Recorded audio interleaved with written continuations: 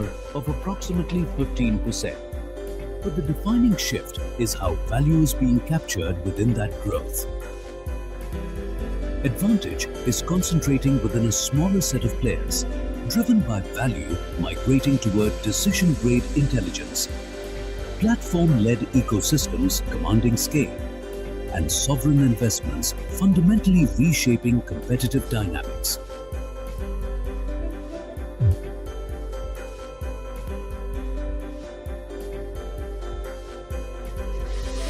What distinguishes this era is convergence. Artificial intelligence, cloud computing, robotics, and autonomous systems are no longer adjacent to geospatial. They are inseparable from it. Spatial intelligence now underpins the very architecture of the autonomous age, embedding precision, context, and real-time awareness into every layer of digital infrastructure.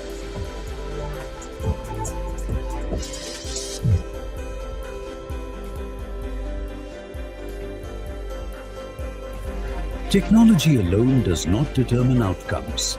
The efficacy of governance does. Nations forging adaptive policy frameworks and strategic public-private partnerships are converting geospatial capability into durable national advantage. But governance itself is being redefined as AI-driven geospatial systems introduce new dimensions of risk and trust. The frontier is expanding toward emerging legal architectures, market-driven accountability, and operational safeguards.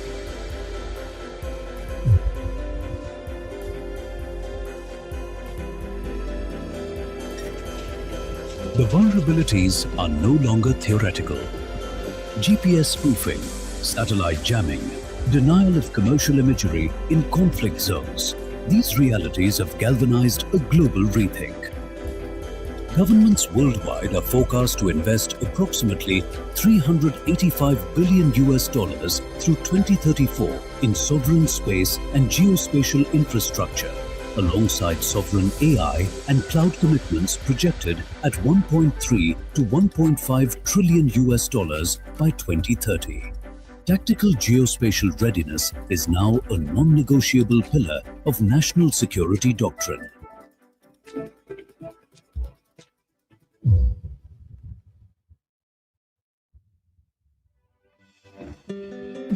Geospatial infrastructure is projected to influence over $35 trillion in global direct economic value by 2030, not as a peripheral input, but as a foundational enabler across modern economies and public systems. It is in essence an instrument of sovereignty, a driver of economic value, and a catalyst for societal transformation. Welcome to Geospatial World Forum 2026, a global confluence of the world's foremost space and geospatial leaders, policymakers, and innovators, convened to deliberate on the strategic imperatives shaping our collective future. In partnership with our strategic sponsors, platinum sponsors, country partners, strategic partners, corporate sponsors, geospatial agency partners, associate sponsors,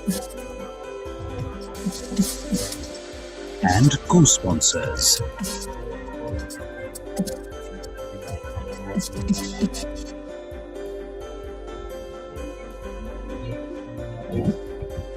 The conversation begins here. Since 1628, when the world's first national mapping agency was established in Sweden, nations have understood one fundamental truth. To govern, to grow, to defend, you must first know where you are. Today, the geospatial industry stands at the cusp of unlocking its full potential, evolving as a driving force towards advancing civilization in the autonomous age. With spatial capabilities increasingly integrated across IT, engineering, digital twins, and autonomous industries, The industry is forecasted to reach $1.28 trillion by 2030 at a CAGR of 15.4%. And sovereignty is now at the center of this agenda.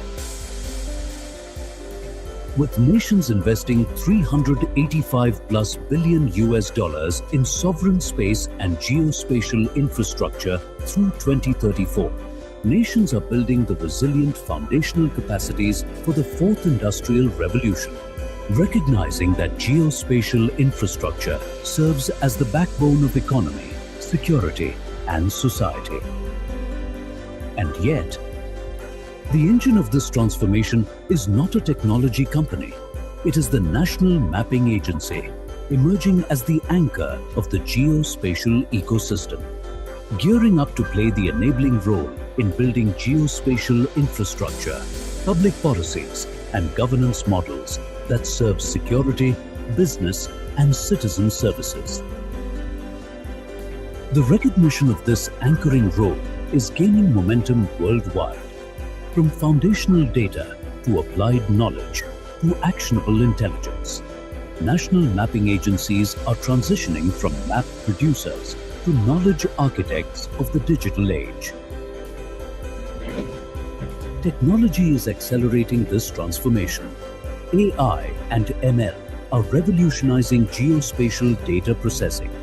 Digital twins are enabling real-time simulation of national assets and infrastructure.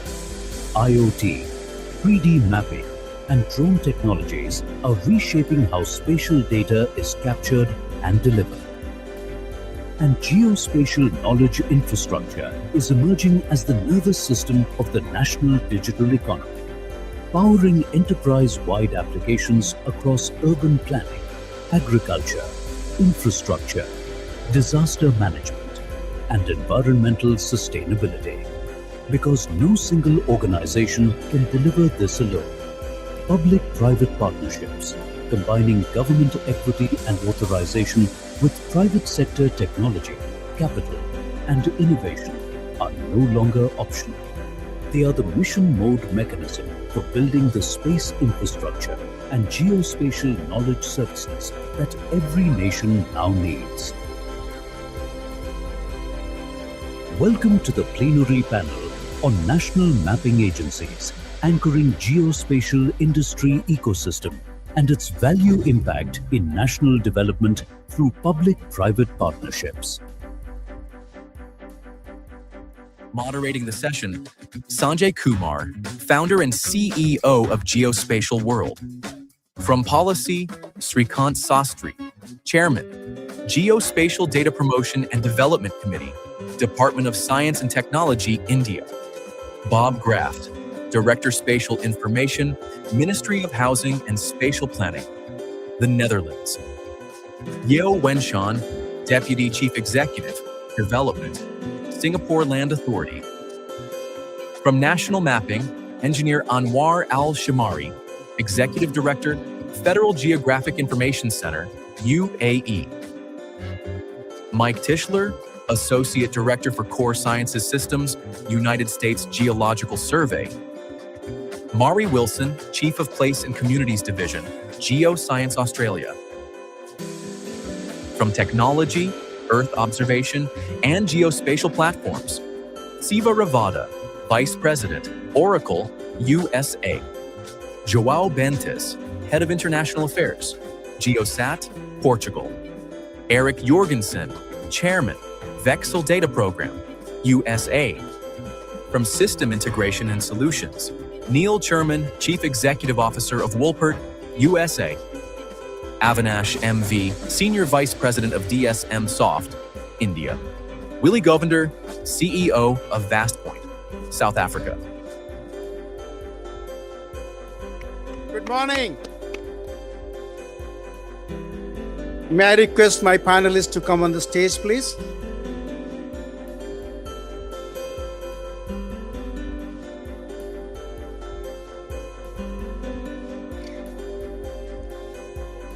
Once again, a very, very good morning to each one of you.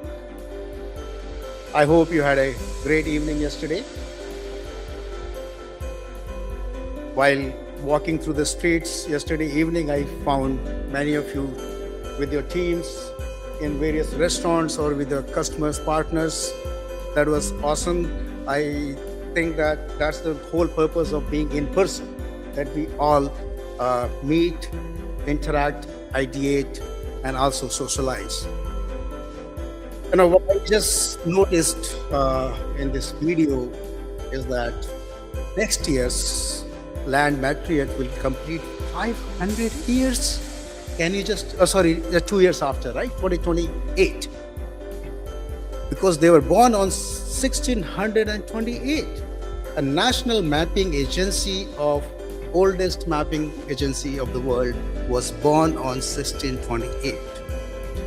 And the 10th mapping agency in the world was USGS in the system of the way it has been like, and still that is more than 100 years.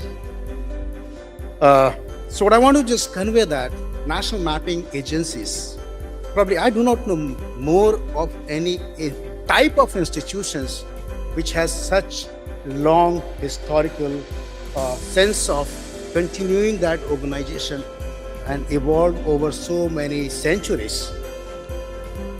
Well, every kind of organization has its own very unique purpose, very unique values, and very unique legacy and challenges. But what we have seen in last one decade, there was a decade when it was early 2000s. People said that national mapping agencies have no relevance because the data is available. It's all commoditized. Everything is available. That was the very hard time for looking at mapping agencies. And being in business of evangelism for almost now 29 years, I have been part of that journey where we felt those kind of challenges. But in last one decade, or especially in last 5 years, if there's one thing which is gaining momentum, is the anchoring role of national mapping agencies.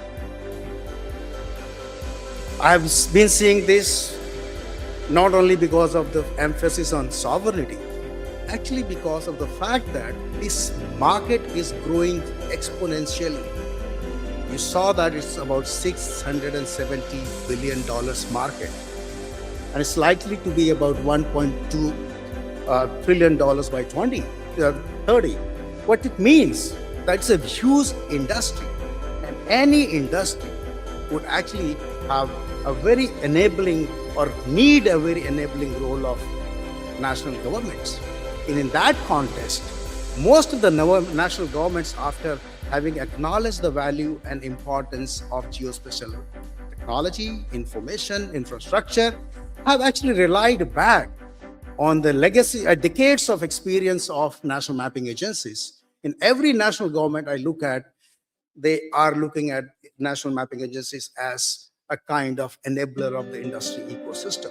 What we have in the form of panelists today represents a kind of global geospatial industry ecosystem.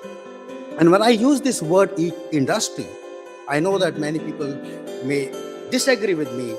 I think that the industry is a term which actually includes policymakers, it includes government agencies, it includes private sector, it includes academic institutions. So the whole professional group around that, like we say, mining industry, oil industry, energy industry, tourism industry. There we don't make a distinction of private sector. Oh no, you're not industry. Industry means only private sector. No, industry is a much broader connotation. And that is where I think we as an industry is moving forward. So I have a great panel with me, and there are 12 panelists. They are divided into 4 groups. Group is policy group, and we have 3 panelists who are actually policymakers. There might be a little bit of overlap, like Singapore Land Authority is there, which is also a mapping agency, but Ms. Yu is having a policy background and she is driving the policies. Then we have national mapping agencies, which are national mapping agencies. Then we have IT, EO, and geospatial platform companies. So we saw that platform is the driver of the business. And then we have system integration and solution companies. So that helps us to bring that ecosystem. And in these 4 groups, what we have been working together for last 2 weeks as a group, actually, probably this is the group which has really done a lot of prep work. So why I'm sharing this so that you know it well. So we have 6 rounds. First round will be, everyone will have opening remarks, but in round 2, each group will elect their leader to represent their voice on the topic of round 2. So they have already collaborated and exchanged their notes to come to a view of the group. So how the public policy group is represented. So it is a kind of convergence of the views. Already a lot of work has been done. We will be sharing some slides for the benefit of the audience so that you can capture that converged view. But those slides are only for the reference. They will speak without like extempore. And then in the end, everyone will have 30 seconds of concluding remarks. So thank you very much, panelists, for your very collaborative cooperation to make such a session, which I think is, the takeaway would be that this is where the industry direction is. This is where the industry direction is. And I would repeat, industry includes government, policy makers, everyone. So this is where the geospatial ecosystem direction is. So let me start with the opening first round and request the opening remarks. And I start with Shrikantji with me here. Please. Morning. So I want to briefly talk about, as a policy maker, what keeps me awake at night. And I've thought hard about it. Really, what worries me most is the sheer data explosion in terms of geospatial data. If you take 2025, world generated 121 zettabytes of data, and a zettabyte is a billion terabytes. 90% of this data is geospatial data. So really, a mapping agency cannot focus on maps with data being a sideshow. Data has to be on the main stage when mapping agencies think about the future, and I worry that we're not doing enough of that.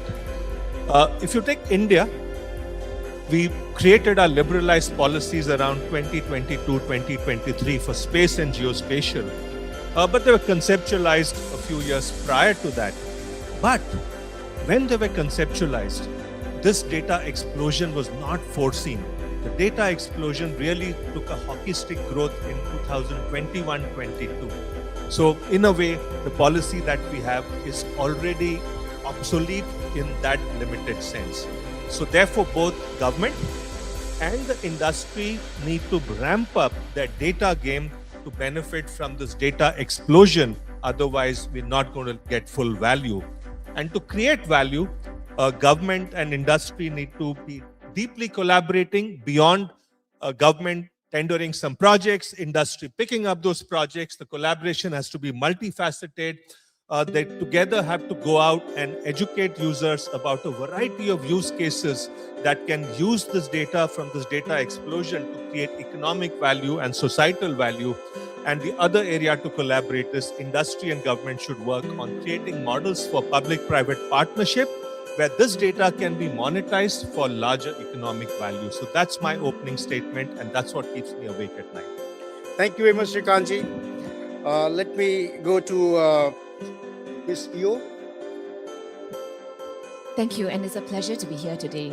So let me offer 3 observations from Singapore's perspective on where we are in geospatial today and what this means for how we create value collectively and at scale. First, my esteemed panelist has talked about how the data explosion and what it means for geospatial data. So for the governments at Singapore, this shifts our geospatial not from just data infrastructure to actually living ecosystems that are foundational national infrastructure for social and economic development. And for Singapore, the value of geospatial shows up very clearly in the outcomes that it generates. So Singapore's context brings this into very sharp focus. As a small and very dense city-state, land is very precious in Singapore, and we see that many challenges, many national challenges, play out in a spatial context. So take, for example, longevity, which in Singapore, we see that Singapore is one of the world's longest living populations. And this reflects not just the strong healthcare outcomes, but also how the built environment comes into play, how the built environment is coordinated with social access, population data, and other services to result in such outcomes for the community. So the Singapore Land Authority has, in recent years, rolled up what we call a living asset map. So this living asset map is meant to enable better preventive care by connecting residents to social services and other social assets that would result in better preventive healthcare outcomes. My third point that I would want to talk about is that the next phase of value of geospatial will come not just from better data, but from better connection across agencies, industries, and partners. So in Singapore, we see geospatial fundamentally as a public good, and its value compounds as we connect it across ecosystems. So on that note, I would like to end my closing remarks and wish everyone a successful conference. Thank you. I request Bob Graaf from Netherlands. Hello. Yes, thank you very much. Welcome in Amsterdam and welcome in the Netherlands. For us, societal challenges like housing, climate and energy demand clear governance leadership. In the Netherlands, we're tackling this by integrating geospatial data from subsurface layers to satellite imagery. Our policies are geographically ensured, linking requirements to precise coordinates. Digital twins and AI are accelerating progress, while data spaces open new doors for public-private collaboration. Geo-AI is still emerging, but the potential is enormous. We see that on the movie in the introduction. Social challenges demand clear guidance and leadership. The government must take the initiative in steering critical areas, such as housing, climate, energy, and social impact, toward sustainable solutions. Geospatial data and federal data sharing systems are fundamental to this effort. In the Netherlands, we layer the data from soil and subsurface, surface level observation and satellite imagineering. Our policies, our regulations and are in the geographical linked requirements to precise coordinates. We digitalize with digital twins. We accelerate programs. We are for the quality, but also for the quantity. And data spaces create new opportunities for public-private cooperation. Thank you. Thank you very much, Bob. We go to Engineer Anwar Al-Shimari. Thank you, Sanjay. And thank you for my colleagues' very fruitful insights. We're witnessing rapid growth in Earth observation, and when it comes to AI-driven data and data analytics, it expands the capabilities of geospatial industry. However, the ability to generate and process all of these volumes of data is crucial, but it unlocks huge impact and huge insight. When it comes to multi-sectoral as well, one of my colleagues have mentioned, it's important to consider this with data availability. But today, the value of processing data doesn't only rely on availability of data, but also about the structure, how these data is structured, integrated, as well as enabling decision makers to take their steps forward on this. The traditional spatial infrastructures doesn't work anymore, and considering that these work beyond the usual way of dealing with data. So, for example, we used to work on base maps. However, today we need real-time data. We need to consider processing using these advanced technologies. And accordingly, here in UAE, we have embraced the transition on a national level.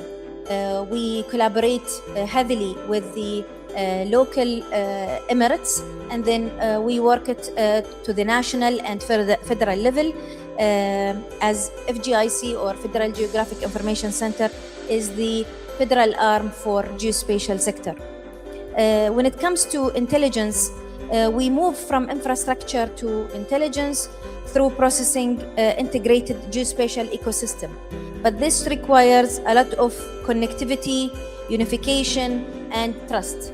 And we have highlighted this before, maybe in the CXO summit. Trust is important and crucial when it comes to government. Our focus is not only data, but also... Ma'am, your time is up. I'm sorry. There's a red buzzer there. Thank you very much.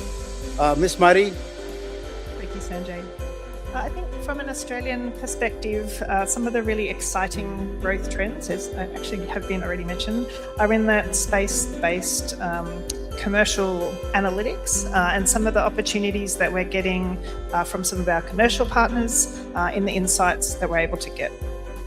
I think the other one, as has already been mentioned, is around the AI efficiencies that we can bring into our workplaces and also in our partnerships to really drive some efficiencies in the massive data that we are trying to manage. One of the key challenges for us in achieving some of the value impact on that, though, is around some of the limitations that we have as a national mapping organisation working with commercial partners on some of these things. So Australia is a large geographic place. We have about 7.5 million square kilometres that we need to cover. A lot of the commercial licensing agreements that are there from some of those commercial space-based companies are designed for smaller geographic areas with high refresh rates. That's not my challenge. I have a very large country and I need to make sure that I can provide the answers that my policy people need, which is a yes, no, 7. They don't want the data, they just want to understand the answer to their policy question. So we sit between commercial and the policy areas in this new era of national mapping agencies. So sorting out a way forward through some of these end user licensing agreements is something for us that we really need to sort out to be able to take the value that you are all creating in all of these new and exciting things you're developing and turn it into the answers that we really need. Thank you very much, Ms. Mari, for putting another dimension to that of the geographical size and challenges. Mike Tischler. Good morning. There's no question that growth is a great word to describe what we're seeing, and not just in the data and the analytics, but the size of the panels. This is a really great group this morning. I think from the USGS perspective, we're lucky enough to have some really successful programs that are acquiring data for topographic mapping. We've been able to take advantage of automated methods for mapping to produce new capability for the public. And we also have a 50-year plus record of Earth observation from the Landsat satellite series that we're able to rely on to produce new analytics to look at how the world has changed over that period. I like to say it's the most well-used, well-loved Earth observation platform in human history. It's really wonderful to be a part of that. The growth is really exceptional, I think, particularly as we've heard already, not just in the data, but in the analytics and AI platforms. And that, I think it's incumbent upon the government national mapping agencies to do a couple of things. One is to document and be rigorous about what our role is and the value that we provide to the public. We've had some best practices at USGS for quantitative studies that link the value of geospatial information to economic impact and benefit. And I think that's been successful in dealing with policymakers and discussing why we have the role that we do and the value we bring to the public, not just in supporting commercial industry, but in sustainable development goals and more public services. That's not without challenges, though. I think in the future, we're going to be, and I'll talk a little bit about this later, the role we have in ensuring robust, accurate, authentic data was the word we heard yesterday from Arti, and I completely agree, particularly with these AI systems, providing a robust, well-structured, well-described, accurate, precise database or sets of data for the AI systems to use is going to be an increased role. Thank you very much, Mike. May I go to Shiva? Good morning, everyone. I'm actually happy to see more people in the audience than on the panel. So again, we are in the middle of a big technological revolution at this point. And whenever the technology changes, we really need to look at how does it affect the sovereignty, how does it affect the economy, and how does it affect the society in general. Typically, when the technology revolution happens, benefits to this economy and benefits to the society are pretty clear. Sovereignty is a little bit of a gray area for most of the cases. So if you look at the internet revolution, first time when the mapping agencies were asked to put their data on the web, everybody felt like, oh, we're going to lose the control of the data, right? And then when the cloud computing revolution happened, if you go next step up in the stack, you have the data, you have the infrastructure, and you have the processes and applications. So web came, people thought they're going to lose control of the data. When the cloud computing came along, a lot of the people and everybody was worried that, oh, we're going to lose control of the infrastructure because now you are depending on a third party to maintain your compute infrastructure. Now we are in the middle of AI revolution. So you're going to hear a lot about AI agents doing, autonomous agents doing a lot of the work. So now we have to start to wonder, are we going to lose control of the processes and applications that we have in place, right? So again, one question everybody needs to start thinking about, if AI agents are doing the work, are we in charge or are the machines in charge of these national mapping agencies? So I guess we'll talk more about that. Thank you very much, Shiva. We go to Zual. Thank you, Sanjay. Just to start off, I represent Geosat. We are a satellite operator on Earth observation. And I'd like to say that I really enjoyed what Sanjay said yesterday when he was starting, that we were in the late stages of the fourth industrial revolution going into the fifth, and that the fifth would focus more on economy, in economics. And it really fits with what our remark is. Earlier in the panel, we were talking about how foundational data infrastructure is paramount for societal development and how its value compounds. And we see space as the ultimate high ground, as the great equalizer when it comes to this data relevant for societal development, for compounding value. Because a satellite looks at the whole world in the same way. It provides information in the same way, and it is not dependent on you investing more into in-situ data, into surveys of the area. We can do it the same way everywhere we look. So we are contributing to this data explosion that my colleague mentioned, and we do need this multifaceted collaboration because we are one of the responsibles for this huge amount of data that is being generated, and without the right partnerships, we won't be able to do anything with it. So we understand this need for structure and integration of data so that it can actually feed into decision making, and it's not just a waste in this last stage of the fourth industrial revolution, being actually able to create actionable information through this huge amount of petabytes of data that we are generating. So looking forward to it, we need also, and this is something that was mentioned and that we are working on most of the time, the right licensing agreements. We take this very seriously. If we want to work with local government, developing nations, whatever we are talking about, we need to be able to ensure that our data is accessible and usable by everyone that is involved in this decision making. Thank you very much. I go to Eric. Thank you, Sanjay. Great to see everyone. Welcome. It's great. Thanks for hosting us once again. Sanjay, a few just observations. One is when I look at the world and my colleagues up here from a digital twin or a real world AI perspective, I strongly believe that all countries and private sector in this industry should be thinking about multiple data sets. I think satellite plays a key role. I think street side, I think drone and aerial. To me, all of those are a different set of real world brain cells, if you will. So very different from even how I thought of it 5-10 years ago. I think there is an orchestration of those brain cells that's incredibly important for countries and for the private sector.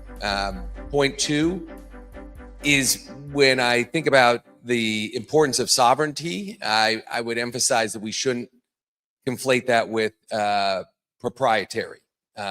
So, being in a global aerial imagery program and operating across 45 plus countries, I would strongly encourage countries to support openness and allow them to participate in the ecosystem that the private sector can allow. There are a lot of countries that are more closed off in terms of how they think about their data programs, and I think that has a adverse effect on being able to ride the wave of real world AI and where this industry is going. And I think it's advancing faster than most of us even understand today. So I'll leave it there and I'll pass it along.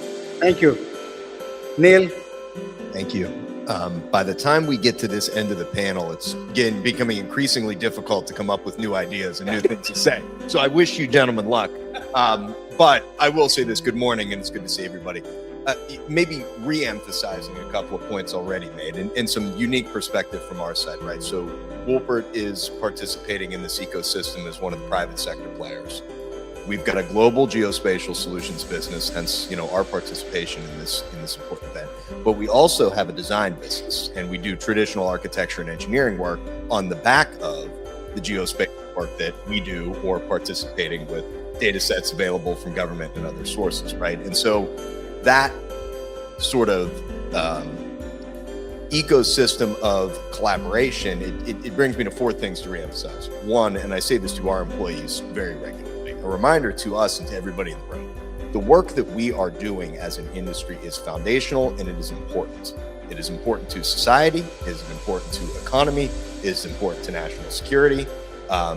What we do matters, and I think that gets lost in the sauce a lot of the time, and I think it would be good for everybody in the room to give yourselves a pat on the back and remind yourself that it's really important what we're doing. Secondly, this is a global ecosystem. Just look at the panel here today.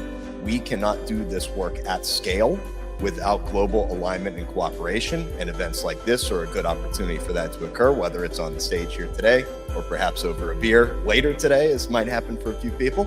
But we've got to work and collaborate in that way. Thirdly, partnership and alignment is the only way that we're going to be able to advance things here as an industry. So we've had the opportunity to work with many of the folks here on the stage, many of the folks here in the room, and we all need to be working together towards that end. And lastly, and the point was already made, but it's an important one, trust is absolutely at the core of what we're going to need to do as an industry, because without it, nobody can make long-term decisions and nobody can plan. So we really need to be aligned in that way. Thank you very much, Neil. I go to Avinash. Thank you, Sanjay. Good morning, all of you. Happy to be here with a group of distinguished panelists and a group of experts in the room in their own domains. I'm Avinash Viswanathan, a civil engineer and a GIS professional representing a mapping company of 35 years. All along, and I started my career working for a national mapping agencies in a project in India. And over the past 35 years, my organization has benefited hugely from the work that we have been doing for national mapping agencies. It has benefited from the fair and transparent procurement processes of national mapping agencies in Europe, Canada, Australia, New Zealand, etc. In the opening remark, Sanjay mentioned about the relevance of national mapping agencies in question at one point in time. Based on our experience working with these national mapping agencies, the relevance has never been lost. It has always, the relevance has always been increasing. And the reason I would attribute to that is because national mapping agencies work for public good, as SLA representative was saying. And I also recall what the representative from UNUSA, Dr. Arathi, was mentioning, that the return of investment for national mapping agencies is not really monetary. It is improving the lives of people in the present and in the future. So the relevance is ever increasing. That's the point that I would like to make. Thank you. Thank you, Avinash. We go to Willie. Morning, everyone. Thank you.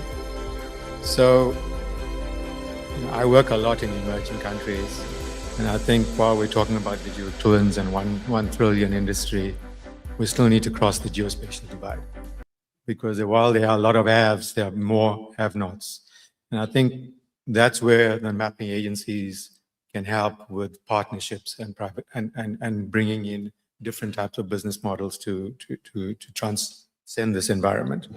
Now, I work a lot in land, and land is more than just a spatial object. It has economic impact, it touches lives, it has human impact around it. And a lot of the theme of the conference is around how it affects society and economy as well. So I think a lot that we want to discuss is unlocking land as an asset class that provides economic impact, giving people rights to land, having a sort of agricultural productivity impact, giving people security of land, improving the lives of women for the land that they operate and foster, and then improving land planning and service delivery. So it's not about the data, it's not about the technology. It goes beyond that, I think, mostly accessing finance, providing social equity. So while we talk about the real value for national mapping authorities, it's going about the ability to transform this land as an asset for economic growth, sustainability, and inclusive development. Thank you, Sanjay. Thank you very much, Willie. Please give a big round of applause to our panelists. What we heard today in this, quickly I will put some words out here, is that we started with digital data explosion. That was one word which was coming, and that need for integration of that with the mainstream data. Second was foundational and fundamental. Geospatial is foundational and fundamental. We even went to the level of talking about national living asset, geospatial as a national living asset, then Geo-AI as a tool of efficiency. Partnership was timely highlighted multiple times. Partnerships, alignment, trust, including business models. So I think there is a maturity around thinking about partnerships. Then looking at integrating with design, BIM, kind of the biggest, actually after security, infrastructure is the biggest market of geospatial industry. And we talked about growth of our industry.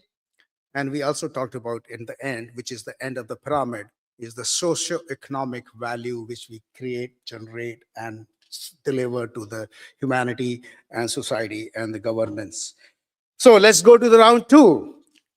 And the round two is focused on, a question is that what is the resilient and sovereign space and geospatial infrastructure for economy and society? In this round, let's see how our groups are conveying their messages. So we go with Srikanth, who is representing public policy in this group. Yeah, thank you.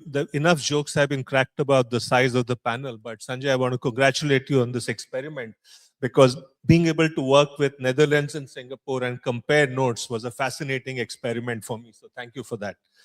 So what I want to start with, if I can have the first slide here, is sovereignty is obviously a key word for all of us, but something stood out in common. For all of us, sovereignty is important from a national security standpoint, but sovereignty does not mean isolation, and that's the point one of you made. It's important to do things which give you that sovereignty. And in that context, geospatial infrastructure will build the national backbone for that sovereignty. And in that context, again, the national mapping agencies have a vital anchoring role to build that infrastructure, not limited to being just a mapping agency. It was fascinating because this is common feeling shared across the three countries, but there are three flavors to it, and which is what I'd quickly like to talk to you about. If you move to the next slide, if you take India as an example, so India, Singapore, Netherlands in that sequence, let's move to India. In India, the focus for this building the sovereignty is on the basis of the deregulation that we achieved recently. In that deregulation, we're modernizing the National Mapping Agency, we're creating a National Geospatial Data Registry, focusing on demand generation via use cases, supporting startups, and helping to create a global footprint for Indian companies through partnerships. So that's India. Moving on to Singapore. Singapore's done three fascinating things. First is they've used the existing positioning infrastructure to expand it to cover a whole range of new applications, land and sea level monitoring, autonomous mobility and navigation, weather forecasting from precipitation data. I think that's very, very fascinating. The second area where Singapore is building the sovereignty and infrastructure is by creating a suite that combines cadastre, national 3D mapping, and OneMap together to enhance their geospatial capabilities. And that has use cases like being able to forecast climate risks, build national digital twins, and identifying locations for harnessing solar energy and socio-healthcare sector.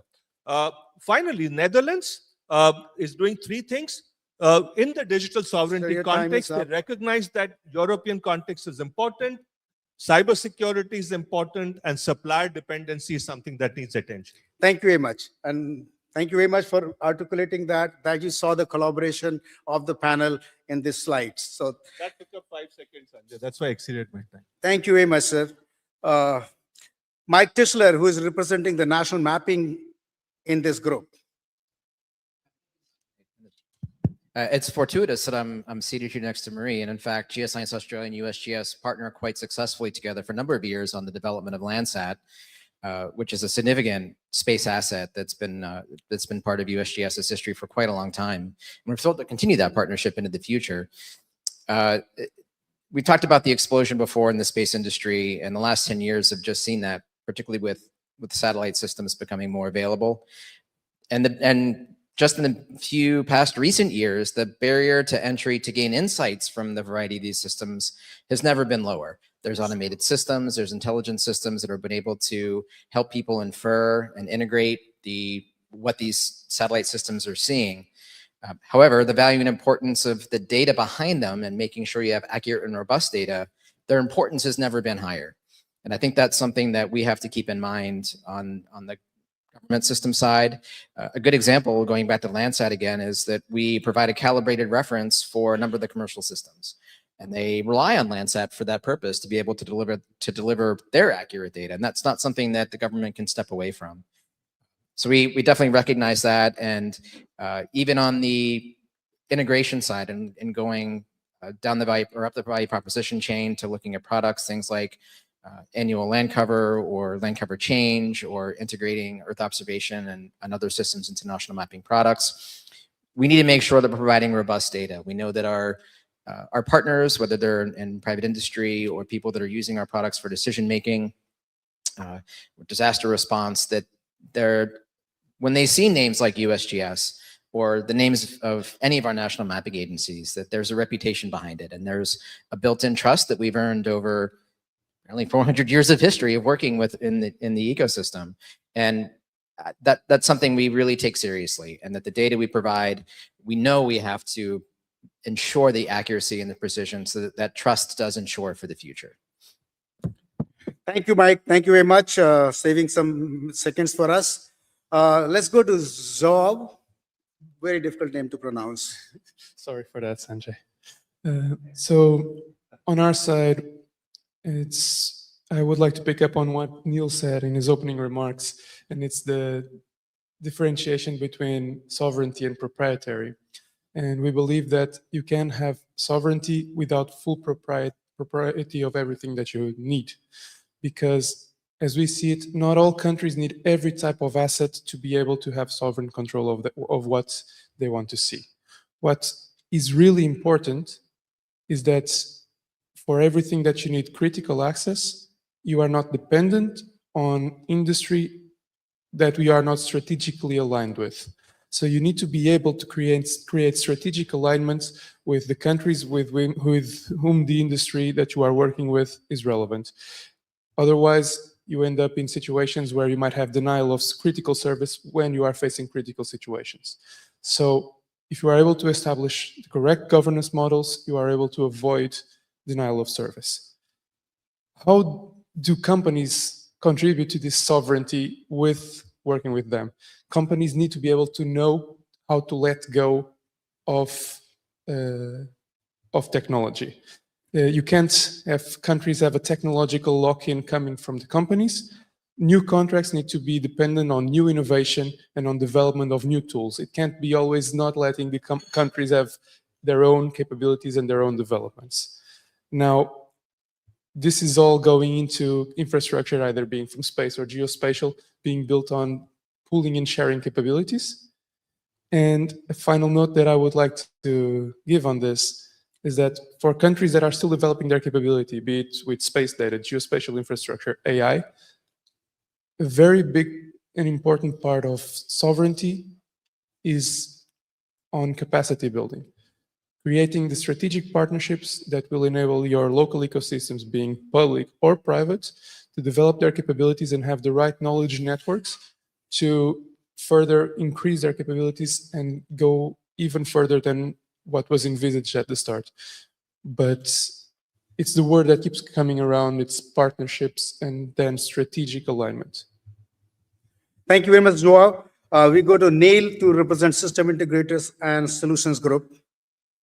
Yeah, thanks, Sanjay. And, I think a lot of the points made, we keep coming back to the same place. And I think what we keep seeing, and we've got the unique perspective of doing this with various agencies all over the world.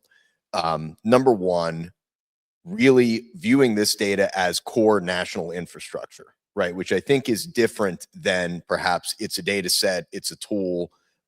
Sovereignty and looking at this data as an asset are incredibly intertwined, and that has a whole bunch of implications on how we work in the ecosystem, right? And how we as a private sector company support it, right? So the geopolitical agenda is shaping the geospatial economics and the geospatial sovereignty requirements that are out there. Most of the folks on the stage are getting, you heard it earlier, right? Produce the data to allow the policymakers to make the decisions, or produce the data to enable the insights for long-term planning or passing a budget or whatever it may be. And the decisions aren't necessarily driven by the folks in this room or on the stage. We all need to sort of acknowledge that. The second thing, and this is speaking, from our perspective, is serving the industry. Sovereignty requirements are reshaping the way that we have to deliver, but in a lot of cases, the expectation on speed and cost hasn't changed, right? So there's a classic resource constraint triangle there. Do I want it fast? Do I want it cheap? Or do I want it high quality? The folks on the stage and in the room want all three, right? And we want to deliver all three, but building our business and getting ahead of it to understand where the industry is heading is pretty important. And that comes back to that clarity and trust point that we made earlier. When we think about getting to resilient infrastructure, it's really about long-term investment and alignment and not short-term compliance. So what we don't want to do as a participant from industry is build our business just to meet the standard, but in an unsustainable way. It's not good for our business, and it's not good from a supply risk standpoint for the agencies that rely on this data. And then you've got this last piece, right, which is AI leading to insights. Where is my data housed? How many zettabytes or whatever it might be at this point? Where does it live? Who's touching it? How is it processed?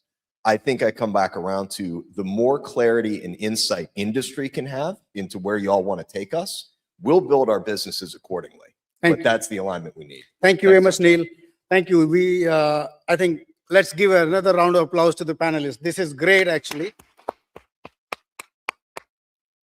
If I see the words of wisdom coming out of this panel, let's see that how the policy makers thought. Policymakers thought about sovereignty as a capability, and the capability cannot be built in isolation. That does not mean actually isolation. It's a capability.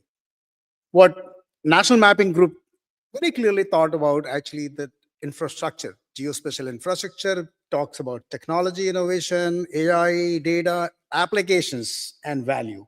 So that's the kind of, the national mapping perspectives.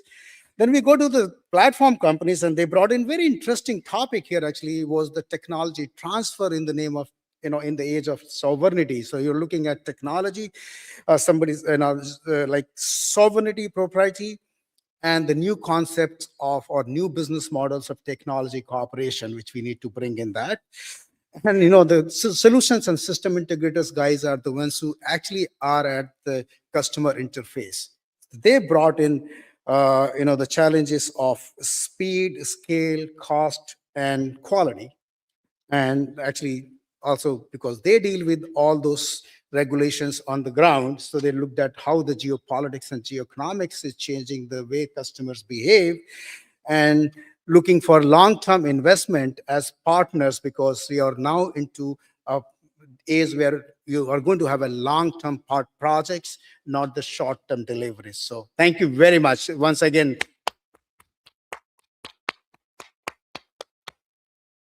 So moving to round 3, which is an anchoring role of national governments and mapping agencies in industry development. So like how to develop ecosystem. And this policy group is represented by Bob. Thank you. Yeah, I think it is a very good discussion on with the panelists. We talk about trust, security, solutions, but most of all about ecosystems. I think our role, and we discussed this before, is to take the lead in crafting clear geospatial policies. We need roadmaps to outline how we build a solid data foundation. We develop data spaces and scale digital twin technology. It isn't about only technology. It is about enabling smarter decisions, making across sectors, from urban planning to climate adaptation. I think mapping agents in turn should serve as an authority source for critical geospatial data. Their role isn't to compete with the private sector, but to set standards that unlock innovation, whether it is smart cities, disaster resilience, or sustainable infrastructure. By investing in open standards and fostering public-private collaboration, we ensure that geospatial data becomes a shared asset, not as a siloed resource. I think the Netherlands is a great example. We layered subsurface data, surface observation, and satellite images to create a geographical and short policy framework. We have our policy for the Netherlands, and that we called Zicht op Nederland Zon. But it is not only a Dutch challenge, it's a global one. Governments worldwide must step up, because geospatial data isn't just a tool, it is a backbone for our future.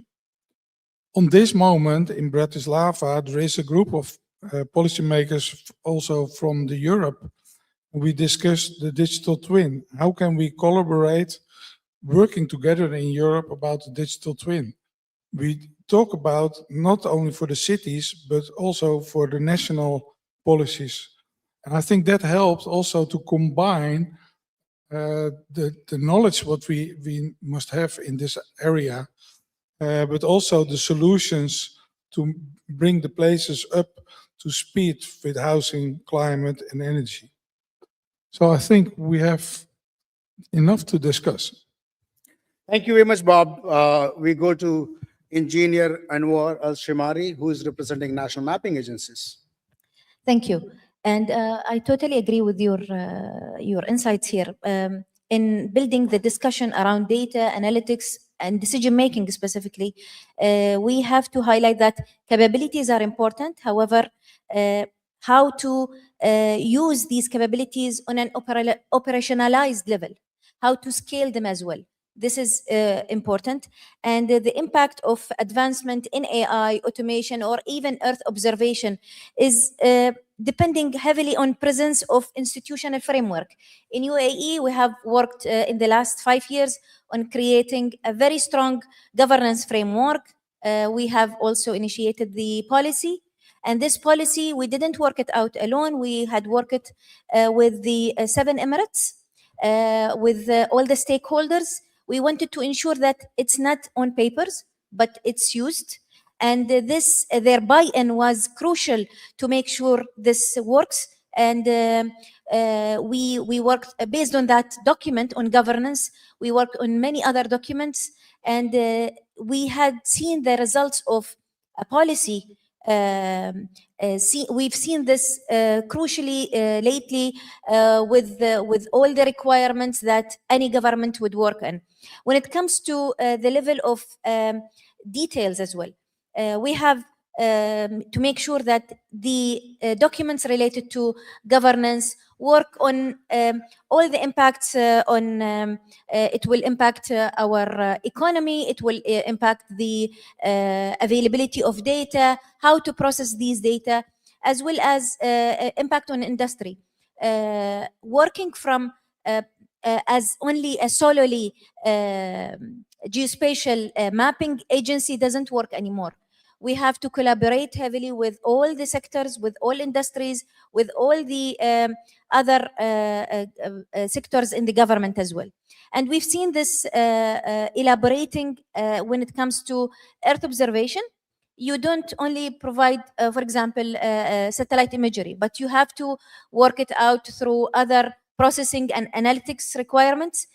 From there, you cannot only produce data, but you have also to generate kind of standards, unification, and other elements that would help. Thank you very much, Ms. Anwar. Now I go to Shiva on IT and platforms. Thank you, Sanjay. So can we have the slides? Yeah. Okay. So again, one of the first things everybody understands is the foundational data as infrastructure. That's been the mission for NMAs for a very long time. So what is changing is, as Mike already mentioned, now the new data sets have to be adapted to the new technology that is coming up. So that means making the data sets AI ready, for example. So the mission is still the same, but you need to adapt to the new technology for those same kind of data sets. And yesterday there was a talk from UN person about geodetic reference frames, Geodecy. So if you look at the worldwide, most of the agencies right now use very old datums and reference systems.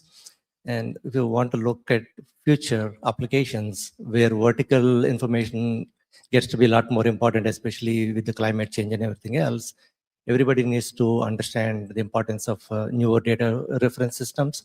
And obviously, national mapping agencies play a major role in getting the country to adopt the newer reference systems. And the other thing that I don't often see people do is, if you think about the App Store, for example, you can go to App Store and buy your own music or buy your own games. There's an infrastructure where people can publish and then other people can buy from there. So in a developing country, especially if you want to encourage new entrepreneurs and new data providers, it'll be good for national mapping agencies to provide some kind of a marketplace where smaller players can publish their data and then other players can buy from the data, right? So that way, mapping agencies are maintaining and managing that infrastructure for that marketplace. And this will obviously encourage the public and private partnerships. And yesterday also somebody mentioned some of these countries, they don't have capacity, be in terms of infrastructure or be in terms of people.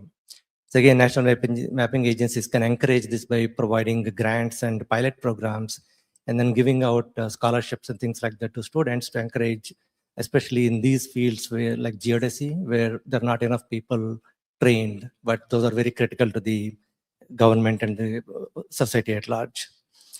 Again, the main point is governments anchor the industry through trusted data standards, and also they create the demand, because in a lot of cases, government agencies are one of the biggest buyers in the market. Your time is up, Shiva. Thank you. Thank you very much, Shiva.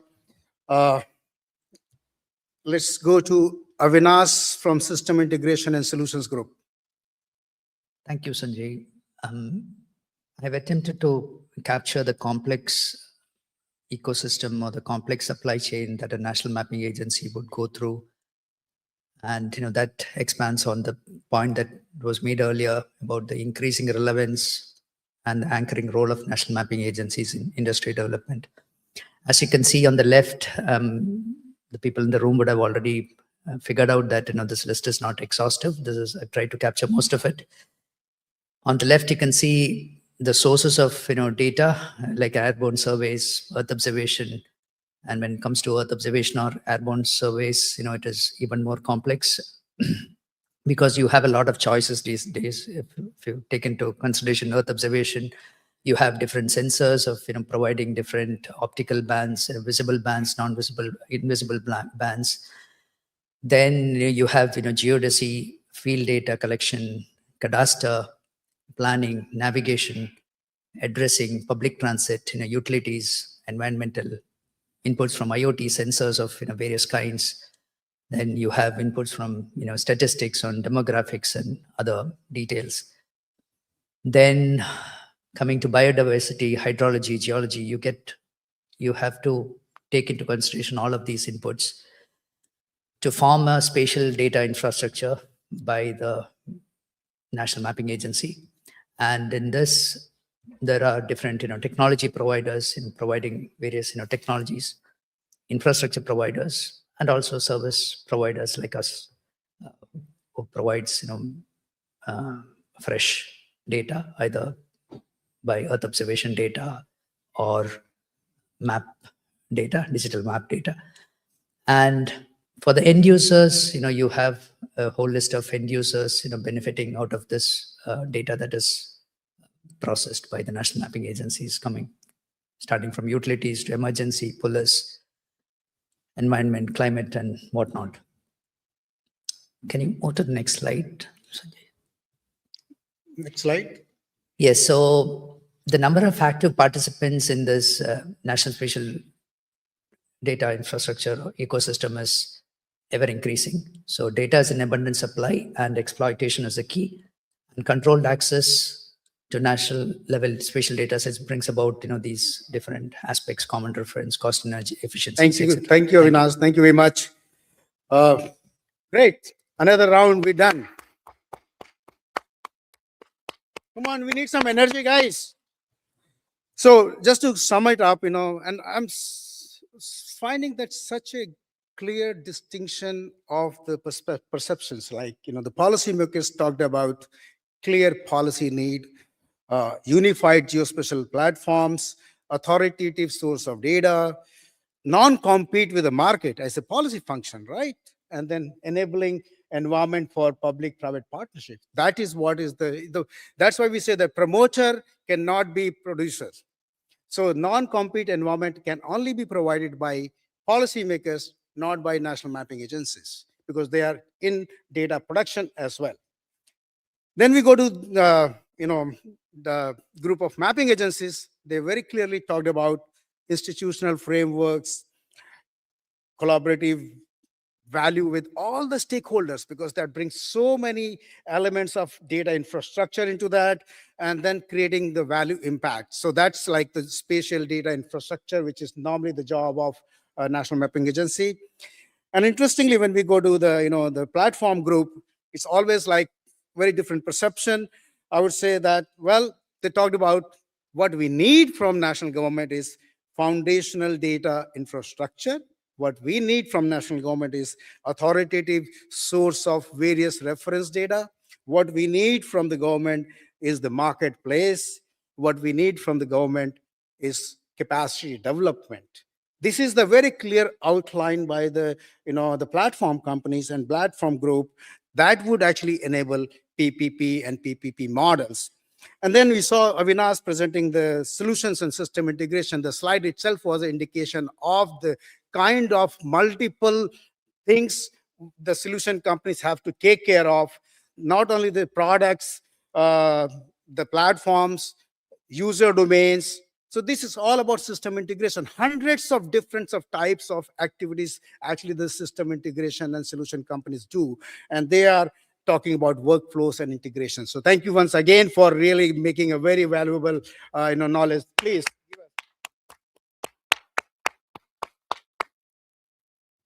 With this, we go to round 4, which is on technology innovations and geospatial platforms powering national digital twins and enterprise-wide applications. Now we get into the more digital twins things. So let's say how the policy group thinks about national digital twins and technology innovations. Ms. Yu Wenchen will represent public policy group. Thank you, Sanjay. So from our point of view, from the policymakers' point of view, we are seeing a shift from agencies as data producers to agencies as platform enablers. So platform enablers that create the convergence of data that can then translate data into insight that's actionable and results in public good. So the future that we see is geospatial increasingly open, interoperable, and intelligent, powered by digital twins and Geo AI. So as we discussed among our group, we see that there is no one-size-fits-all approach. So for example, in the Netherlands, we see an ecosystem of digital twins. So a federated approach that's built on open standards and designed to avoid lock-in by vendors. And transparency, interoperability are key so that systems can work together and that users can trust the output. So in Singapore, we have a similar emphasis on the interoperability and the openness. And our approach reflects our context as a small, dense city-state. So for Singapore, we focus a lot on the deep integration of geospatial data across the land, sea, underground, and even the indoor environments into layers onto a unified geospatial platform. At the same time, this is federated by domain so that different agencies with their respective functions can develop and apply advanced geospatial analytics capabilities that's relevant to their needs. So we have a kind of hybrid approach here that allows us to generate actionable intelligence for complex urban challenges, whether that's planning, public safety, climate resilience, or social and healthcare needs, and so on.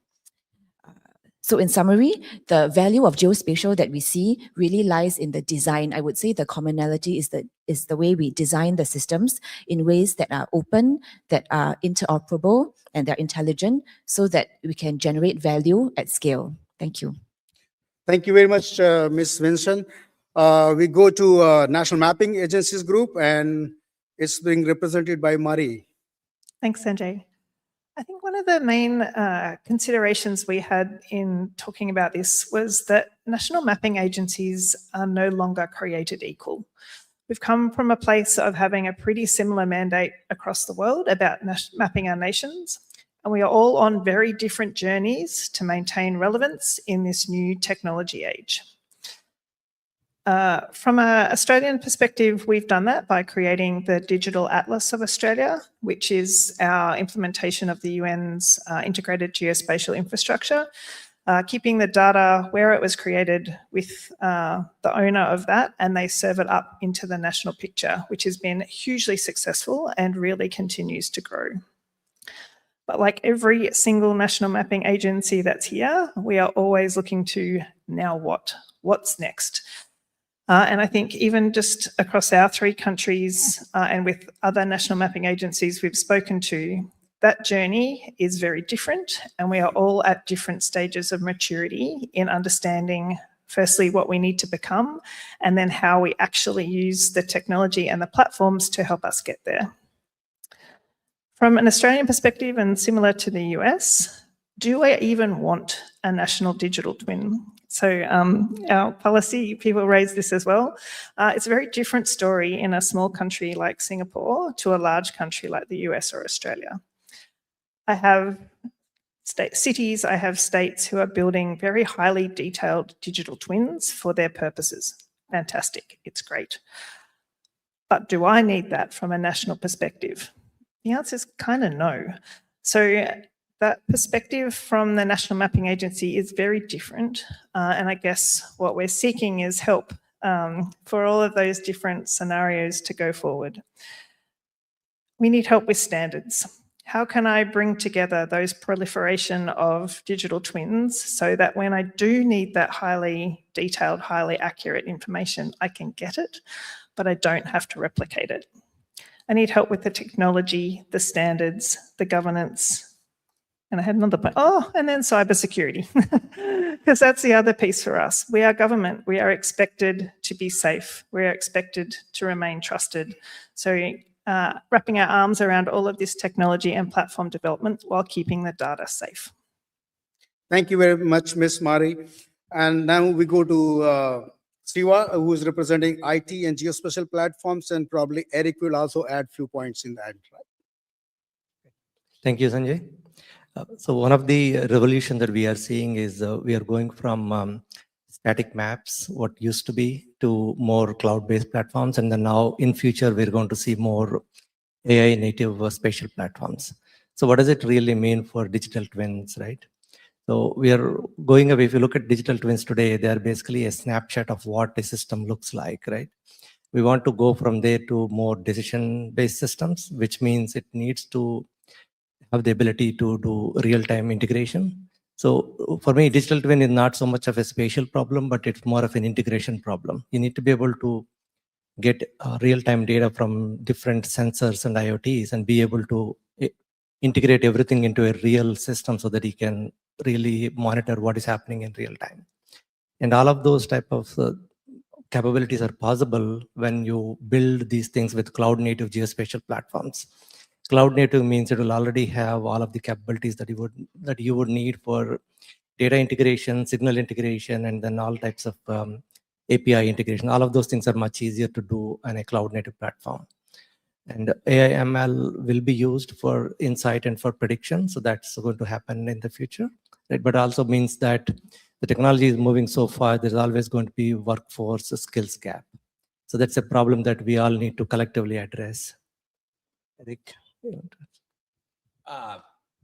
No, this is good. The only other things I was going to add is on the AI side. I think there is going to be quite a bit of investment that's going to be required from both the public and the private side in the development of world models and frontier labs and where that is going. And I think we're going to see not only massive investment in that area, but it's going to require a close collaboration across public and private, working with those companies and those developments. And we'll see that play out over the coming years. Thank you very much. Thanks. So we go to the next group, which is the SI and Solutions. Neil is representing that group. Yeah, thanks, Sanjay. I think from our perspective, what is happening in the industry is pretty exciting. We are continuing to see companies, and we think we're one of those companies, right, driving innovation. Other companies on the stage doing it too. But we need to ground ourselves in making sure that innovation is not innovation for innovation's sake. It has to have purpose, and it has to align with the objectives of policymakers and mapping agencies that use this data. What you're seeing on the screen is some LiDAR data that we've collected with some sensor development that we've been doing. And on the left, kind of a traditional model, there is no tree. On the right, there is one, right? No power lines, there are power lines. Getting to that, and the point was made earlier, but I'll reemphasize it. This is about data to insights and data to decisions, most importantly. Now, what do we do with all this, right? So developing infrastructure-grade digital twins, I made that point earlier about geospatial data as an asset and as core infrastructure itself. Government has a tendency to say a bridge, that's a tangible piece of infrastructure, a highway, a water treatment system. But at the end of the day, the geospatial data that underlies all of those things is core to the asset itself. And so, you come back to technology innovations and what an industry is trying to accomplish here. We want to enable, at the end of the day, we want to enable decision-making by folks to make smarter, better choices, because it's going to create the virtuous cycle of long-term development on the back of this data.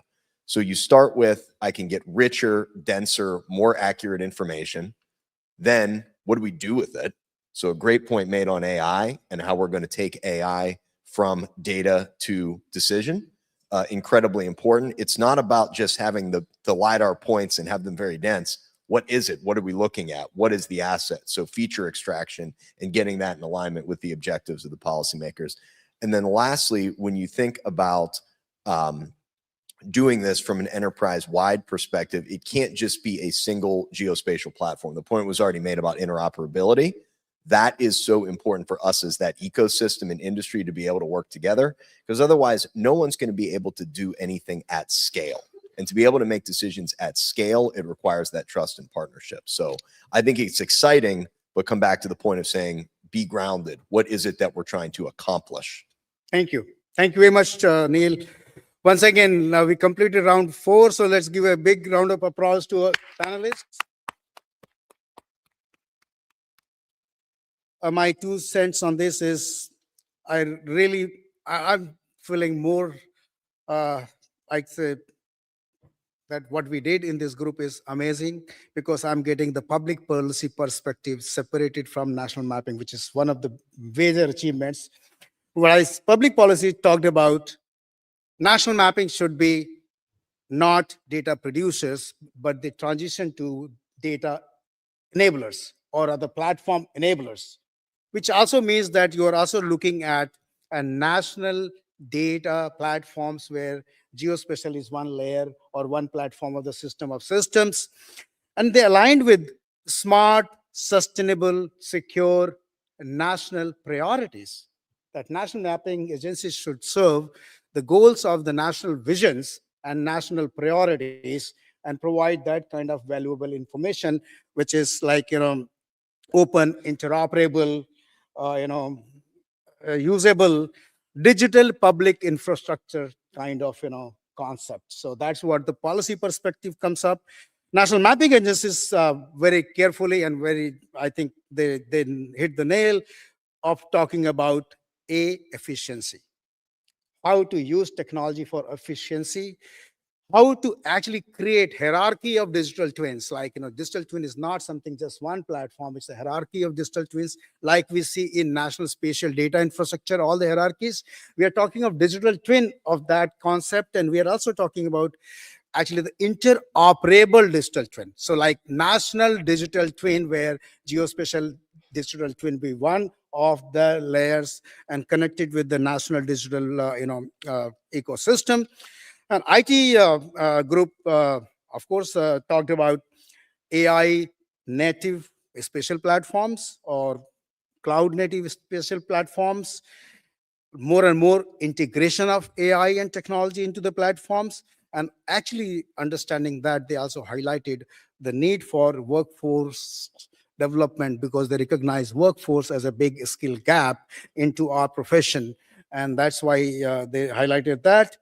And coming to the the solutions group, they talked about enterprise needs more than just geospatial platform. Again, if you look at the fundamental, we are talking of national digital public infrastructure, where geospatial infrastructure, geospatial digital twins is a kind of enabler of that national digital ecosystem. And that's what the solution guys talked about, that geospatial platform is one, but we have to integrate that with other platforms. So thank you very much once again.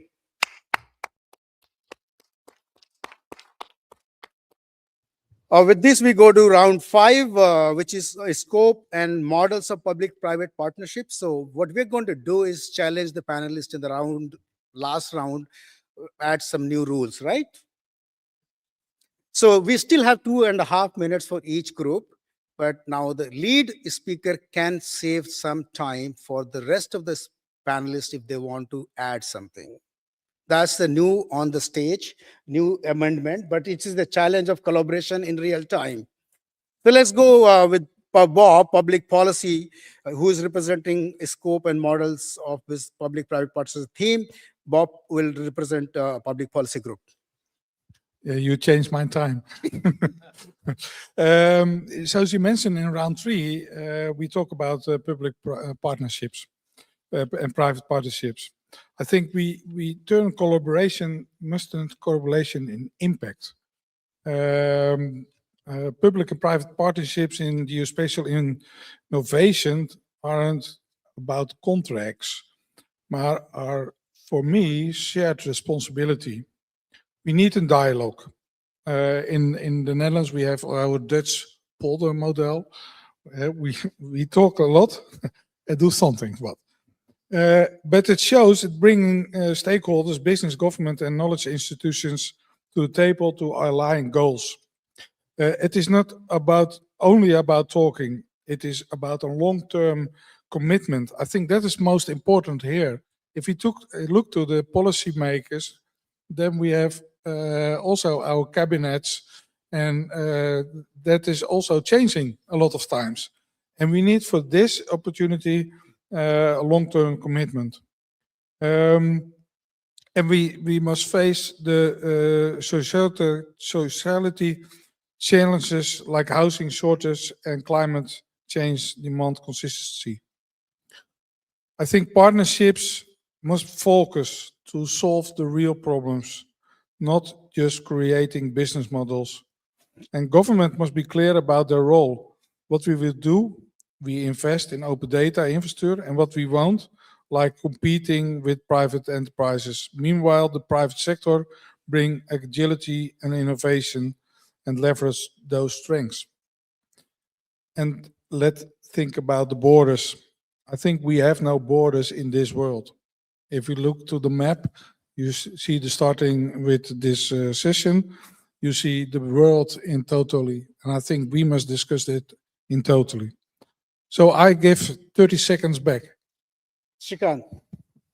Yeah, I think question is public-private partnership looks like a magic bullet, but it often isn't.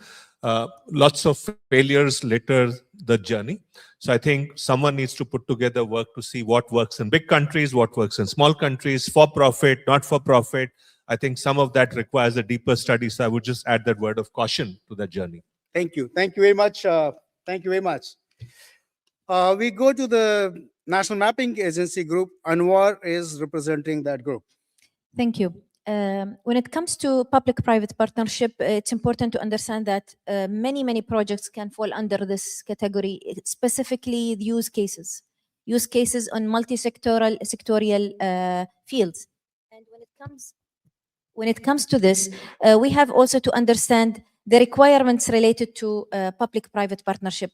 First of all, I heard today the word trust so many times, and definitely in public-private partnership, trust is crucial.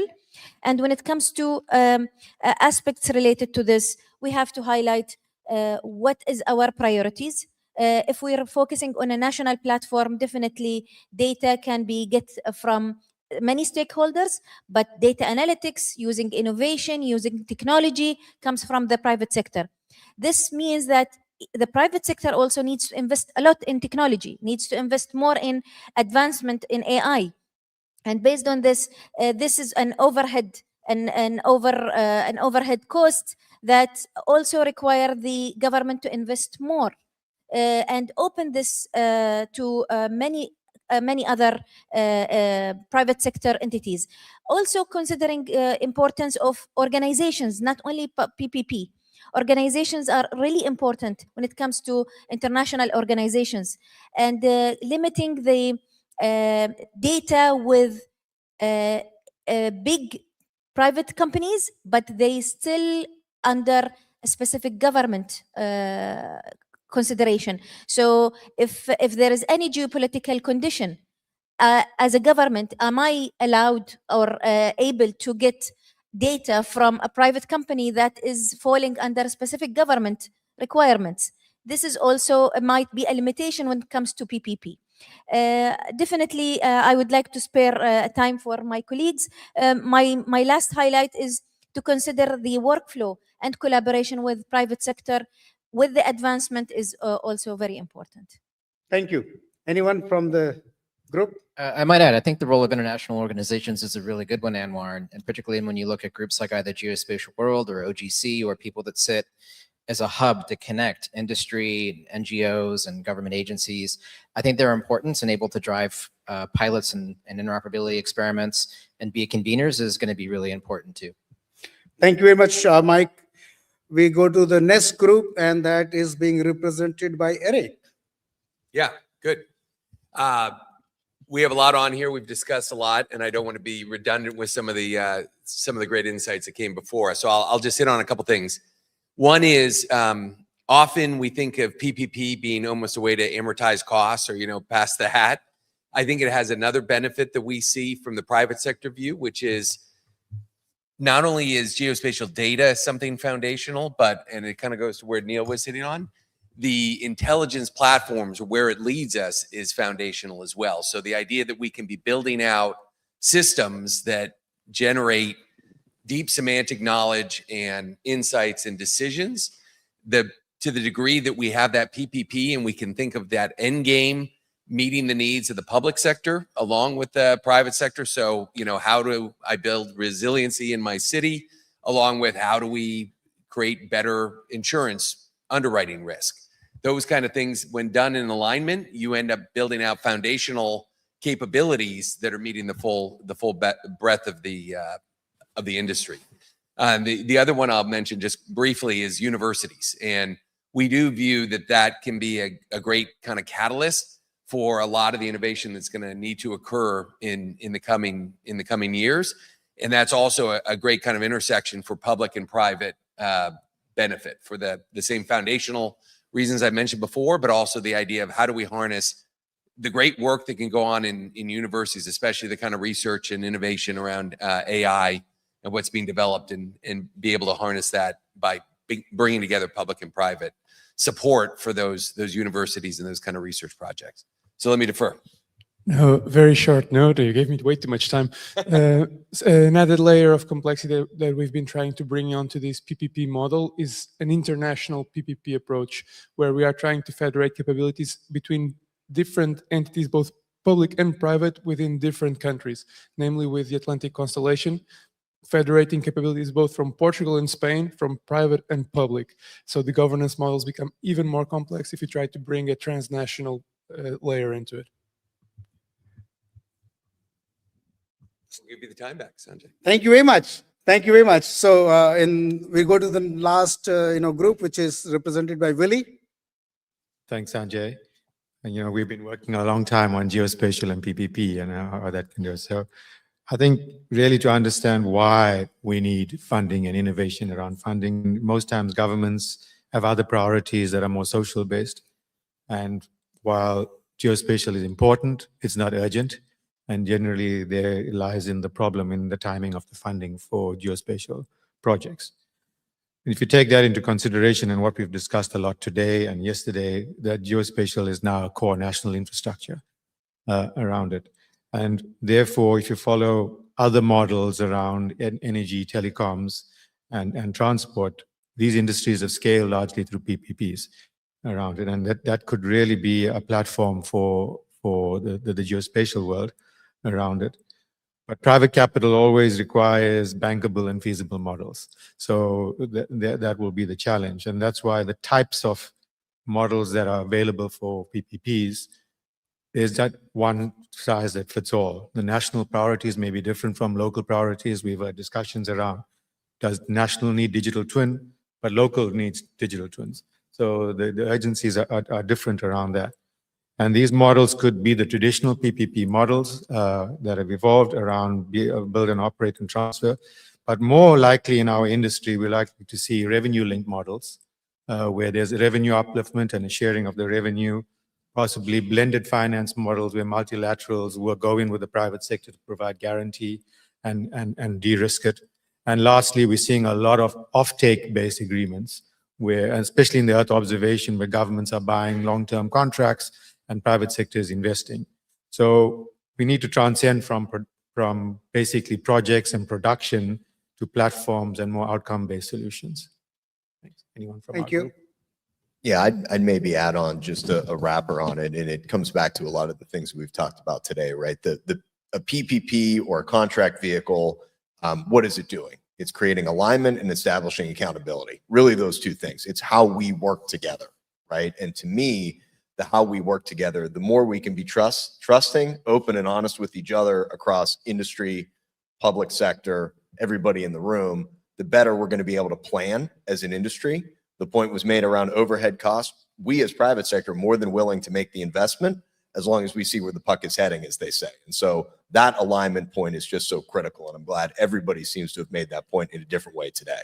Thank you very much. Once again, this panel came forward with very different and connected dots on the PPP. So let's give them a round of applause.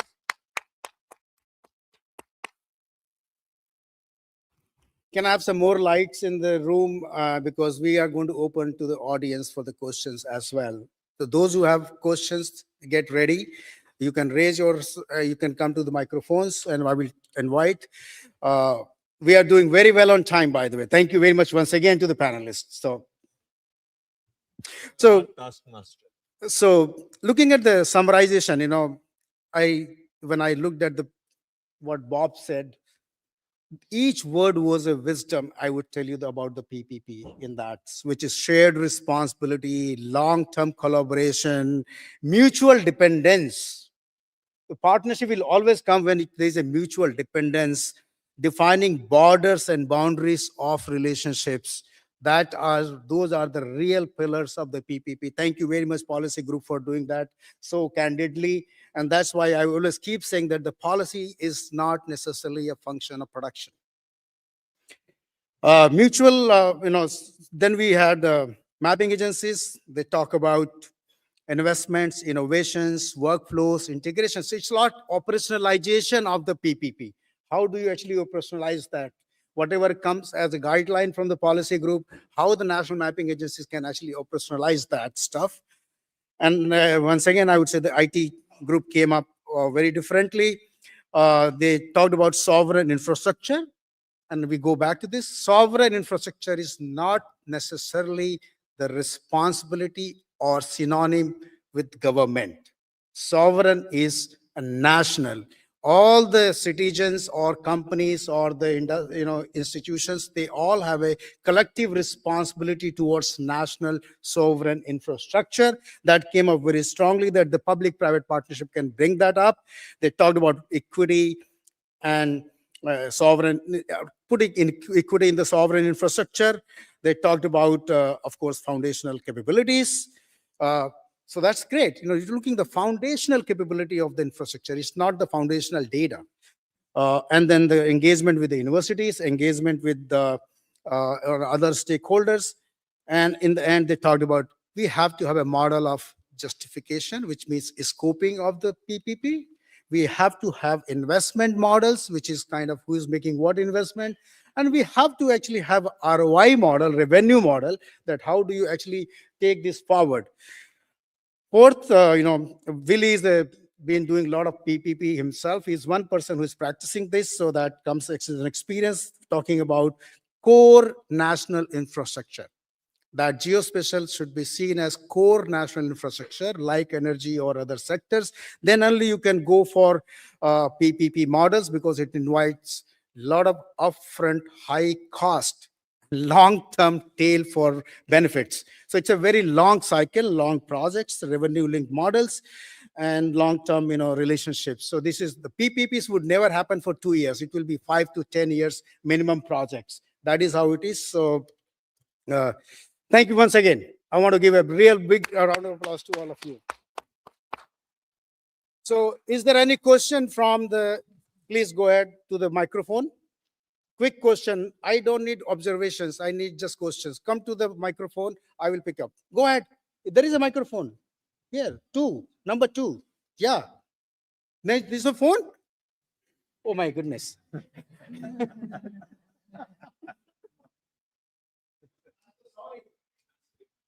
Somebody took away.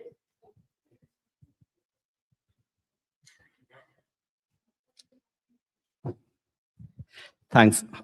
Great discussion, great panel. Thanks a lot. Short question, as you said. Who do you think at a global level should be responsible or consider as a just agency for collaboration, partnership, alliance, which you all have been talking about? Thanks. Anyone wants to take this question? No one. Okay. No one. It should be an initiative and collaboration. Once it's become a responsibility, it will be a burden. And then you will be forced to do it. And this is not about the whole ecosystem. It should be starting from mutual dependency, mutual understanding and agreement, and then based on this, it should work. And that's where understanding the scope and understanding the business model and understanding, rather having more trust, is the key fundamental before we get going into the PPP. Anyone also want to add on this? No. Very shortly, if you wanted a global level, the closest I would think of would be within the United Nations, whoever is responsible right now for SDG 17, the partnerships for the goals. It's close to a partnership global framework. Yeah, there's a question out there. Yes, please. Or it could be Sanjay. Yeah, you want to say something? Yeah, I was going to say you could do it at a global level. Thank you. Yes. Hello. We confirm. I'm confused about PPPs. We are talking about this. This is to promote PPPs, 3 Ps, let's say. in the countries of the European Union, to enforce transparency, the PPP is through public procurement. And for me, this is not cooperation. This is private sector service provision. So, as the last slide that you showed, it says this is traditional PPP. For me, is to both gain something. I provide data, you provide infrastructure or something else, and we both give a product to the public or to the end users. Is there any different kind for the private, for the PPPs to be implemented?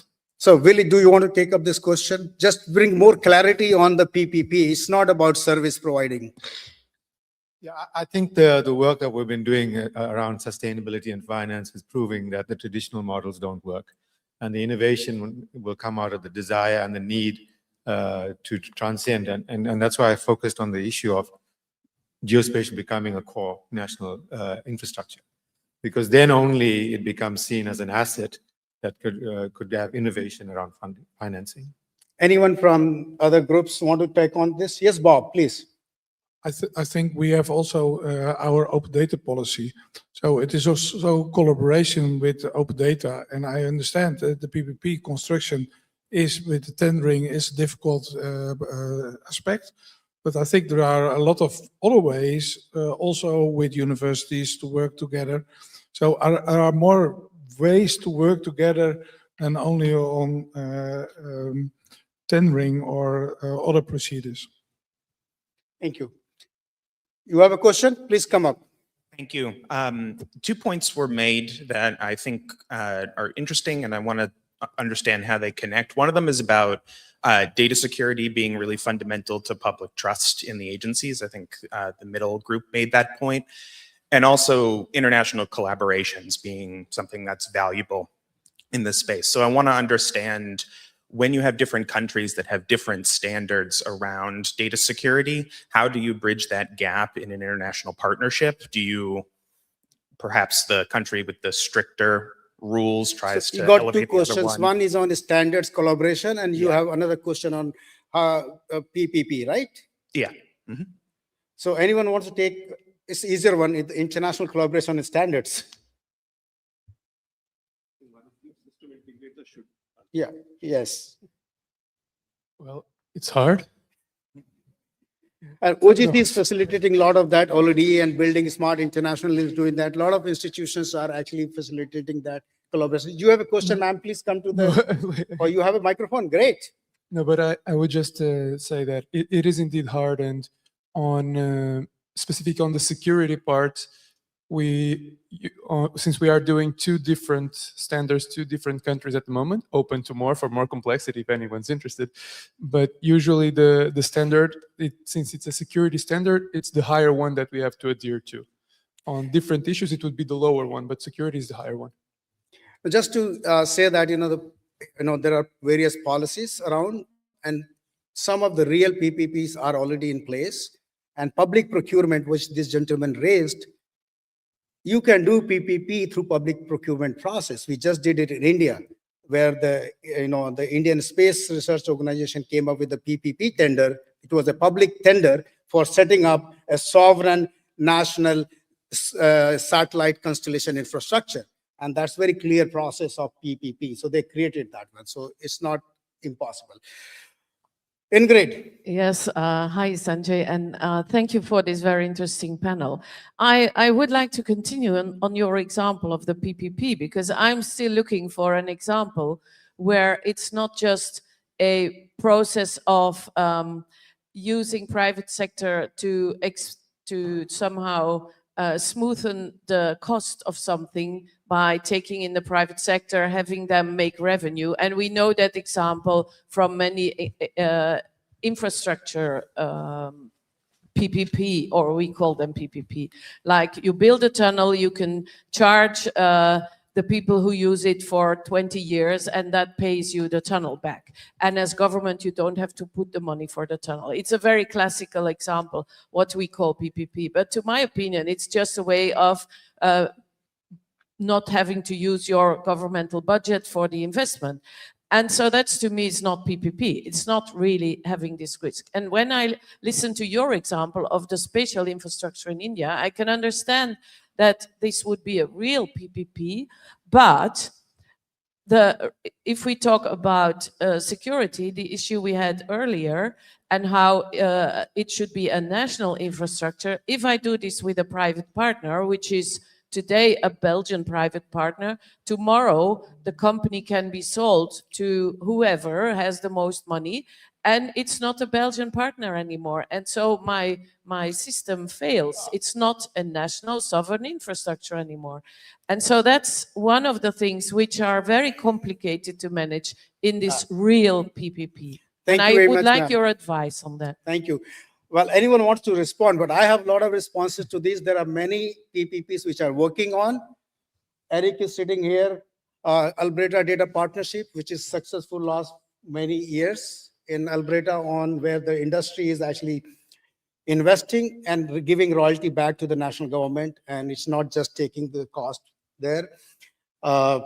In fact, I can give an example where a company, a geospatial company, was bought over, American company was bought over by European, and they had a federal unit, and the European management never had an access to anything, even despite being owner of that, to that federal unit. Even their CEO could not get into that room of the federal unit of that company. So there are mechanisms to do this, but we have to, again, as I said, that we have to actually define the scope and everything and go forward. Yes, Neil, you want to say something? Yeah, I'd add a couple points there. In the example of the tunnel is a really good concept here. And I kind of asked the room, show of hands, how many people believe that enough funding is going to geospatial initiatives in any particular government around the world? I hope I see no hands, right? I mean, we're all kind of in agreement. It's massively underfunded and underappreciated, right? So the PPP becomes a means to an end of getting stuff done, right? And I think that's fundamentally important. And come back to those 2 points on alignment and accountability. That's the tricky part, but I think it's also the important part, where if in the example to say, hey, from a sovereignty standpoint, we want to make sure when we turn over the keys to a private sector entity to work on this, we want that workforce in country, or we want that company to be based in country, or we want our data to be housed in country, whatever the case may be. If that information is clear and established up front, then you can work together to collaborate towards that end. So to me, I think the advantage of looking to PPP here is not necessarily about benefiting public or benefiting privates. I mean, the last word is partnership for a reason, right? I come back to that. But to me, it's a means to an end to get this important work done that I think, unfortunately, is not as appreciated from a funding or budgetary standpoint at national levels around the world as it should be. And yeah, anybody else wants to add to this? I'll throw a quick one on. I totally get the point that often PPP seems like procurement. That's why I was saying it's kind of like the cost amortization. I will give you an example that we have in the US. There's a geospatial insurance consortium, the GIC, that represents kind of the insurance industry. And after major CAT events, will help fund or underwrite the resiliency or the plan to collect the data very rapidly within 24 hours and run the AI damage assessment against that. For sure, that's valuable for claims adjustment, but it's also then provided to the public sector in help for the rebuild and for the emergency response that needs to occur there. So I think that's an example of a win-win, where the private industry obviously has a need, but there's also a greater need in the public sector to help respond to those events as well. So sometimes it is, to Neil's point, outcome driven, and that's one where the alignment of public and private is there. I have a view on why PPP is harder to do in geospatial, and partly it goes back to what you said, Neil. It's an underfunded industry. I also believe it's an underappreciated industry, even though 90% of the data is geospatial. As an industry, I think we are partly to blame. We're punching below our weight. And because we haven't attained that prominence, it does not attract enough interest from either government or private sector to create viable PPP models. So in industry, we need to introspect and figure out, can we punch at least our weight, if not above our weight? I think that's a core issue. Thank you very much. I would again request, if you have a question, please come to this, because I cannot see in the room everyone. So yes, quickly, Jafar. Thank you, Sanjay. How do we build policies that are agile to support next generation entrepreneurs and workforce? Because we always been talking about the funding. Geospatial is more around projects and not programs. How do we bring sustainable fundings through a dimension of bringing next generation workforce and entrepreneurs? Anyone wants to take this? Yes. Yeah, if I may, because I come from the private world. I think sustainable funding will come from private commercial capital, venture capital, not from government. And in order to do that, venture capitalists have to see this as an exciting industry. So have we fallen short of creating that excitement? Have we not projected this as a great opportunity to create scalable businesses? I think that's where the problem lies, actually. In fact, we did some effort last year to try and get VCs to understand this industry better. They don't get it yet, not too many of them. I think that's where part of the problem. Yes, Anwar. Creating a very strong value proposition. When we create it, people will understand it more. And then based on this, people will invest, specifically government. I can see that people, when they come to geospatial sector, they don't understand what is geodesy, what is the value of or outcomes of this project, and so on. So all of these terms are strange for them. They don't understand it, and they don't want to understand it. So basically, creating the value proposition with the terminologies they will understand, they make it more reliable, and they will invest on this. Yes, Neil. This is an incredibly important point. I'm glad that you made it, right? And calling it kind of like I see it, and I spending a fair amount of my time these days on advocacy and engaging with government at higher levels of government. We as an industry undersell ourselves a lot of times, and we as an industry get wrapped up in the technical details of what we're doing. And I often joke, I have a 5-year-old at home. So the classic, explain it to me like I'm 5. I need to explain it to my 5-year-old like she's 5, but I also need things to be explained to me like I'm 5, right? Well, government needs that too. We need to go in and explain what we're doing and the purpose, not in points per square meter, not in data density. What is the objective and the outcome? Absolutely. And it's the responsibility of every person in this room to be advocating in the appropriate way for the importance of what we do as an industry. That is an incredible value proposition, is well said. Bob. Yes, I think in the Netherlands we do something also with geo business and geo working together. That's triple helix. So we are with the government, with the business, with the partners, but also with institutes to collaborate and to bring the people there, but to show also the possibilities in this world and bring it together. And that is not one size fits all, but we must working together in this to get the right people and the funding. Thank you. Thank you very much. Vaishali, you have a question? Yes, I have two. And actually, these questions has been coming to my mind back and forth. And this is a right platform to put them across in front of the global geospatial industry ecosystem. We have been talking about sovereignty. We have been talking about sustainability, then connecting it sovereignty with isolation, also talking about shared economy, technology transfer and everything. So I want to understand that how do we create a balance between and draw a line between sovereignty and collaboration? Because I come from India, we have been hearing about one word, one family, one economy, and now we are talking about sovereignty, which is obviously been there because of certain disruptions like COVID-19 and then ongoing political shift. So which has accelerated a kind it. of balance between sovereignty and collaboration. You want to take on? Yeah. So again, as I mentioned in the beginning, right? So when people think about sovereignty, they always think about some kind of a control, and they feel that they're losing control. So as I mentioned, when internet, people thought they're losing control of the data, right? So similarly here, sovereignty will mean different things for different parts of the world. So for example, in Europe, as long as some of the infrastructure is somewhere in the European Union, then it's regional sovereignty. So, and if you go to some of the developing countries, obviously they're not going to have the infrastructure today to be able to build the whole end-to-end spatial system on their own. How many countries can do their own satellites and control the PNS, right? So right from the base itself, most of the countries don't have the sovereignty when it comes to positioning. So you have to give up the control, or you have to trust somebody, that you have to partner with somebody and then have a trustful relationship, so that you, even though you're giving the control of some of the stuff to them, you still have the ability to access and restrict their data access. So you need to build some kind of partnership like that.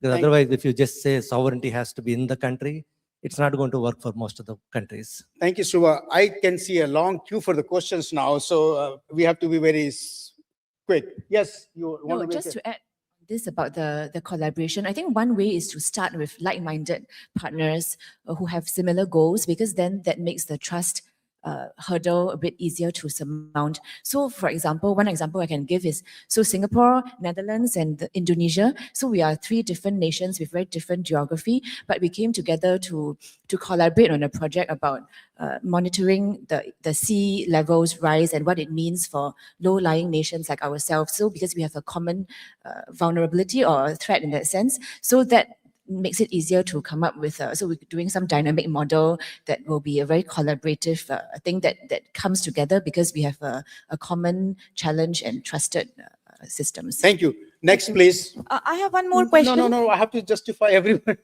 Sorry. Okay, I'll take it up separately outside. Please.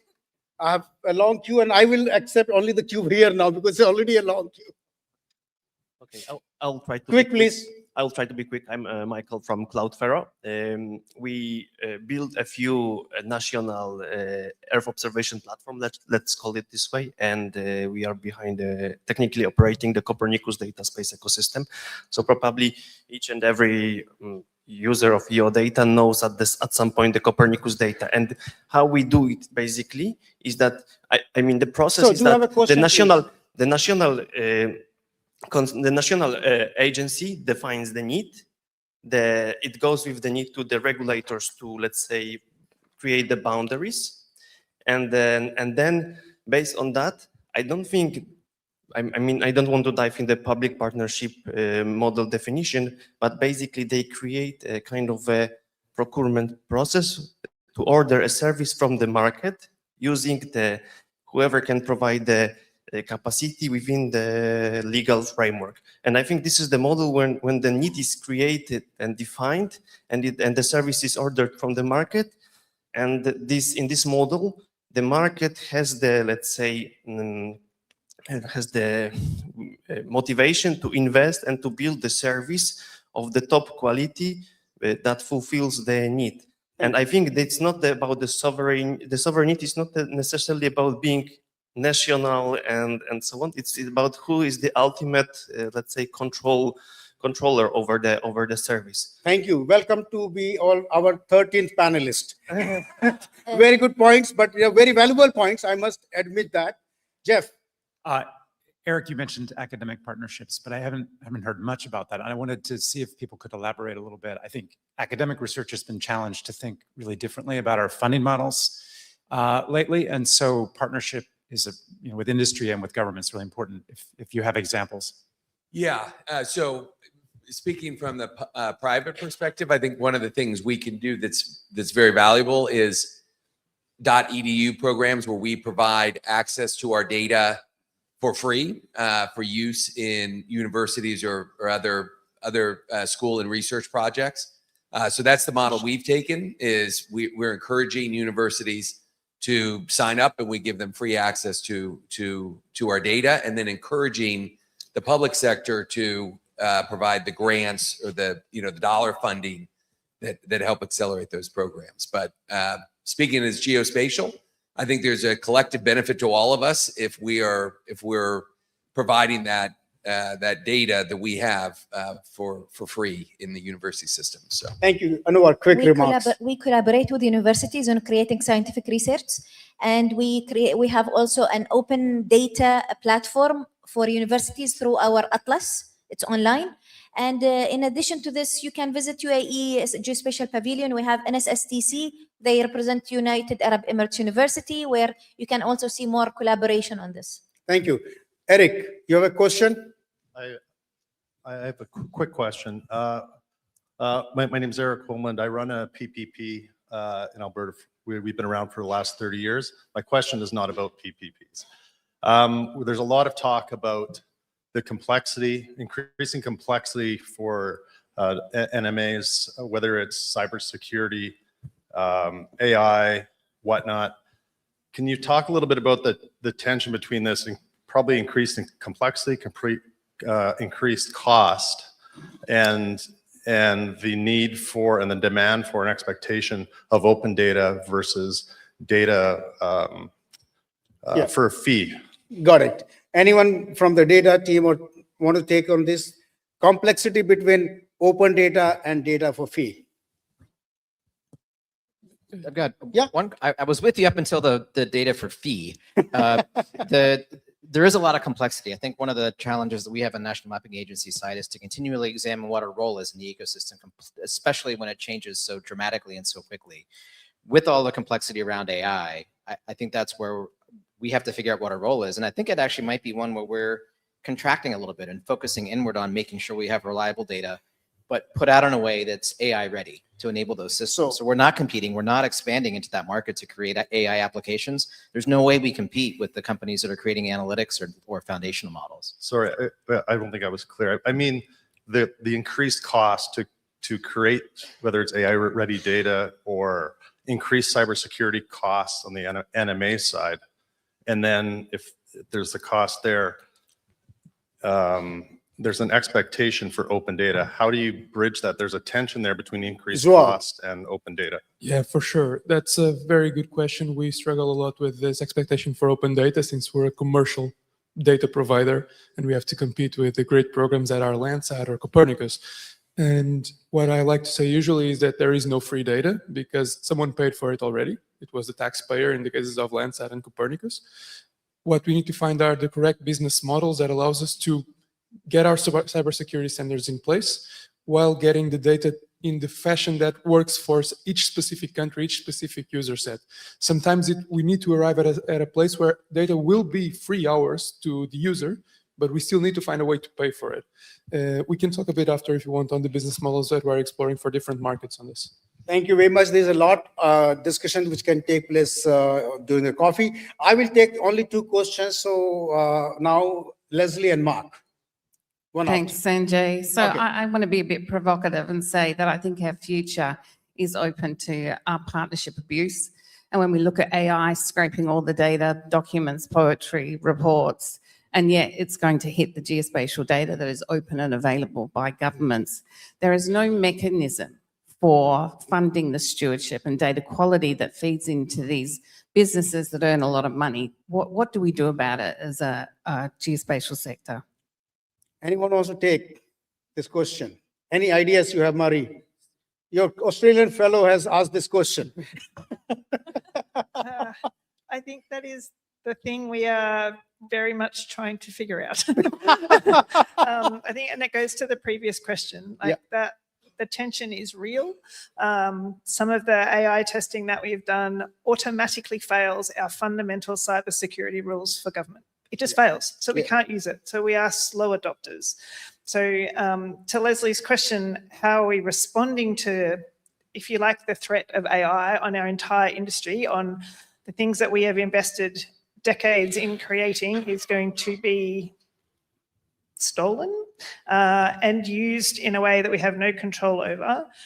We don't get any benefit back from it. It's a real challenge, and we have not figured out that answer because there are huge implications not only for national security, but across our entire government enterprise about where they're getting that trusted data from. Because at some point you can trace it back to a government entity.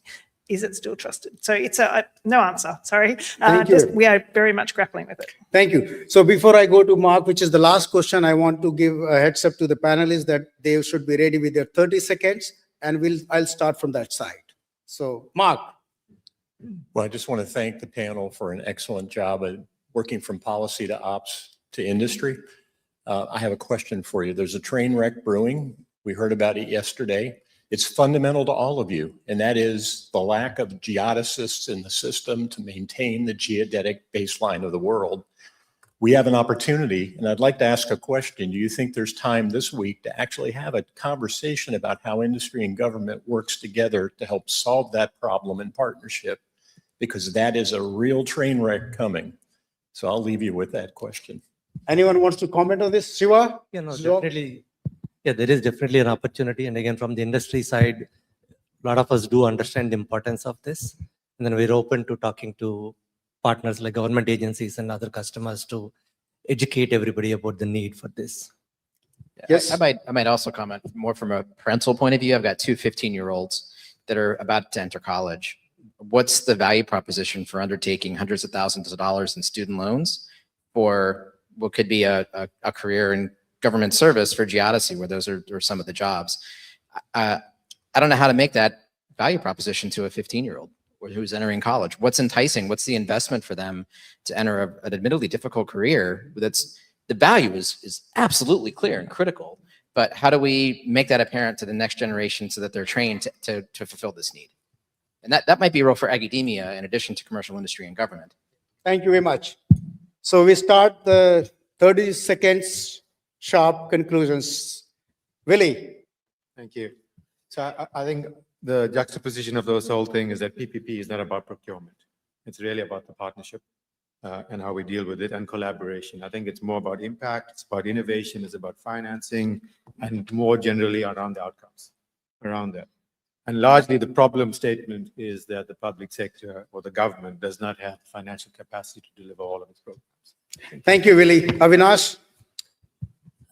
Yeah, here the strong leadership at the political level is the key, I would say, because we have worked in projects where national mapping agencies have worked on a particular problem along with the academia for years together, probably 10 years, and then involve companies like us from the private sector to see whether that is really viable and then execute it, find the required funding from the government, go through procurement processes and do it. So it starts from strong leadership at the political level to make this happen. Thank you. Thank you very much. Neil?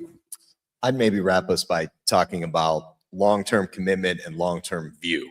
And I think that's, Mike, you touched on it with the geodesy point as one such small example. Everybody in this room, we need to be taking a long-term view to what we're trying to accomplish as an industry. And we as private sector need to take a long-term partnership view in working with government and working through PPPs. If we're here to make a quick buck, we're going to lose in the long run, right? So we need to work together in that. Thank you. Eric? Yeah, the geodetic question was a real flashpoint to this PPP, I think. And it's a tough one. And we are in a crisis. One of the things we focus on is how do we as a private sector support the universities in those efforts, like Ohio State. I don't know if Mike's here this week, but we've done a lot to look at how do we provide internships and things that encourage that there is a path that's not just through the government or public sector side. So I think that is a perfect place where the public and private interests are aligned and we can invest long term. Joao? So my remark is that we talked about a lot about this collaboration and this amount of data. The point that we touched a bit, but the least of all of this, I think it's the flexible licensing agreements. So it's something that I would like to go into further on another time, because we really need every data to have a license that allows for multiple users to use it and to exploit it. Thank you. Shiva? I want to talk about the sovereignty issue. When the technology is changing very fast, people will always have questions about what does it mean for my data sovereignty and especially the geospatial industry. So as an industry, we need to take this responsibility and to try to understand the sovereignty requirements from different countries and then provide a model that works regionally for them and not say something works globally for everybody. Thank you. Mike? Yeah, I talked about the need to examine the role of the national mapping agencies, and it was great to be on this panel to understand exactly where our role is or if it needs to change. And Neil, you talked about global alignment in an ecosystem, and Sanjay, you mentioned our role as a data enabler. That's really great to hear. That gives me comfort that we're just as relevant as we always have been, national mapping agencies, and maybe more so in the future.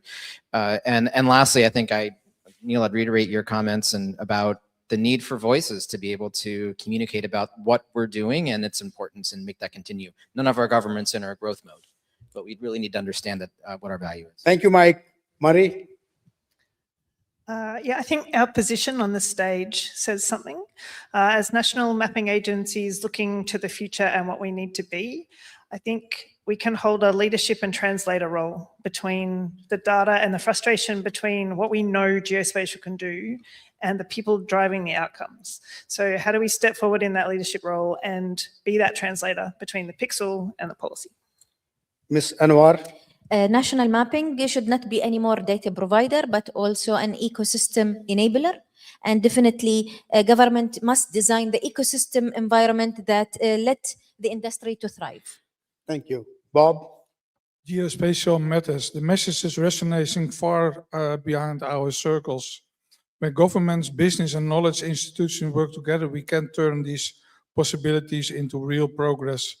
That's how we move forward. And with the last sentence of my minister, in an uncertain world, it's great importance that we join forces to realize our social challenges. Every resident has the right to have a roof over their head, good facilities, and a safe living environment. We are responsible for this and we will be held accountable for it. Thank you very much, Bob.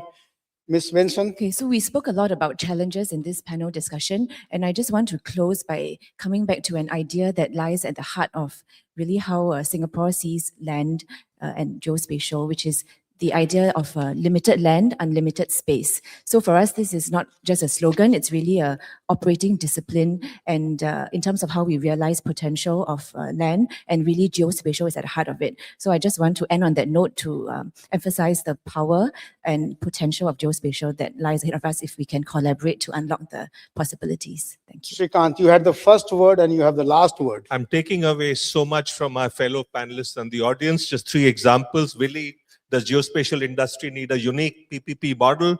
Mari, do large countries need a national digital twin at all? Neil, no one's thinking about how sovereignty will impact speed, scale, and cost of delivery. Great questions for me to think about. Sanjay, I'm going to suggest you pulled out something very complex, many countries, 4 different segments. I'm going to request you to do this at a country level so that you get to the next level of detailing. So that's a task for Geospatial World. Thank you very much for giving me a task, and let's give them a big round of applause. I also want to take this opportunity to invite my colleague Ananya Negi on the stage, someone who did all synthesization of all these inputs into these slides. So Ananya, please come up the stage. You did a great job in putting this together. And with this, I would like to close this session. We have a picture, and then we hand over to Greg.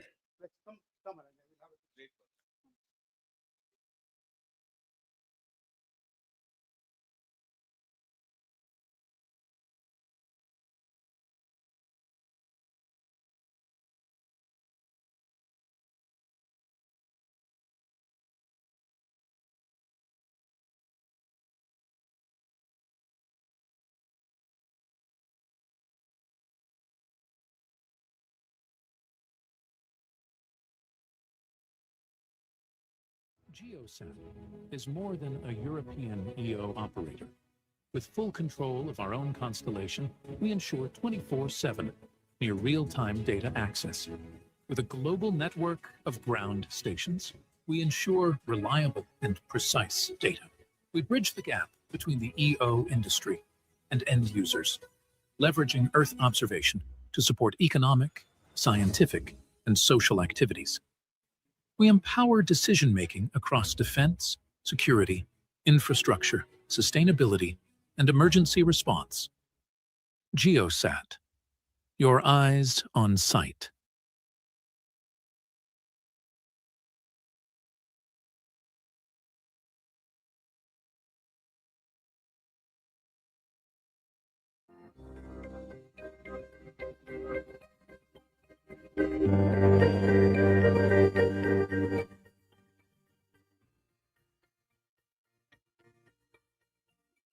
Over 70% of the Earth's surface is covered by water, and over 80% of it remains unmapped to modern standards. Yet the global blue economy, encompassing maritime trade, fisheries, offshore energy, seabed mining, coastal tourism, and aquaculture, is projected to surpass $3.2 trillion by 2030. Yet SDG 14, Life Below Water, carries the largest relative funding gap of all UN Sustainable Development Goals. The Nippon Foundation JEPCO Seabed 2030 project has the urgency stark. Only 23.4% of the ocean floor has been mapped to modern standards. Hydrospatial infrastructure addresses this directly, integrating hydrography, geospatial technologies, real-time ocean observations, and advanced analytics into a coherent platform. Supporting marine spatial planning, blue carbon ecosystem mapping, resilient port operations, offshore renewable energy, and sustainable marine resource management. Autonomous underwater vehicles, satellite-derived bathymetry, and AI-powered oceanographic modeling are transforming ocean data from a slow, spatially limited discipline into near real-time intelligence capability. The way forward is integrating hydrospatial geospatial frameworks into a seamless land-sea continuum. National governments and coastal nations must move beyond strategy documents to mission mode programs. The ocean has waited long enough. The time to act is now. Welcome to the plenary panel on hydrospatial infrastructure and blue economy, mapping the ocean frontier for sustainable ocean governance and climate resilience.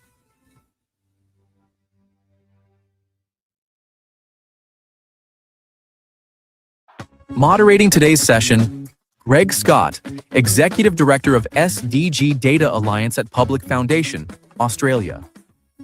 Our keynote speaker is Mark Heine, Chief Executive Officer of Fugro, the Netherlands. Joined by John Nyberg, Director of International Hydrographic Organization, Monaco. Jonathan Pritchard, Senior Technical Manager at IIC Technologies. Dean Angelides, Managing Director, International at ESRI, USA.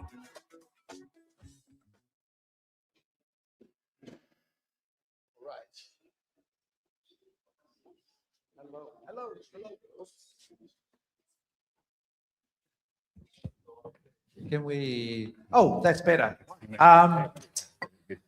Well, folks, here we are with another innovating panel session. Take your seats. We're now going to move to 70% of our planet and the blue economy and our oceans and all of our wet stuff. So with this session, as you've seen with the introductions that we've already had, I'm going to get right into it because, in essence, I want to be talking very limitedly and let our esteemed panelist experts speak in volumes. So with that, I'd like to call up Mr. Mark Heine, the CEO of Fugro, to give us an introductory opening keynote presentation. Mark, the floor is yours. Thank you. Thank you. Thank you very much, Greg. Yesterday, the World Meteor Organization issued the European Climate Report. And in that report, they clearly stated that Europe has been warming up twice as fast as the average of the planet. 2025 was the warmest since every time that we were measuring the heat. In fact, the last 3 years were the warmest years that we have ever measured. 2025 was the driest year. 2023 was the wettest year. We're now 1.4% or 1.4 degree higher than pre-industrial levels. And the emissions of carbon dioxide and methane are still increasing. Heat waves are more frequent. In actual fact, we measured the longest and the most severe heat wave in 2025. This is all in the report. The emissions of wildfires are also at the highest record levels. And 70% of the river flow is actually down compared to the average. So we have a serious issue at hand. 2 weeks ago, I was in Miami, Florida, which is the ground zero for climate change in the US. The state is the most vulnerable state for hurricanes. They have 43% chance this year to be hit by a hurricane, 21% chance that it will be a severe one. And Fugro is in fact mapping the whole coastline of Florida down to 200 meters water depth to create this baseline map for coastal resilience.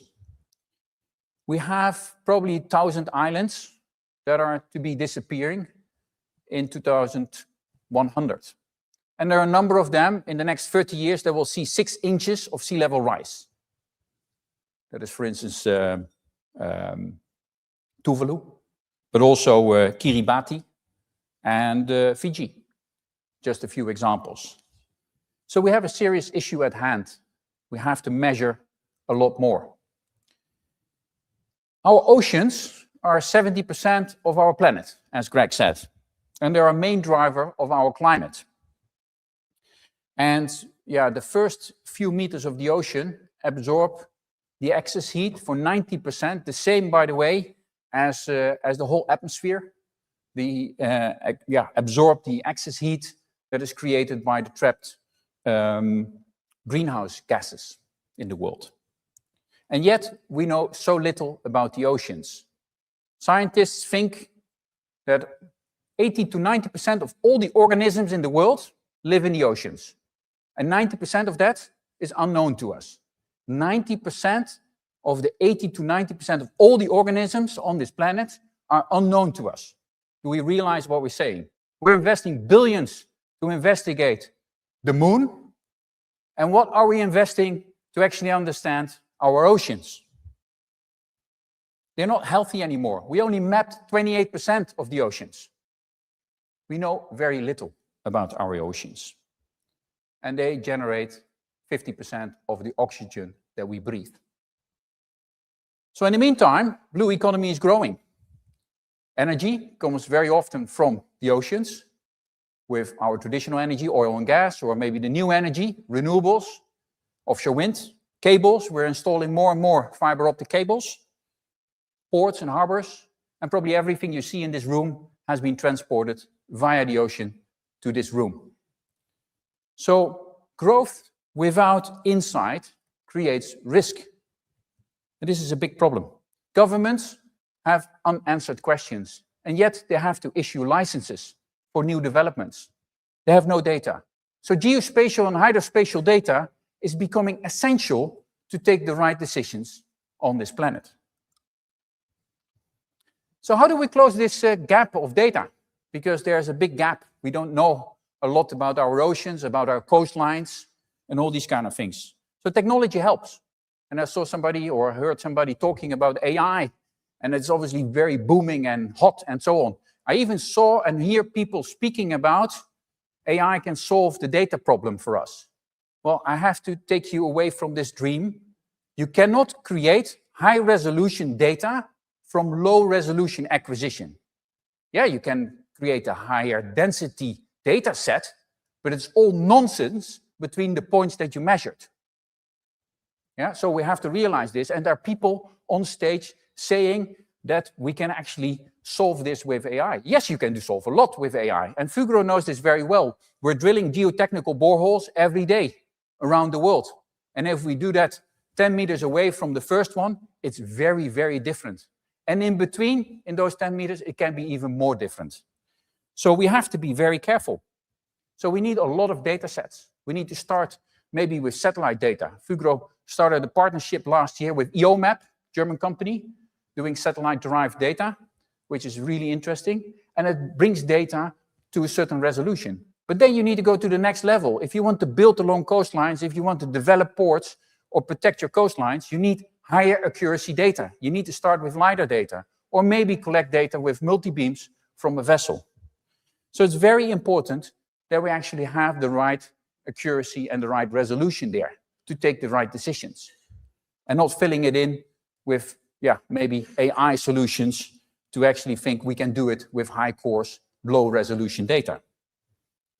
I'm part of a committee in the UN. It's called the Corporate Data Committee.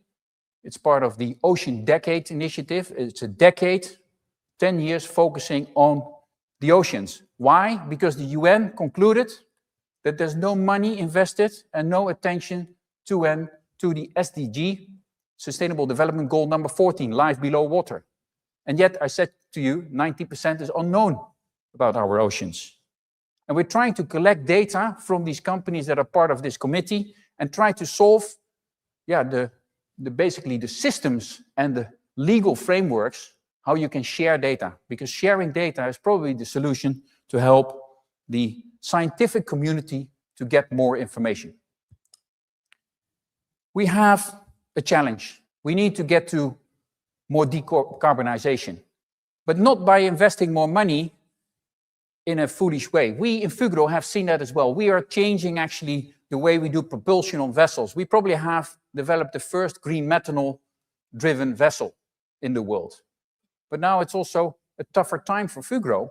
And what do you see? Technology doesn't progress as fast. And these projects come to a halt and stagnate. So you need to get to solutions like solutions that you see also here on the screen, like for instance, uncrewed platforms or drones on the water, you can call them. No people on board. It's safer. It's more cost effective. You can still make a profit, and it's 90% less emissions. Combining things like scalability, profitability, and sustainability in one go. You need to get to those solutions. Otherwise, they get to stagnation. So I will end with my call for action. The oceans are from no country. The insights should be for everyone. And collaboration between governments, institutes, companies, but also the academia is very, very important. It's essential. Technology is there. The urgency is clear. We need to share data. We need to get to a baseline data set that can help us to generate the right solutions and the right decisions. The oceans are too important. And if we want to get to this collective responsibility we have and we want to protect it, then we let us first understand it. So let us commit to action and let us create also a national marine strategy. How do we move forward in all these countries with the oceans? And what responsibility do we take? Let's act collectively. Thank you very much.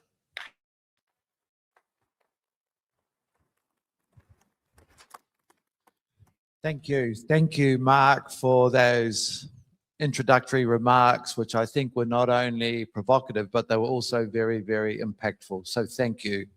And just to confirm, as Mark had mentioned in his opening statements around the state of our climate, in 2024, we did have the hottest temperatures on record ever. And again, in 2025, we had even hotter temperatures. But the unique thing about 2025, November, just a week after the COP convening in Berlin, was that we also broke the 1.5 degrees Celsius ceiling that we said we were going to keep below by 2050. So we're outpacing ourselves in not a positive way. So thank you, Mark, and a lot for us to consider in this discussion. What I'd like to do now with our panelists here is to first of all have a round of questions for John, Jonathan, and Dean, and really to provide some opening remarks and share your perspectives on the evolving scope of hydrospatial infrastructure. What does it mean in practice? Where are the critical data gaps? And why the distinction between hydrographic charting as a safety function and hydrospatial infrastructure as a strategic national asset matters, particularly for governance, investment, and policy. I'll start with you first, Jonathan. And welcome. Oh, thank you very much. Just speak into it. I It think. works. Oh, there we are. All good. So I'm very good with technology. I've clearly spent a lifetime dealing with these kind of things. Oh, thank you. Thanks to Mark. That was stirring stuff. I work for a private sector company, but I've also spent a long time working with the IHO as well, the International Hydrographic Organization, which is an intergovernmental organization, which John, I'm sure, will talk more about. And when you sit between those things, we see a lot of the structures that exist within government to provide infrastructure to support charting. So the bit I'm going to focus on really is that charting as a safety function versus hydrospatial infrastructure as a strategic national asset. And often I think you do see it is versus, it is, charting as is a safety function that's taken on by a state, and it has its own infrastructure, and it revolves around very different axes to the infrastructure that's used to provide hydrospatial capabilities, to provide broader spatial capabilities across a state. And I think safety function is a key observation here, because the ability to provide charting as a state function, safety is a big deal. There's a huge impact, cost of maritime accidents. You think about Exxon Valdez, about accidents like that. The cost is in billions and billions of dollars. So much of that infrastructure centers around how safety is approached. And if you want hydrospatial infrastructure to be a central part of that, of the spatial infrastructure of the state, it needs to include those safety functions. There's a very specific set of technical capabilities or policy and governance that you need to be able to do charting. It can't just be a side. It has to be an integrated part of it. And I think the IHO's technical program is leading the way to do that. That's what the IHO exists for, is to provide safety within something that can be adapted into a broader spatial infrastructure. Thank you. Thanks, Jonathan. John from IHO. You can build upon that a bit, and I guess, are we doing enough? Yeah, thank you very much. First of all, it's really fantastic to have this as a part of the program. Thank you, Sanjay, for that. I think it's really important to follow on to some of what Jonathan said, recognizing that the hydrographic community has really been in a transformative state in the last number of years. So we have been moving from a product-focused industry to a data-focused industry, for lack of a better term. And when we think about how investment might be made, I think data applies much better to infrastructure. So both of you mentioned that in your talks. And that's really where we need to end up, focusing on the data as a key part of infrastructure. So to talk a little bit about what the IHO is doing, I think many of you may have already heard of S100. So it's our Universal Hydrographic Data Model. And this is really moving us to a fully integrated set of standards to support this infrastructure. So it's not just charting, it's all things in the ocean, and it should apply to more than just safety of navigation. So it really aims to support science and environment and economy in the ocean. So you can think about marine protected areas, you can think about surface currents, you can think about, of course, safety of navigation and how all of these things work together. I think it's also important to note where the IHO is going with these things. So last week we had our assembly, which is our big 3-year get together. And the Republic of Korea dedicated a multi-million-dollar 10-year program to supporting infrastructure in this domain. So it's to support the management of our standards, and I think it's a clear indication of how we're taking it very seriously. I think I'll just close to talk a little bit on one of the big challenges. I think we'll hear a little bit more about it later in the week, but I think it's important to recognize that some of the gaps, you asked about gaps, are really fall upon small island developing states. So some of the largest ocean areas are under the responsibility of countries who really have some of the smallest resources to collect the data and fill those gaps. So I think it's something we really need to concentrate moving forward, and we could talk about that for the full 45 minutes, I think, but I'll stop with that. Thanks, Greg. Thank you, John. And yes, you're exactly right about these small island states that govern nearly 20% of our oceans. You'll also notice, colleagues, that we kind of have this great mix here where two techie industry folks with Dean and Mark, and then we've got John and Jonathan that are more on the science side. So I'm going to let Dean close this little question off and think more about the infrastructure and the technology side as well from your perspectives. And welcome, Dean. Well, thank you for having me here. And I think I'm up here because Sanjay is punishing me for saying, look, Sanjay, we're overdue to begin having sessions about the ocean. There was a little sideshow last year or the year before, something like that. And I said, it's time to bring it up to the front. So here we are. And he's punishing me because amongst every one of these other panelists, I am totally unqualified to discuss the topic. There is no age of learning.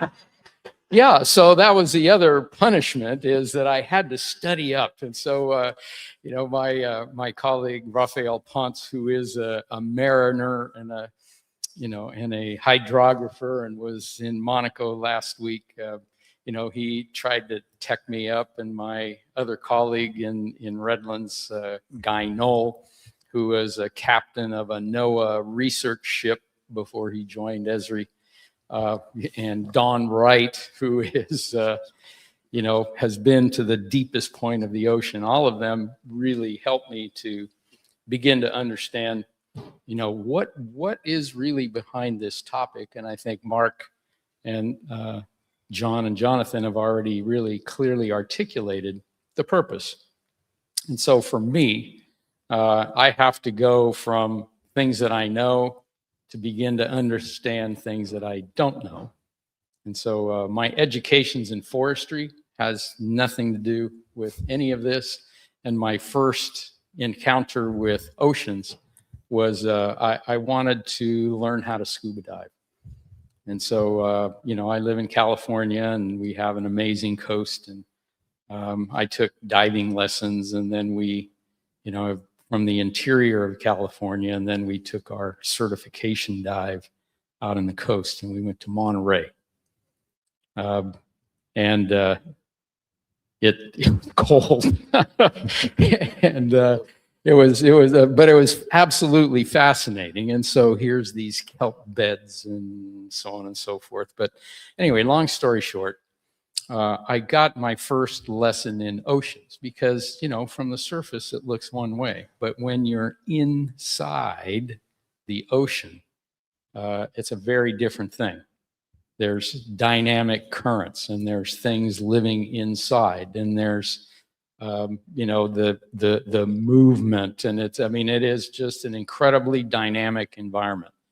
And so you start to now think about what we really have to do to integrate all of this information, how we actually do it, and how we begin to, let's say, not just categorize through a series of layers, which actually is what we're doing, themes of information, but they're integrated in a dynamic way. And so take yourselves back. I don't know, how many of you actually know anything about hydrography or marine SDIs or anything like that? Okay, panelists, so we got like about half and half here and out there. So not very many. So I guess I'm taking a lot of time because it's like, what do we need to do to extend the reach to begin to catalog geographic knowledge about 70% of our world? And we haven't mapped very much, as Mark points out. But there are areas that are beginning to be brought together.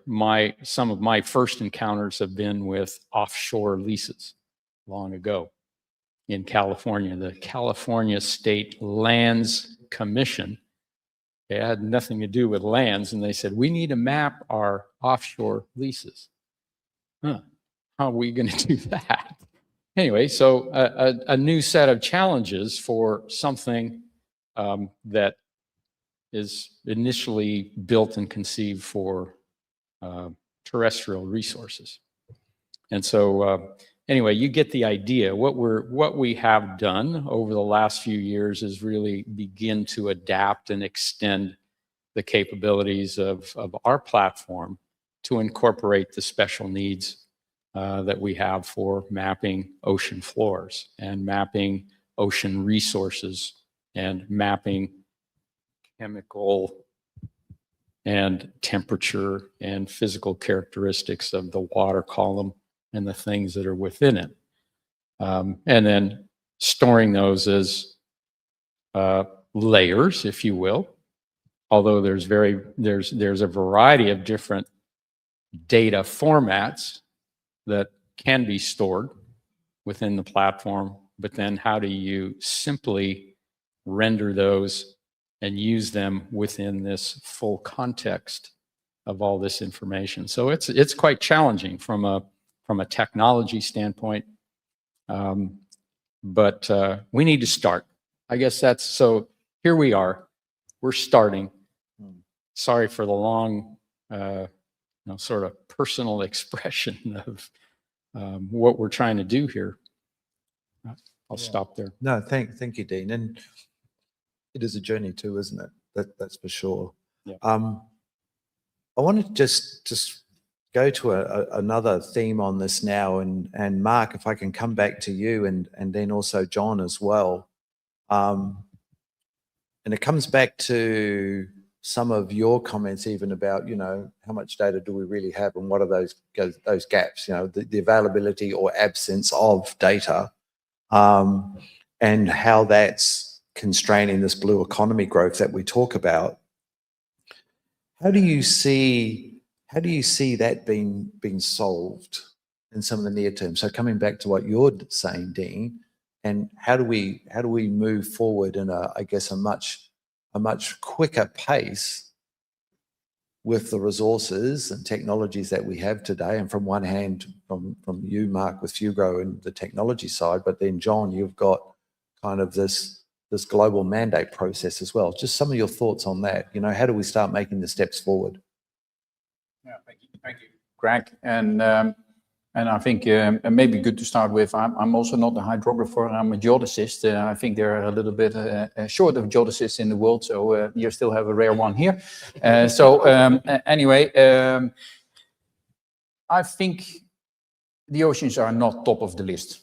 Where I was trying to make the point that the oceans are probably the most important thing in this world. So we can build whatever we like and we can collect geospatial information about what we want to build, but you might not build it for the right strength or for the right sea level rise or for the right hurricane that will come in a few years from now, because the oceans determine largely the climate that we have in this world. So I think we're all a little bit like ostriches with our head in the ground and not doing anything about the oceans. At the COP conferences over the last 30 years, only in the last 7 years, the oceans were there marginally, whereas the climate is determined largely about due to the oceans. So what are we doing? And then we're investing billions and billions to develop things and build things. Now, I think I said before, the technology is there. I think, Greg, we have the technology there to do things also in large scale, but it will cost money. And it will also mean there's a lot of data collected. As I said, the corporate data group, and we have big enterprises there, the energy companies on the oil and gas side, but also on the renewable side, cable laying companies like Alcatel and so on, they are there to share data. But they cannot share data because the data that they collected are often from the countries. So if you want to share data to the UN, to the scientific community, the country has to say, okay, you can release the data. And we only ask for very low resolution data for the scientific community to take decisions on what is happening with the climate.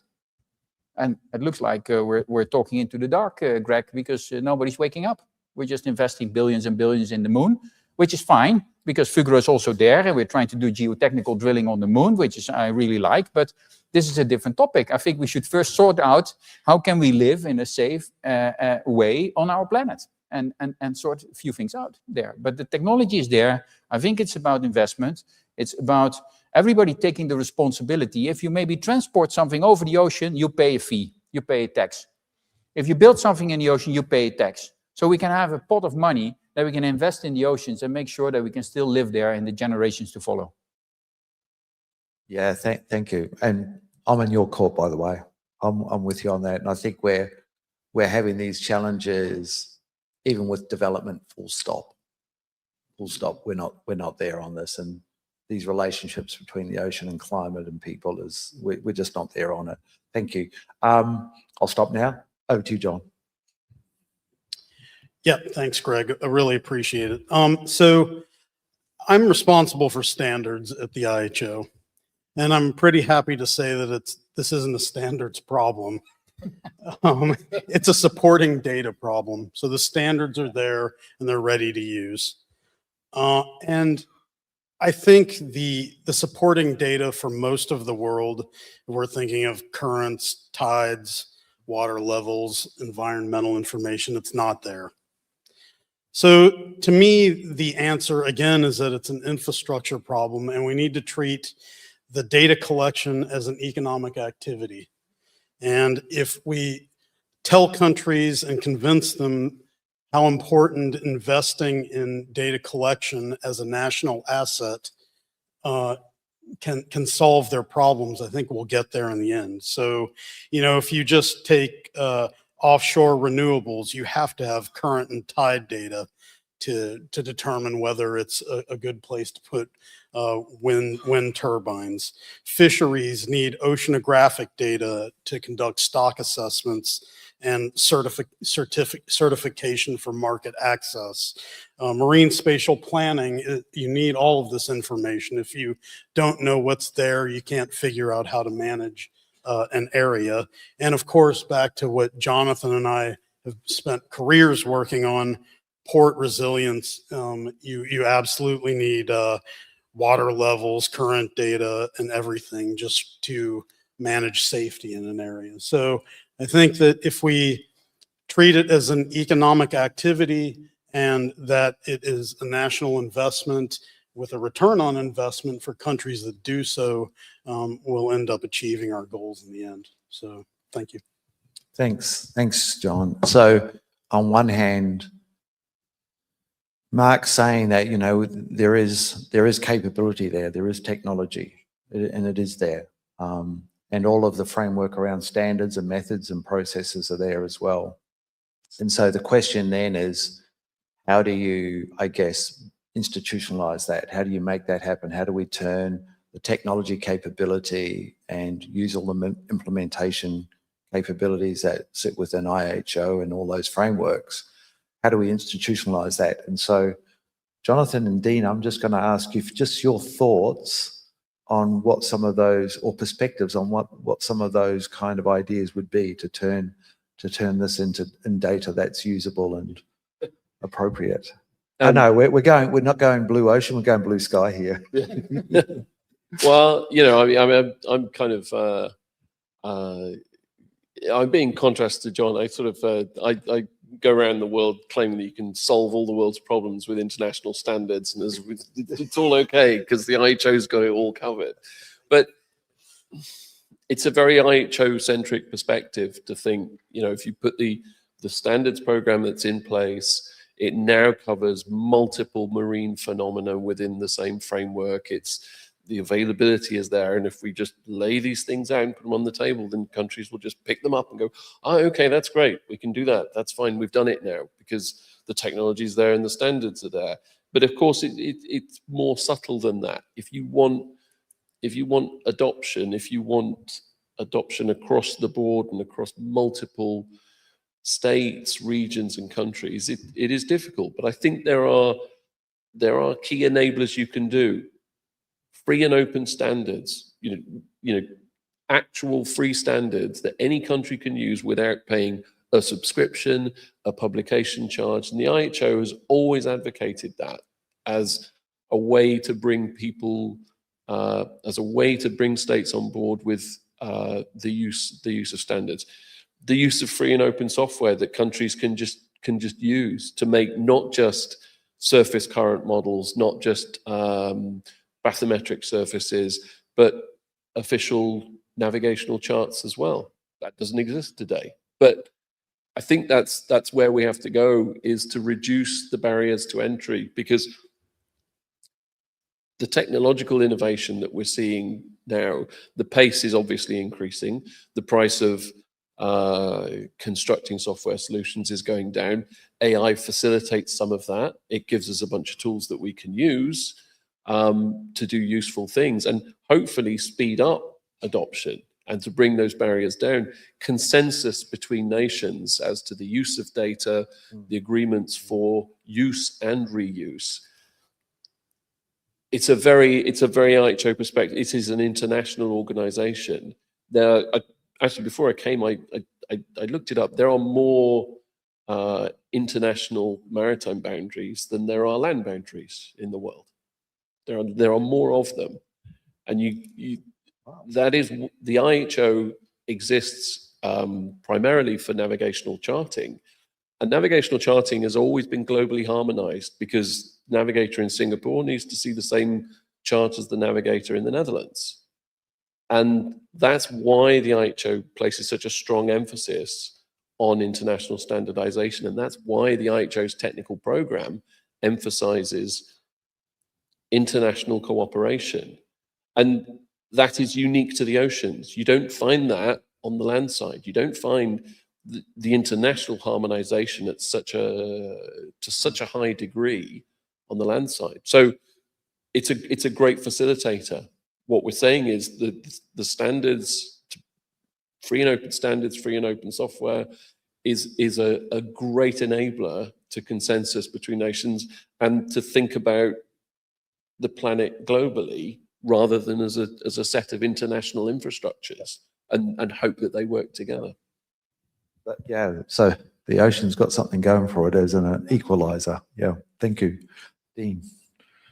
I think where my mind goes with all this is probably 15 years ago, the national geospatial authorities began having this dialogue. Our role is evolving. Does this responsibility of oceans go under them? I think the answer is no. I believe it goes to the hydrography offices, and they begin, as IHO is actually promoting and doing, begin evolving the role of the hydrography authorities and offices. You have to have people with the fundamental knowledge to be able to do this. And the interesting thing is S100, you know, let's say that standard began, decade plus ago, right, John? I mean, yeah, 25 years now. Okay. So, you know, and I became aware of it when, you know, as I took a job at Esri 20 years ago in this international role that I have.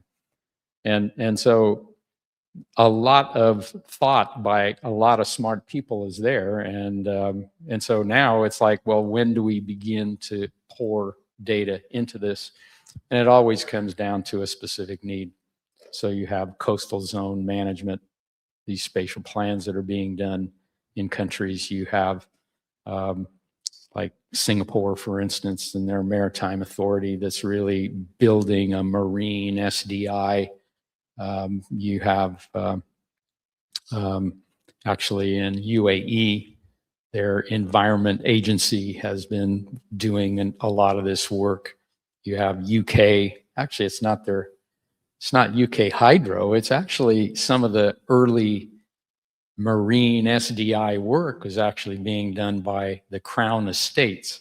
And because they actually have the responsibility for managing initially coastal leases and coastal use.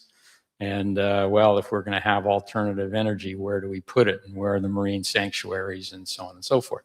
So balancing all of the competitive uses, that actually is what's driving, I would say, the need for us to begin to start pouring data into these systems. And I guess my perspective is that all of them, similar to what the national geospatial authorities are doing, this data can be shared. And the work that you did and are doing, Greg, with the SDG Data Alliance, it's actually being able to federate that data on demand through standards and interoperability to begin to bring this notion of a global oceans database together. Thanks, Dean. And I'm noting we're starting to run out of time too. So what I want to do is I think where we are, we need to think about closing these data gaps, this hydrospatial capacity building and closing that data gap. And we have governance mechanisms, we have standards, we have different architectures, we have frameworks, we have technology. Obviously, financing's a really, really big one. And particularly when we think about small island states and those that are developing countries. But if we said we needed to build some sort of roadmap, time-bound roadmap, and this is the last round and the last questions, just in a minute or two each, what would your key 2 to 3 pieces of that roadmap need to have in it to make this work? So I'll start with you, Mark. If we're trying to build something out for the future that's sustainable, what's the 2 or 3 things that are going to be critical? Apart from obviously money. Yeah, no, sure. So I think we need to continue what John and Jonathan and Dean have been talking about. I think it's really good what is happening in the national boundaries of various countries around the world with policies and with all the regulations around new developments and what kind of data is required there, biodiversity or whatever is needed there. So I think that will help already a lot, and we need to continue. We need to speed it up. We probably need to put more regulation in place. Unfortunately, 60 to 65% of the oceans are outside of that national boundary, of which, by the way, the boundaries that you spoke about, 45% is disputed maritime boundaries. So this is also a big problem, and without clear boundaries agreed on, we have an issue, and we have war, and we have all sorts of issues. So I think we need to come up with a solution for also the wider aspect of how do we close the data gap beyond the national boundaries. So I'm 100% aligned with the guys here in the panel, and let's talk about how do we get more data collected also outside of these areas, which is difficult, and it is the science we need for the oceans we want, and that's very important for a safe and livable world. Jonathan. Yeah, I couldn't agree more. I've done a lot of work on international boundaries in the oceans, and it is it is a difficult area. I would reiterate what I said. I firmly believe that there's only one ocean, and from the perspective of the mapping agencies, I think we need to get away from this idea of national mapping agencies. Actually, I think it's more with the ocean, you are mapping what is something that's international. You know, I don't know if you've noticed, but the ocean moves. You don't. It flows across boundaries. It doesn't care where you choose to mark your boundaries, and in fact, you can't mark them. You can't hammer a nail into it and say that bit's mine. So there's some difficulties in. There are some challenges in how you do that. I would say, like I said before, the key ones are making standards that give you a common language. Having a common language to describe the marine phenomena that we've got, I think, gives us a universal way of describing it in data. That's number one. And getting that consensus and getting agreement between states to use common methods, common standards for collection, and to share across those boundaries, I think is extremely important. I definitely support the move to extend standards for collection and outside into things like BBNZ, outside national jurisdictions. It's really important that we approach that. So everybody go join the IHO. I think that's what we want. Thank you, Jonathan, to the IHO. Yeah, how can I argue with that? No, to me, it's pretty simple and can be quick. I think we need to establish a baseline, what's missing, and agree on it. And we have done some of that with hydrography in particular, but I think we need to consider other data types, tides, currents, all the things that I mentioned. I think we need commitments that are time bound from the world. These are national commitments and globally agreed commitments. And I think we need to embrace technology and move forward with it. So I think in very quick three things, those are the three that I would move forward with. Thank you. Thanks. Thank you. Well said. And finally, but not least, Dean. Yeah, I'm going to also encourage membership in IHO. I didn't do that. Look, this is where I can do that. I can say join his organization.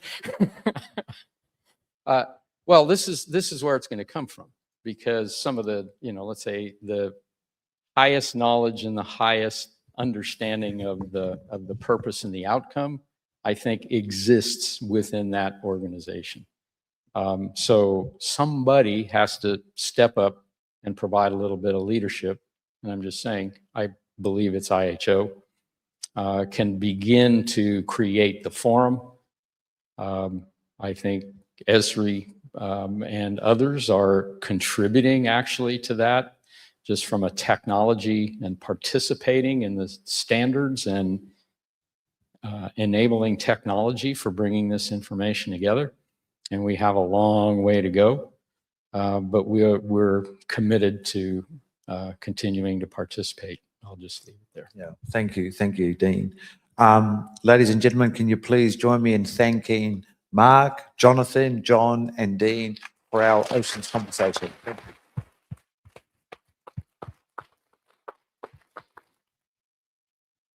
And I think we're done for this morning. Are there any announcements? Are we done? We can, because I'm guessing we have an exhibition that's going to open too.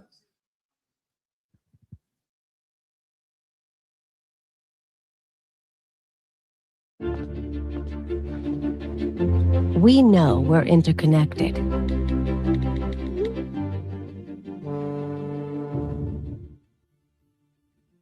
Part of a broader, ever more complex whole. It can inspire.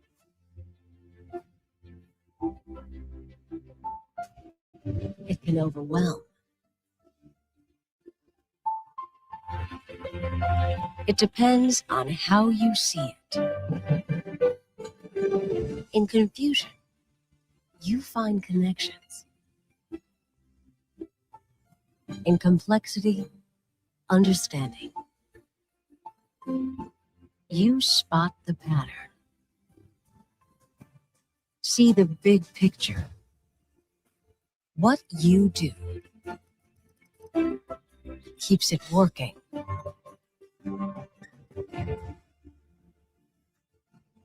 Moving.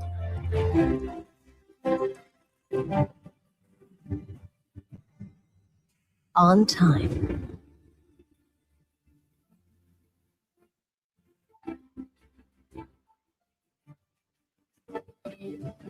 You make it faster,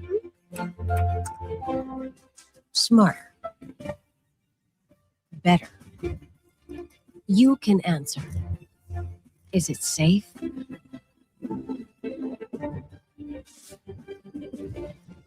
Are we ready?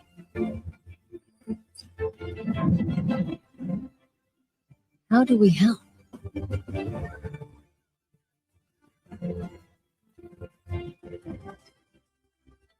You find the cause. See the options. Decide the solutions. You help us all work together to take better care, be healthier, happier, and do the right thing. You make a difference because you can see differently. You have the power to see what others can't.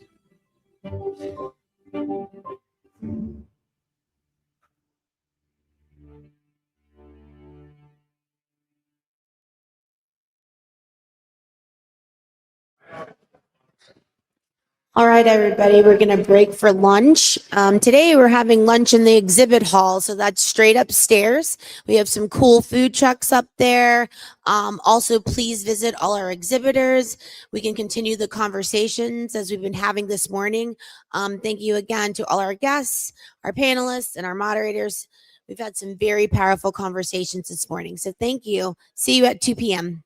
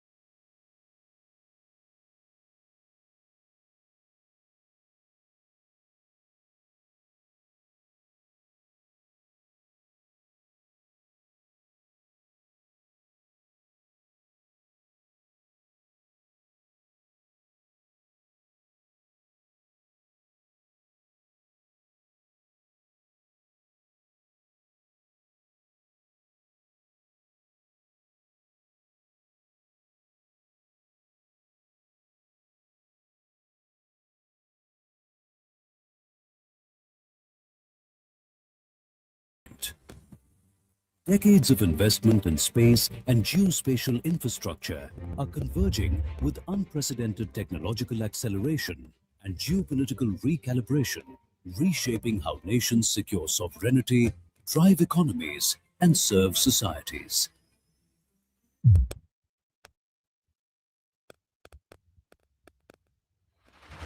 The space and geospatial market is projected to exceed $1.2 trillion by 2030, growing at a CAGR of approximately 15%. But the defining shift is how value is being captured within that growth. Advantage is concentrating within a smaller set of players, driven by value migrating toward decision-grade intelligence, platform-led ecosystems commanding scale, and sovereign investments fundamentally reshaping competitive dynamics.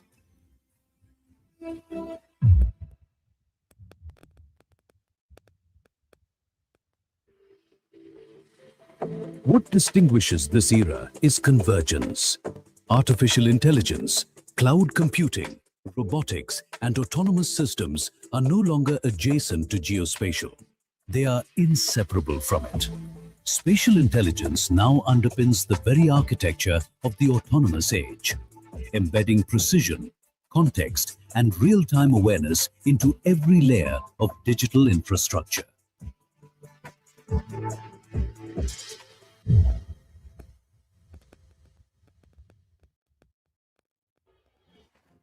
Technology alone does not determine outcomes.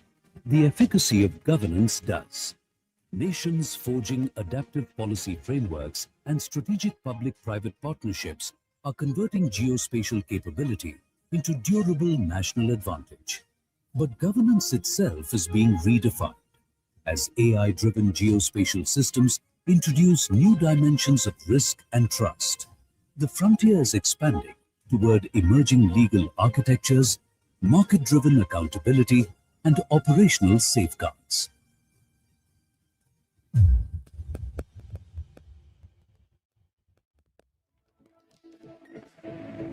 The vulnerabilities are no longer theoretical.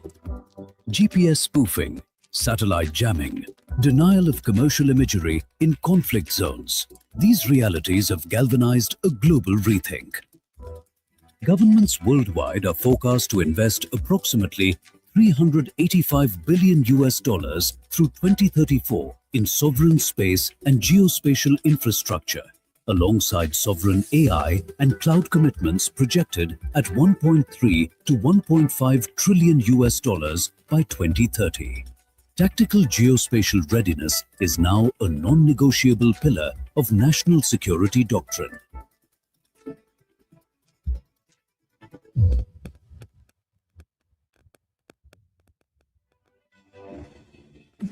Geospatial infrastructure is projected to influence over $35 trillion in global direct economic value by 2030. Not as a peripheral input, but as a foundational enabler across modern economies and public systems. It is in essence an instrument of sovereignty, a driver of economic value, and a catalyst for societal transformation.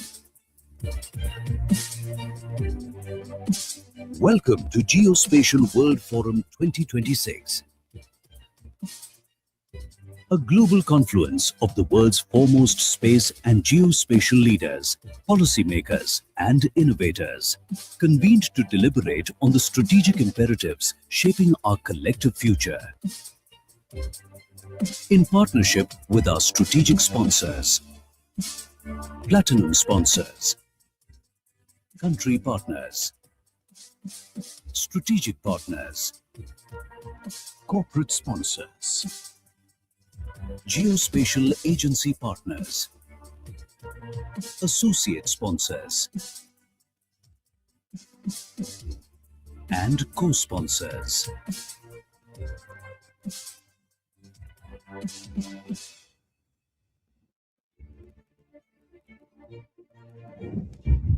The conversation begins here. Roads, bridges, tunnels, dams, urban transit systems, energy networks, the material backbone of economic activity and human settlement. Yet the ground beneath them, the subsurface geotechnical intelligence that ultimately determines their resilience, longevity, and sustainability, has historically been the most under-integrated dimension of infrastructure planning. The convergence of geospatial and BIM has given rise to GeoBIM, a transformative paradigm shift in how infrastructure is conceived, built, monitored, and managed across its entire life cycle. The best part? The value is measurable. GeoBIM deployment saves an average of 5.9% of overall project cost in small projects and up to 13.1% in large-scale ones. It reduces design time by 22.2% and cuts an average of 45 days of construction work. From underground construction and municipal engineering to transportation systems and high-speed railways, GeoBIM is redefining what evidence-based infrastructure delivery looks like. From site investigation and ground risk assessment to construction monitoring and post-occupancy performance tracking, GeoBIM is rapidly becoming the de facto standard for delivering infrastructure that is resilient to tomorrow's climate, seismic, and urban pressures. The challenge lies in fragmented adoption, absent interoperability standards between geospatial and BIM communities, and institutional capacity gaps that prevent systematic deployment at national scale. Bridging these gaps requires co-creation between geospatial agencies, engineering bodies, standards organizations, and the construction industry, with governments playing the anchoring role. As nations accelerate their infrastructure investment programs, GeoBIM is no longer a technical luxury. It is a governance imperative. Welcome to the plenary panel on geotechnical engineering and GeoBIM, advancing resilient and sustainable infrastructure.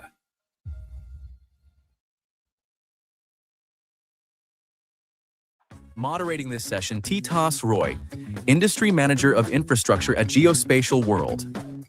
Our keynote speaker is Faisal Al-Faria, General Manager of Geographic Information Systems Department, Eastern Province Municipality, Kingdom of Saudi Arabia, joined by Sengchuan Tan, President of the World Federation of Engineering Organization, Singapore, Digvijay Singh, President and General Manager of Geospatial Business, GCC, at Neo Geo Info Technologies, India, Piers Dormier, Chief Executive Officer of Eagleview, USA, and Andrei Sobchak, Secretary General of Eurocities, Belgium.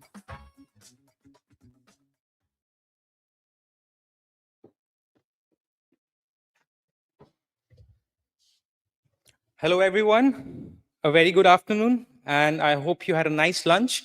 Before we start with this session, can I request everyone for a round of applause to, kind of break the slumber if someone is there? Thank you, thank you, thank you so much.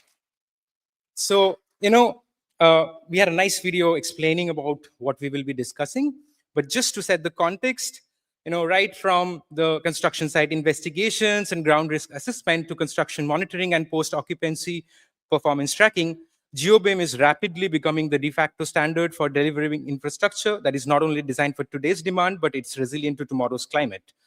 However, the challenge is there. It lies in the fragmented adoption of GeoBIM standards, absence of interoperable data exchange frameworks between geospatial and BIM communities, and the institutional capacity gaps that prevent systematic deployment at national scale. As nations accelerate their infrastructure investment programs, the ability to leverage GeoBIM as an evidence-based planning and performance platform is no longer a technical luxury, but more of a governance imperative. Bridging these gaps requires deliberate co-creation between geospatial agencies, engineering bodies, standards organization, and of course, the construction industry. To discuss further on this, we have an amazing panel today. So I would like all the panelists to, please join me in the stage and, take the respective seats.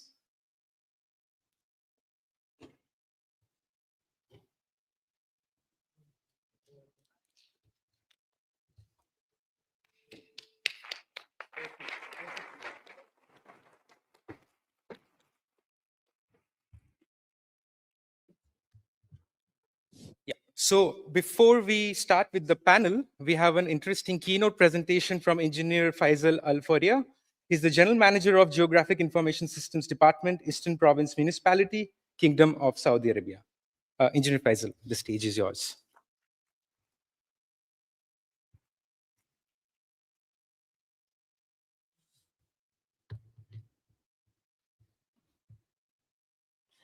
Thank you, everybody. I would like to introduce myself. I am Faisal Al-Faria, General Manager of Geospatial Department in Eastern Province Municipality at Kingdom of Saudi Arabia. Today, I will highlight the evolution of the geospatial service in Saudi Arabia with the focus on Eastern Province Municipality and how the GIS and AI support the urban and regulation developments. As you can see here, this is the big figure of our province, 68,500 kilometers with 23 municipal, 10 government, and total land was more than 600,000 land parcels, with the subdivisions planned more than 3,500. So we built our geospatial database with this coverage area, and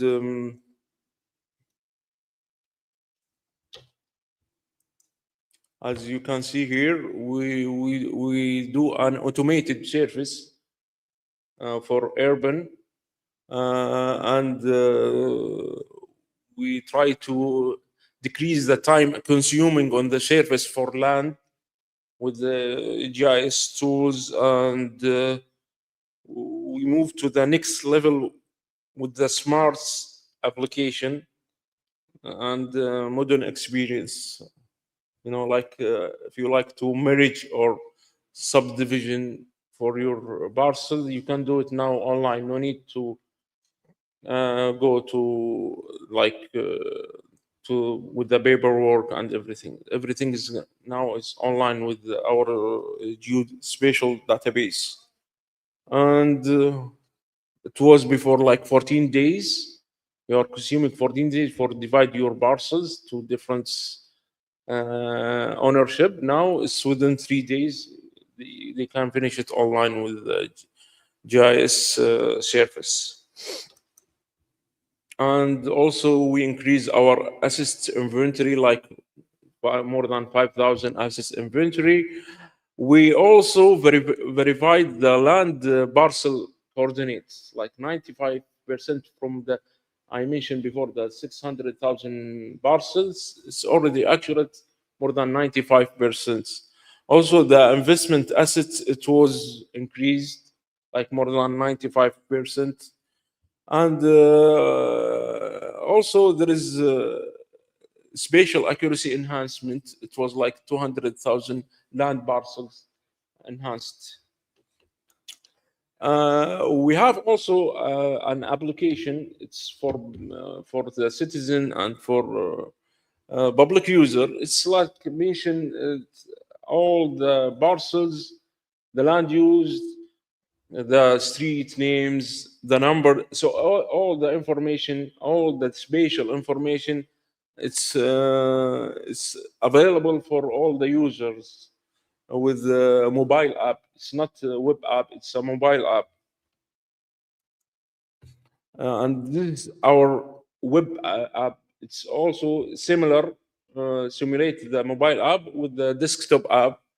So you can search the land use, the parcels, the street names, the neighborhoods, whatever you like, you can search it with the trusted and updated information.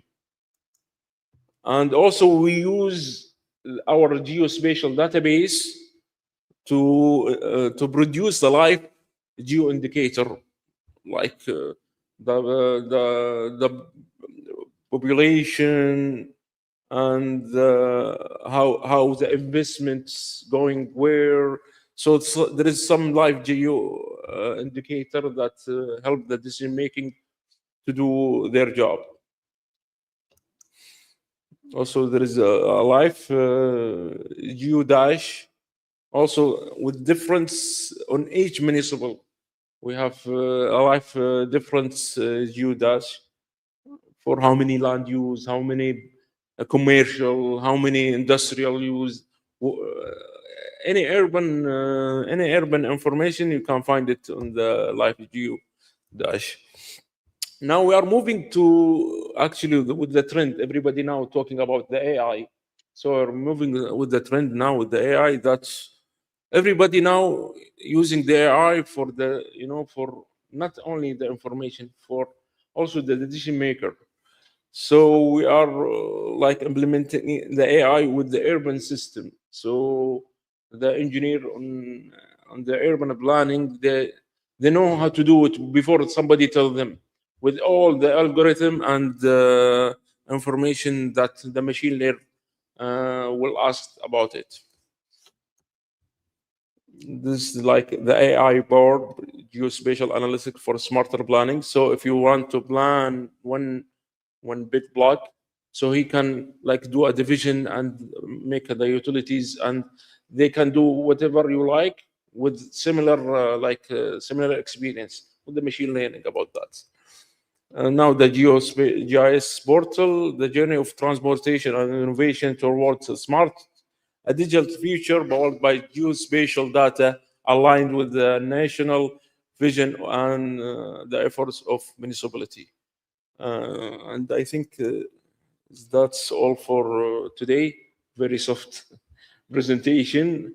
And I have a short video. If you allow me, I will show it to you. Maybe they can explain more about what I did talking about it. Could you run out the video, please?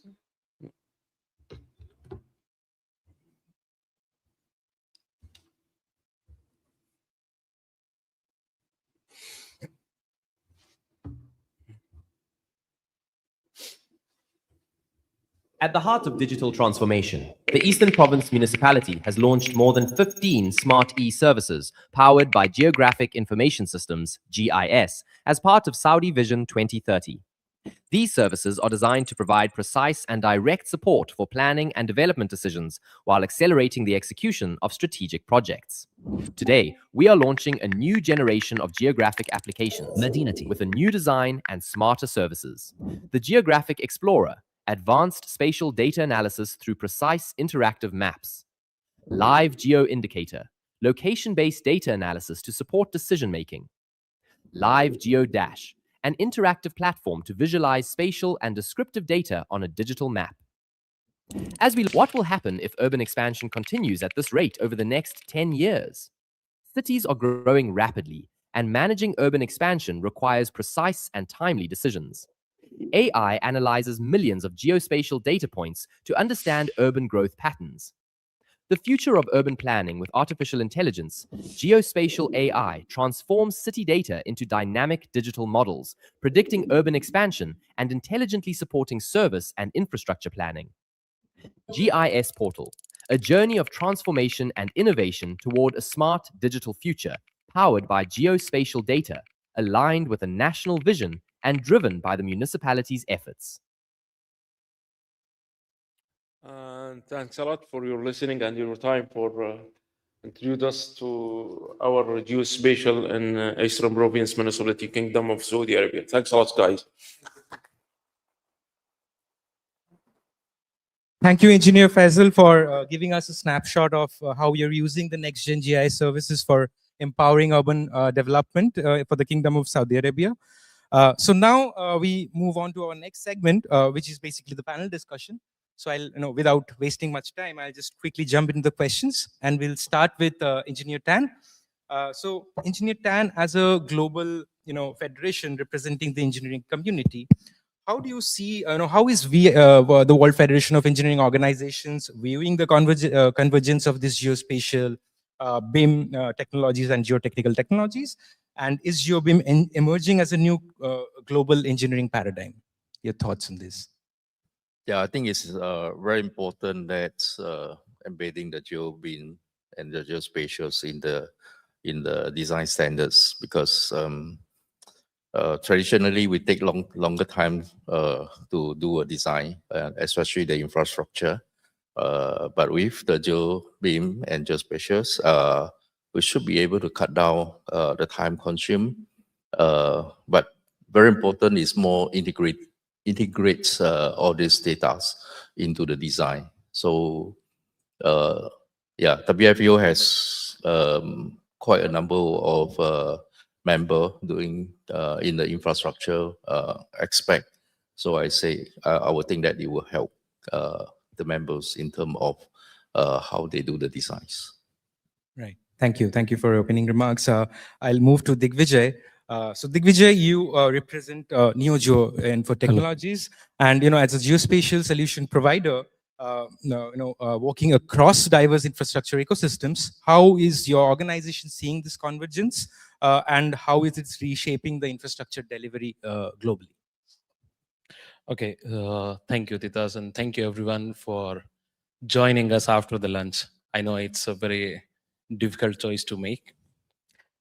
See, from traditional point of view, if we look at the Geospatial and BIM as in a separate system, and we look at the data, both are very intelligent systems, but not talking to each other becomes a problem. Knowing what is there and knowing where it is makes most difference in this particular story. In today's context, the BIM is not optional. It is a choice which we have to make consciously within the governments, within the sectoral coverage. And let's say you are in a city owner or you are in a municipality and you want to make some decision on it. You know your building looks like, you know what details of the building is. If you don't know where it is and how vertically that data is accurate, that becomes a problem. You are trying to solve one problem by creating another problem. So I think what we should move from is normal context model to the models which are aware about themselves, integrated systems, including the BIM itself and the IoT. This makes a life cycle complete for the BIM to come as an emerging system. So I would say the BIM is not optional, it's mandatory.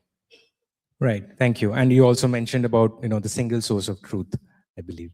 So yeah, moving on to Piers, as a global leader in reality capture and geospatial data, how is EagleView contributing to bridge the gap between real world conditions and digital infrastructure models?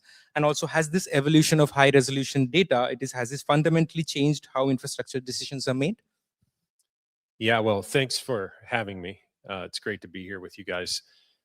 What we do is ultimately add a high resolution component, a part of building that GeoBIM picture.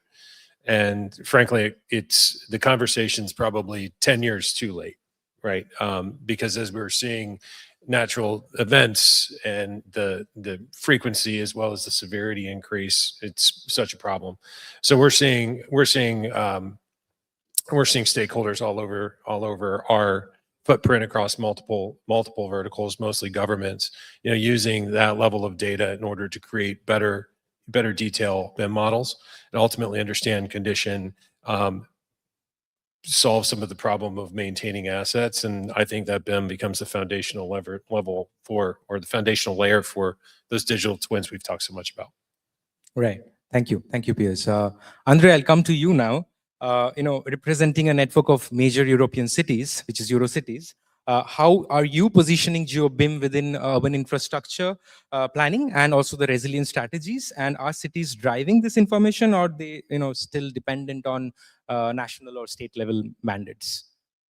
Yeah, thanks for inviting us and to bring in maybe a different perspective, because we represent indeed the cities, and cities usually don't start from thinking about technologies and the tools, but they start with the challenges that they meet on the ground. And then, of course, they try to find solutions, and it's very interesting indeed to see the different solutions that exist, because, of course, it's very important, more and more important, to get this geospatial data for cities because it underpins the way how cities are built, how you live in the cities, how you maintain the cities, and so on. And you can have potentially a lot of challenges that can be solved by better use of this geospatial data, be it managing traffic flows in cities, which is a huge problem, of course, to see also how there is the potential for solar energy on the different buildings in the cities, how you can monitor air quality in cities, how you can model floods or heat waves in cities. So it's very useful. And cities, I think, have the ambition to be in the driving seat of applying these different solutions that exist when it comes to establishing also their goals and to see indeed how this can be used in the best possible way. But of course, they have also to take into account the context. And there can be some national regulations, or here in Europe, also European regulations. There is the question also of funding, because cities are struggling more and more with financial difficulties. So they need financial support from other levels of governance or from the private sector actually to fund these different elements. And they also face the challenge that currently data is sometimes quite fragmented. And sometimes they would like to use new solutions, but it's not so easy because either they cannot pay for it, or also because sometimes they may not have the infrastructures to use it really very well, or they are stuck with contract with their current providers that prevent them from innovating and taking over new solutions. Right. Thank you, Andre. And I do agree to this, because I think from the point of view of engineering and the architecture community, the digital transformation has happened more on a micro level, but now we are moving more towards macro level, looking from the city point of view. So yeah, thank you. So I'll move on to Engineer Tan. From your organization standpoint, how can global engineering guidelines better incorporate subsurface intelligence and as a standard requirement rather than an afterthought? So if you can share your perspective on that. Yeah, most of the code of practice now has to be changed, right? I believe ISO at the moment is also making some revisions to some code of practice, and this subsurface information's quite important, which has to be incorporated into the design itself, because of the risks. Subsurface is always uncertainties are there, safety and the risks are there in terms of design. So we need to incorporate all these informations into the not only the engineering design, but maybe at the beginning of the planning aspect. Then that will have to taken care of. Yeah. Right. Thank you. Digvijay, you were speaking about the single source of truth, the need of single source of truth, and how it is a challenge. But it's more of a follow-up question, the next question. So in terms of your organization, or in terms of organizations of your scale, how do you think, what are the challenges when it comes to this integration and convergence of these technologies? And how can geospatial technology evolve to provide more reliable, actionable insights for especially from ground risk assessment and decision making? Thank you, Ditas. So it's a very in-depth question, just like the context of subsurface utilities we are talking about. I'll share you a very interesting story from my second home, Saudi Arabia. So we were working with one of the client, and their engineering department had so much of utility data with them for, let's say, 36,000 or 40,000 as-builts or engineering sketches. But when they want to make a decision on those sketches, it used to take at least 1 or 2 weeks to find out what is the right data and which data I should rely on, and whether should I give this particular data to a contractor who gonna make some amendment in the field or the repairing in the field. The challenges are not only at the department level or at the technological level, but integrating those data with what are the system available. Maybe you talk about the GIS, you talk about the BIM, or you talk about the data which is lying underground there within the cities. And we are passing on those data almost every day without thinking much about what could be the repercussion if these data are not maintained or not measured on a very in-depth level. The second context of this particular part is the poor interoperability. Most of the time what we have seen is when the GIS is talking to other system or BIM is talking to other system, the data is not reliably integrated. And every system, whichever way we talk about, data cannot be undermined. I always say this particular context. I think many of the colleagues during last couple of days talked about AI coming to the GIS and making enhancements and advancements. Maybe the GIS is or Geospatial is ready for the AI. Is AI ready for the Geospatial? I mean, the kind of decision can we take rely on the AI using the Geospatial data? Geospatial, when we talk about at the core, they are very precise data of a city. There are economical repercussions when we talk about city management and city planning. And that's where I think we need to think more and align ourselves with respect to the technology available, with respect to the willingness and the sophisticated use of AI. Right. Thank you. Thank you, Digvijay. I will stay in the topic of the subsurface intelligence and move to peers now. So how do you see the current reality capture technologies to go, in terms of addressing the subsurface uncertainty that is there? And do you see a convergence between subsurface data capture and predictive subsurface modeling? So this is how I know you don't like me very much, is when you ask the guy who flies airplanes for a living something about what happens below the ground. But it brings up a really interesting point, right? Because while we don't currently have sensing technologies that go subsurface, we stay above the surface. To get a real picture of what's really happening and how to create those models, you need to be able to fuse all those data together and make it really easy to access and utilize that.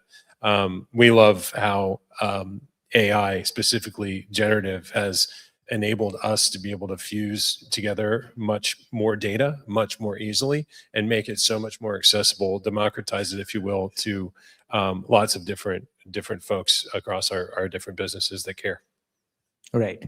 So, Andre, now we'll move towards, I like to understand the perspective from the cities. Within the Eurocities network, how are cities dealing with this fragmented ownership of underground utilities and data silos? And are there any governance models that you have observed that is enabling better coordination and better sharing of data? As Vijay was saying, this is one of the challenges that is there. Yeah, certainly the situation is very different from one city to another, but in Europe at least we can see that there's a certain tendency for cities to retake the power on managing municipal services by themselves, because they have seen that for services like water and energy, for example, the private operators have not been able to manage and to maintain these different infrastructures for an affordable price for everyone. So more and more cities say, well, maybe it's good for us to own actually the infrastructures and maybe also the data to be sure that everybody has an equal access for it. I don't think that there's one single governance model that is perfect, because you also have to take into account the national context and also the priorities. But what I think is important for cities in general is to make sure that the needs of all the different stakeholders are met as much as possible. And cities, I think, can play an important role to make sure that we have all the different stakeholders around the table when we want to decide which kind of data do we want to collect, how are we going to share it, what is the business model also behind it. And for this, I think it's important that we bring together all these different actors and to make sure that they have a seat at the table from the very beginning and not once the solution is already chosen. And interoperability standards are very important for this to happen, of course. And in addition, also, it's very important that knowledge sharing among cities also can help them to not commit the same mistakes as the first city, for example, and also that we can find possibilities to develop capabilities and capacity in cities to actually make best possible use out of it. And there, I think also we can have some common approaches between cities and private actors as well. Right. Thank you. So for the next round of questions, I would like to move into the digital twin technologies. We have been hearing and discussing a lot about digital twin technologies across across the previous panels and also the CXO summit that we had a couple of days ago. Engineer Tan, how do you think digital twins is redefining the engineering accountability, especially in life cycle performance and the resilience? And could this become part of a future global engineering compliance frameworks? I think this is a trend to adopt the digital twins into the infrastructures design, because nowadays the project getting more complicated. You don't just define a buildings, but you need to include all the environmental components, climate change, you need to analyze the scenario, and as well as the traditional engineering work, architecture. So everybody has to come together. So digital thing is a very dynamic tool. You allow people to make changes. At the same time, other people are able to follow suit on that. So I think it can become future standards into the engineering and architecture designs. Right. Thank you. Thank you, Engineer Tan. Digvijay, again, staying in the topic of digital twins, how is NeoGeo technologies enabling this transition? So we were talking about the fragmented data environments. So how are you utilizing the geospatial BIM and digital twin technologies to enable this transition? And also, in your view, what are some of the most compelling use cases that maybe you would like to share where we have seen real value of using these technologies? Thank you, Titas. So again, we are on a very fascinating topic, and this makes one of us to make more and more in-depth research about it. Any fundamental system works on two things: the base data and the top data. So the base data, which we call it, is the input for the system. Right. And the top data is the decision we drive out of the system. In between, there is a system, there is an integrated data, there is a whole lot of things. There are devices which is working and making the environment correct. So what we have really seen and observed during multiple, I would say, area as well as the multiple time frames, from data acquisition to data fragmentation to data aggregation. This is, I would say, the 70% of the challenge. Right. Aggregating data from an engineering department to urban planning to your maintenance, your operation and maintenance departments, this becomes a very quite big challenge in real life operation I'm talking about. Because we've been doing long enough to know this, that this is not the easiest one. While we talk a lot about the system being the system and the decision driving system out of it, then we talk about what is exactly my goal when we talk about in the same digital twin system. Right. So the challenges are correct data and acquisition of correct data using right methods with right technology with right precision. Then the processing of particularly the systems and data, and then setting the standards what I'm going to drive from this particular data is the key for your digital twin system as well as the data management. Right. Thank you. Piers, again, staying in this topic of digital twins, and if you see the definition of digital twins, it is I think it's quite it's quite right to say that digital twin technology cannot just work alone. There is a lot of integration of other technologies that happens. So what do you think that, in terms of the reality capture technologies, how it is, or especially from your point of view, your organization, how are you enabling, this transition? And what are some of the impactful case studies, if you'd like to share from your point of view? Oh, you mean some use cases? Is that what you're? Yeah.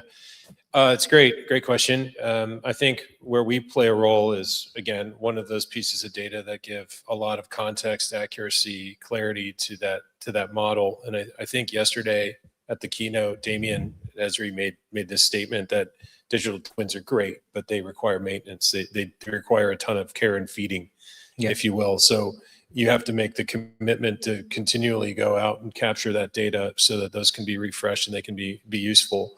Then if you integrate those models into the right workflows, they can be incredibly powerful. One area that we're real passionate about is capture post-disaster, but what you got before the disaster is even more important, in the sense that now we're seeing governments, for example, able to much more effectively utilize their field service, their emergency services prior to a catastrophe like a wildfire or a flood, because they can understand what's at risk better than before. What we're really excited about is, with all of the advancements in compute and all this data, the ability to run these simulations. And I think that's ultimately going to save lives and a whole lot of money. Right. Thank you, Piers. Andre, in your opening remarks, you did mention about how this convergence of technologies, how it is enabling, or how it is being leveraged for sustainability, resilience, citizen engagement as well. And we see that Eurocities have, we've seen a very strong momentum in urban digital twins. So what were some of these institutional changes, that were required to enable this shift? If you can share your observations on this.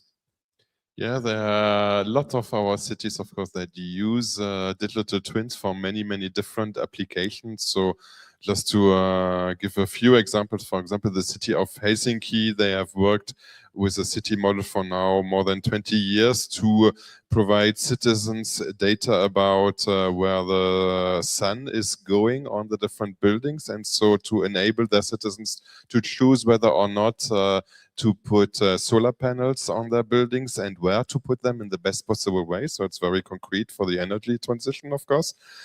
For mobility, we have cities like Ghent and Munich that use digital twins in order to not only monitor traffic flows, but also to measure the potential impact of roadwork and street closures before they happen, in order to make sure that there's discomfort for residents and also extra costs that emerge.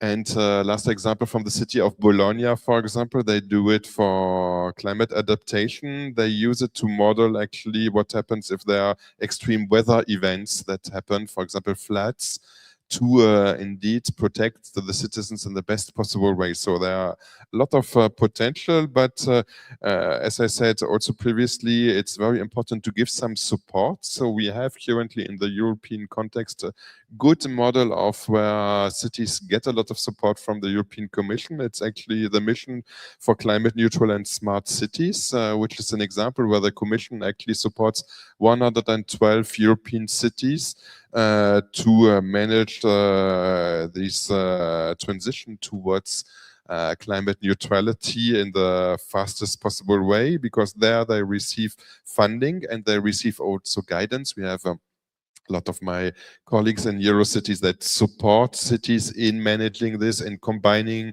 knowledge exchange and also having very specific advisors from different areas. So it's something maybe that we could also explore about exploring it for geospatial data, to have also this kind of collective support and collective learning process. And I think what is also very important is that we get more support at the institutional level and at the political level also for investing in the invisible infrastructures that make all these different applications work. Because to be quite honest and transparent, sometimes our colleagues in the city's digital department say that it's easier to get funding for a nice application that can actually provide the data, but to the citizens. But you need to collect, first of all, the data. You need to prepare it to make sure that it can be used for actually the different applications, and there it's less visible, and we need to convince the decision makers that we need first to invest in the infrastructures before we can actually have the applications for the citizens. Right. Thank you. Thank you, Andre, for sharing these examples. I'll move on to the next round. And here we would like to discuss more on the topics of standards, policy and collaboration that is actually needed for mainstreaming this GeoBIM adoption at scale. So Engineer Tan, I'll come to you first. What role do you think that organizations like yours, being one of the most oldest and most impactful engineering organizations that is there in the world right now, how do you think, what is your role in aligning the global engineering standards with GeoBIM principles? And also, is there a case for a globally accepted GeoBIM framework? What your take on that? Yeah, that's a good question. WFO is a global engineering organizations, and we have more than 100 country members, cover about 30 million engineers globally. So the impact will be great if you want to promote the good practices. We are able to create the impact. And furthermore, we have been working very closely with ISO. So our members are represented in the working committee of the ISO, so that we also publish a number of documents. So I think in terms of creating impact to the engineering community, we are able to do that. On the other hand, we are having institutions which doing capacity building. At the moment, we have the Africa program, which is a 5-year program working closely with UNESCO. So with the capacity buildings and with the size of the engineers we have, I think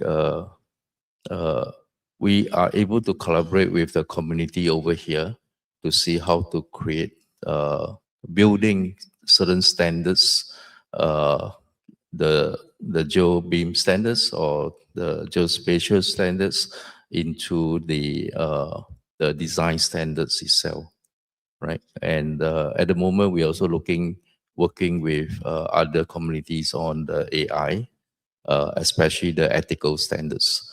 So those are the things that we're able to create impacts globally. Right. Thank you.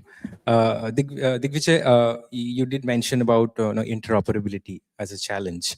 And I believe the policy standards and collaboration, that is one way to negate certain challenges like interoperability. So from your point of view, or from New Geo Info point of view, industry players in this geospatial ecosystem, how do you think that what is the role that you should play in driving interoperability and fostering collaborations across the geospatial and also the BIM systems? Thank you, Tidas. So I'll take a step back. Yeah. And let's understand, where do we need those digital twins we are talking about? Are we looking at from energy point of view? Are we looking at from oil and gas or electricity or telecom point of view? Because every stream needs its own kind of a data, its own kind of a standards. Though there are some common attributes amongst them, but then they segregate their particular specialty. What we have observed as an ESGO across the multiple projects, the technology is not the challenge. The institution-led frameworks, to some extent, can contribute towards the success of the digital twins. But the main problem in the digital twins are the barriers which, let's say, 70% causes by non-standard frameworks across the different ecosystems or different cities. Mostly at this moment, if we talk about the data which is being produced, maybe it could be city dependent or it could be region dependent.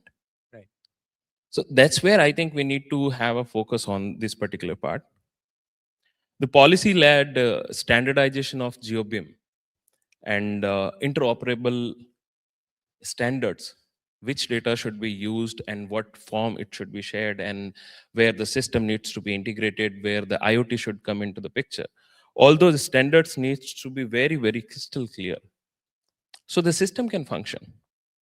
At most, and the end goal of every technology is to make the human life easy. So the moment we have a system which is functioning, which is well aware about itself, then you can drive the decision out of it. And not only the decision, but the intelligence. So you can have the future predicted, scenario simulated, and operational efficiency which this brings is huge, phenomenal, I would say. Thank you. Piers, your take on this. Let me reframe the question for you. Through enabling this transition that we were just discussing about, how do you think EagleView is aligning its solutions with the government needs and also the standards to enable the scalable adoption? And what business or delivery models can make GeoBIM more commercially viable? Yeah, great question. It's an important question. I'll start with the last part first. Sure. That, we've had to really change our way of our thinking over the last few years to one where we're really thinking developer first. In that sense, we provide APIs and SDKs where appropriate, now more MCPs and agent-to-agent integrations, right? Because like we talked about, the data is great and we can go capture data all we want, but it has a shelf life. And there's also inertia and workflows that are very, very real. And it's great. My colleague here mentioned solar across cities. We have a data product, for example, that we can immediately tell you what the solar potential of a rooftop is. But we've had a heck of a time getting that into workflows without having integrations. It's great you have it, but if you can't make it work, it's just going to sit on the shelf. So we made that realization and have really shifted our business to just being easy to integrate and incredibly easy to work with in terms of just helping people consume that data and make those digital twins and data products just easier to kind of get the value out of. Right. Thank you, Piers. Andre, from a city point of view, how has Eurocities facilitated, this collaboration between cities, policymakers, industries, and to overcome these kind of interoperability challenges? And what policy instruments have proven most effective, especially if we look at Europe as a use case? Yeah, as I mentioned previously, it's very important to have interoperability and standards for cities, because also in cities often we lack of the internal skills actually and the technical expertise to see which solution works well and fits well to the rest. So it's very important for us. So we as Eurocities, we are also not a technical work, so we rely on partners so that can work together. What we can do and what we already did is to indeed create space for connections between cities and the different other stakeholders to indeed come up with some common solutions. So one example is the livingin.eu movement. So it's a community that has been supported by the European Commission and that Eurocities is operating together with other people, that is open to all local and regional authorities that want to work together on digitalization. And we have been coordinating this since 2023. And there we have, for example, technical groups of public administrators to contribute to the development of a common list of standards and technical specifications to achieve interoperability across datasets, systems, and platforms. And in terms of policy, the European Commission also has launched a portal, an interoperable Europe portal, which serves as a one-stop shop for public administration, where we have a label, Interoperable Europe Solutions label, that is issued to technical solutions that meet a list of criteria that has been established and that create trusts, I think, for cities. Then it's a catalog of interoperable and open source solutions that simplify the research for cities. If they want to use new digital solutions, they can look in this catalog. And there's also a support center and an academy to actually have a person where cities can call and say, well, can you guide me through this catalog and in this label, for example? So this is also very important to have all these different resources available, and also to maybe the smaller cities that maybe have even less resources. Right. Thank you, Andre. So we have around 4 minutes left. So before I move to the closing remarks from all the panelists, I would like to check with the audience if anyone has a question for any of the panelists. Okay, I don't see any raised hands. So I'll quickly move on to the closing remarks from each of you before we conclude this session. And it's more of a hypothetical situation. So maybe in 30 to 45 seconds, if you can let us know that if you'd like to reconvene 5 years from now, and what do you think, what would success look for GeoBIM in infrastructure sector or engineering sector? And what should have fundamentally changed? So Engineer Tan, you can start. Yeah, I think we recognize GeoBIM is helping engineers in terms of their design and build more resilience in terms of sustainability. Nowadays, we're talking about low carbons, and we're talking about risk management. I think the GeoBIM will be able to support all this objective of the low carbons. So I would think that you wouldn't wait until 5 years from now, but even now we have to start to see how to incorporating the technology into the design aspect and have more reliable performance into our designs. Thank you. Thank you, Seng Chuan. Digvijay. So when we talk about the digital twin and specifically the GeoBIM and subsurface part, so what do we mean by that? What it is contributing to? Is it just gonna be an integrated system? Or are we thinking to have an integrated decision support system? So let's say if we take 5 years down the line and where we would like to, I think if we can manage to bring the economic cost of operation and maintenance and spillage and all the maintenance which never needed, to know what is under the ground, how should I maintain it, basically where it is, what it is, and how old it is. Based on these 3 parameters, you are able to make the decisions which can let you have the sustainable city management. So that's where I would look forward to 5 years from the line. Got it. Thank you. Thank you, Digvijay. Piers, your take. Yeah, I see us hopefully going from having these conversations about systems of record to systems of reality. So really having an understanding of the full picture, including the geographic context as well as the conditional context of a particular building. It goes more than that.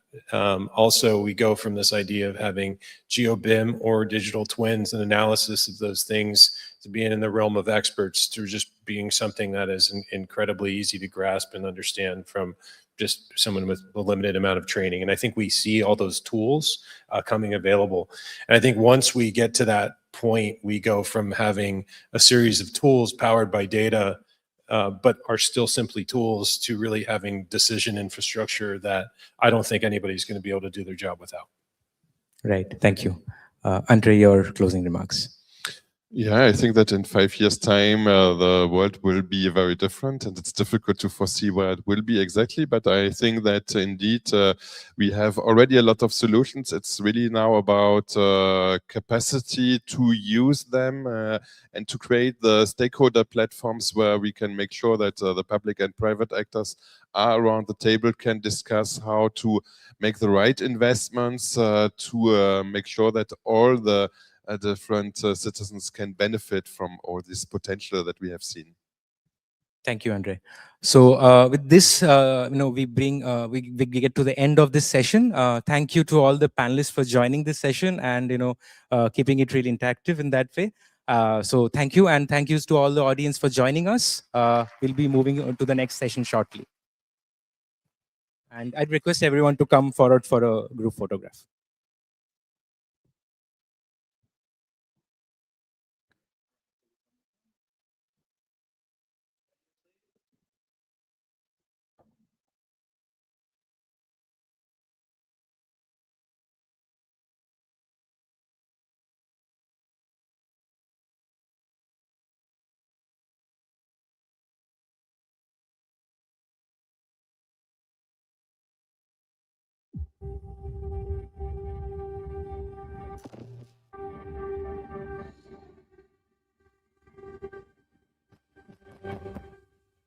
What happens when the infrastructure nations depend on is turned against them? A fractured geopolitical order is driving nations to prioritize self-reliance in critical infrastructure. Policy and governance frameworks are being reformed. Sovereign space and geospatial capabilities are being built, and commercial sector partnerships are scaling those sovereign foundations into broader economic value, delivering assured capacity, industrial growth, and societal resilience. The scale of commitment reflects the urgency. Governments worldwide are investing $385 billion through 2034 in sovereign space and geospatial infrastructure, alongside $1.3 to $1.5 trillion committed to sovereign AI and cloud capabilities. Of that sovereign space investment, 83% is directed at core space architectures, because without reliable sensing, communication, and navigation, all downstream's capabilities fall under stress. PNT resilience accounts for 5%, a critical share, as trusted positioning and timing underpin economies, military operations, and infrastructure. Earth observation represent 4%, and drones and UAVs 7%. The layer that transforms space data into actionable intelligence. Nations that build sovereign geospatial capacity grow at 3 times the rate of those that do not. The weaponization of space infrastructure and geospatial data is no longer theoretical. It is real, and driving governments to build sovereign capabilities. At the regional level, geospatial cooperation frameworks are emerging as instruments of collective security, enabling shared situational awareness, harmonized border monitoring, and coordinated disaster response. Balancing regional data sharing with protection of sensitive geospatial intelligence remains a core governance challenge. How nations manage classified and open geospatial ecosystems, ensuring security while enabling civilian and economic value, will define this decade's policy frontier. Welcome to the plenary panel on sovereign space and geospatial infrastructure for national and regional security. Moderating today's session, Aravind Ravichandran, founder and CEO of TerraWatch, France. Nicholas Hanowski, head of the European Space Agency's Earth Observation Satellite Missions, European Space Research Institute, Rome. Joined by Ingrid van den Vergey, Administrator General of the National Institute of Geography, Belgium. Ali Al-Shehi, Director General of the National Space Science and Technology Center, UAE. Abhay Mittal, Chief Executive Officer of Adosky, Singapore. Coco Antonissen, Director of Space Applications at the Netherlands Space Agency. And Vinay Simha, Chief Executive Office of SkyServe India.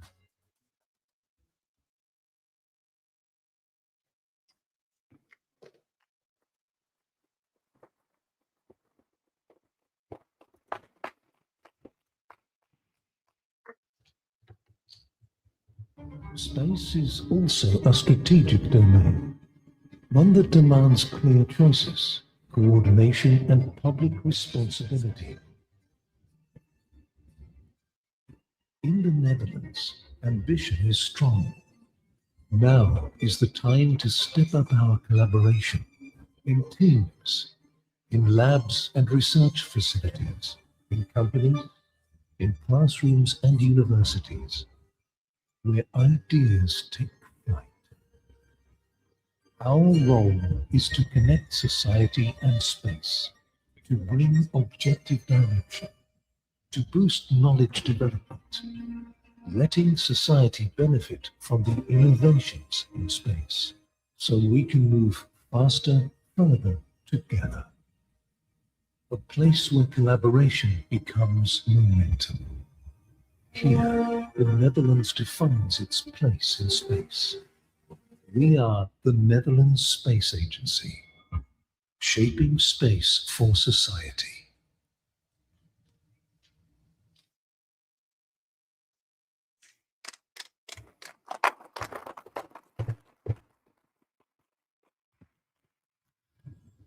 Hi, good afternoon, everyone. I think we've got a task at hand to, I guess, keep you all interested and awake. So we've challenged ourselves to make this fun as much as possible. So my name is Arvind. I run a company called TerraWatch. We are an independent research and advisory firm focused on Earth observation. We work with government institutions, private companies, satellite companies, investors on strategic advisory and consulting. I also write a newsletter focused on Earth observation, and I think it's a great panel to chair, because this is a topic that we've kind of covered, and I've analyzed this for the last 3-4 years, when sovereign space and sovereignty has kind of come up into the conversation a lot. But I think what we're going to cover in today's panel, the format is going to be pretty much the same. We're going to have a keynote presentation followed by panel discussion, and then hopefully we will have some time for questions at the end. I'll try to ask in the middle if you have any questions, and based on that I can pace the discussion. So I think the focus for today's session is going to be sovereign space and geospatial infrastructure.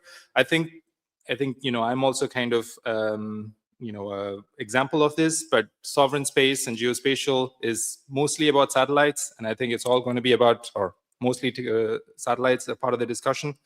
But sovereignty and geospatial, it's a stack. It's not just satellites, and just throwing satellites up there doesn't mean it's sovereign. So hopefully we'll cover that during the conversation. And yeah, during the discussion, and you can see the panelists we have who kind of represent from the space perspective to mapping agency, to Geodesy, to PNT. So I think we're going to cover a lot of ground. So with that context, I'd like to invite Dr. Nicholas Hanowski for his keynote presentation. Following that, we'll continue with the panel discussion. So Dr. Nicholas, over to you. Thank you.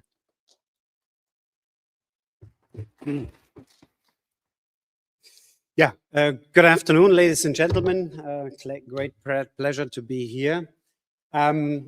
It's a complicated title, Sovereign Space and Geospatial Infrastructure for National and Regional Security.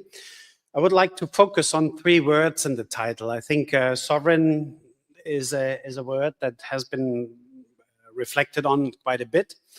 And I want to give you a specific interpretation of sovereignty from a European and European Space Agency perspective. Then when it comes to national and regional, I think the example that I want to give in the context of what Arvind just described is the specific perspective of the European Space Program, our interaction with the European Union, and the stimulus that we have received at the end of last year when we had the ministerial conference in which the member states of the European Space Agency decided on the profile of what European sovereignty and national regional security should imply. When it comes to security, I would like to emphasize that what I'm describing to you now is to be seen in the context of what I would call the natural essence of Earth observation, namely that there is always a dual use aspect in what Earth observation can provide. But now I think also with the last ministerial where member states of the European Space Agency have decided to embark on a specific security defense related program, this dimension is expanded into a broader security context. So I think it's important to keep these aspects in mind. Just a few figures on the current status of the European space endeavor in the form of the European Space Agency. We have now 23 member states. The member states of the European Space Agencies are not the same ones as in the European Union. The UK is a member state of the European Space Agency, Norway, Switzerland, and Canada is an associated member. So I think even the setup of these countries is an indicator that in the programs that are relating to security, to sovereignty from a European angle, this is a very complementary effort with regards to the efforts of the European Union in which we are working very closely together. We currently have a workforce of 6,500 people, and you can see that the annual budget of the European Space Agency is about 8 billion euros. One thing that I always need to emphasize, and one of the key rationales for me being here, is to always convey the message that this is not a proprietary ESA activity or ESA context. This is all about activating, engaging industry, European industry, member state industry, to be able to contribute to the endeavor of sovereignty and security that we are talking about.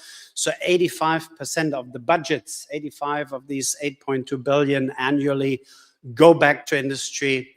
And one of the key incentives for me to be here is always to remind what I would call the geospatial industry to consider being engaged and involved in the Earth observation domain, and in particular in Earth observation data management activities, not only to think about the downstream applications.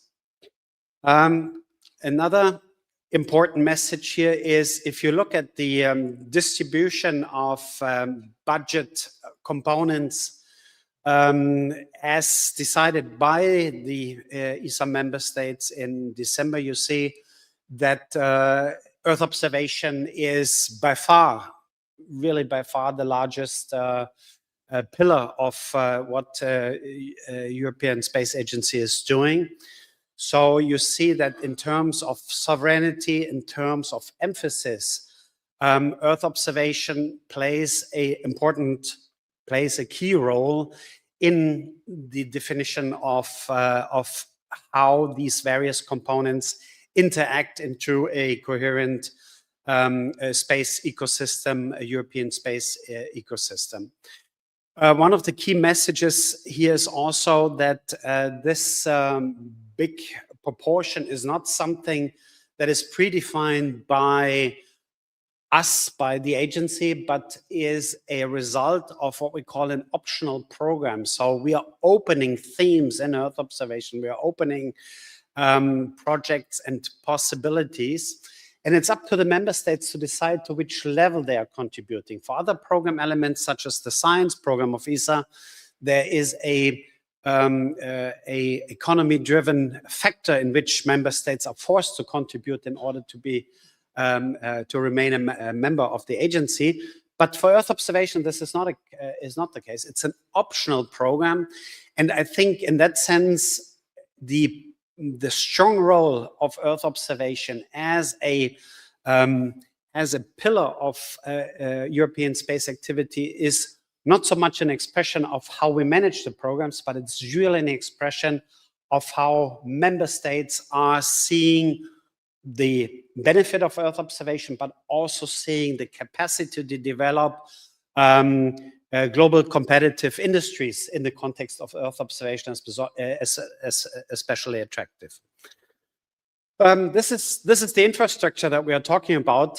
Sovereignty in terms of infrastructure is what you see here.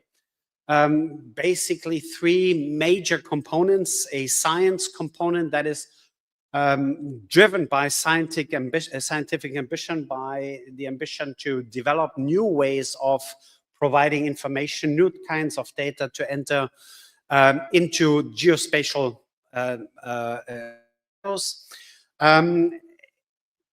the science part is transforming ever more and ever more overlapping with the operational service provision, Earth observation service provision, most notably, of course, in the context of the Copernicus program. Copernicus, a EU program, flagship program, in which systematically Earth observation data is made available, is free and open data for utilization, with a strong emphasis on operational institutional needs, on the commercial applications, and not so much on science. But the reality is that when we look at the overall scientific publications generated out of the European Earth observation ecosystem, that Copernicus Sentinels are a major source of scientific productivity as well. Last but not least, meteorology, a major European endeavor as well. Here the colleagues from EUMETSAT are in charge in order to operate the system, to provide, to manage the data. And we are doing this, of course, in a very much integrated way. Some of the Copernicus Center missions are actually also operated by EUMETSAT. So there is a seamless integration from an operational, from a data access, data dissemination point of view. What we should also mention is that this ecosystem is not standing on itself. It has a commercial component. It has a national mission component as well. So we are receiving budget from the European Union. We are mobilizing our own budgets in order to integrate very high resolution data, to integrate commercial data in order to complement, for example, Copernicus Sentinel data on a very systematic basis. How is this evolving? Is this the same picture as 2-3 years ago? No, it's changing. And one of the changes that you see is the level of activity here in terms of supplementing, expanding this infrastructure. And you see here that last year we had quite a number of launches that are augmenting the systems. And the main message here is that the backbone of the system here, the Copernicus space component with the figures that you see here, where we are, by the way, disseminating per day almost 0.5 petabyte of data to via the various data access points, that this system is also about to be expanded significantly over the next few years, providing additional opportunities for the geospatial community to integrate this data and to devise new applications and services. This is what is possible today. Many of you are integrating, are using Copernicus Sentinel data, but we are just a few moments away from, or a few months away from expanding that overall system with completely new capabilities. And some of these capabilities, in particular, the hyperspectral and the L-band radar capabilities, imply a multiplication of the data volumes that need to be managed, need to be organized, need to be analyzed, need to be put in a context, in a geospatial context. And again, this, from my perspective, is an offer, an opportunity that I would like to provide the geospatial community, in the same sense that I'm asking for your interest, for your support in the ways that, of course, the applications are developed, but also how you could contribute in the overall management, especially in the context of digital twins and artificial intelligence applications. So this is coming. We will systematically expand the system. And another component that has been mentioned many times is the activities revolving around a specific type of digital twin. I would like to emphasize this. Sometimes digital twin is used as a generic term that has many different manifestations.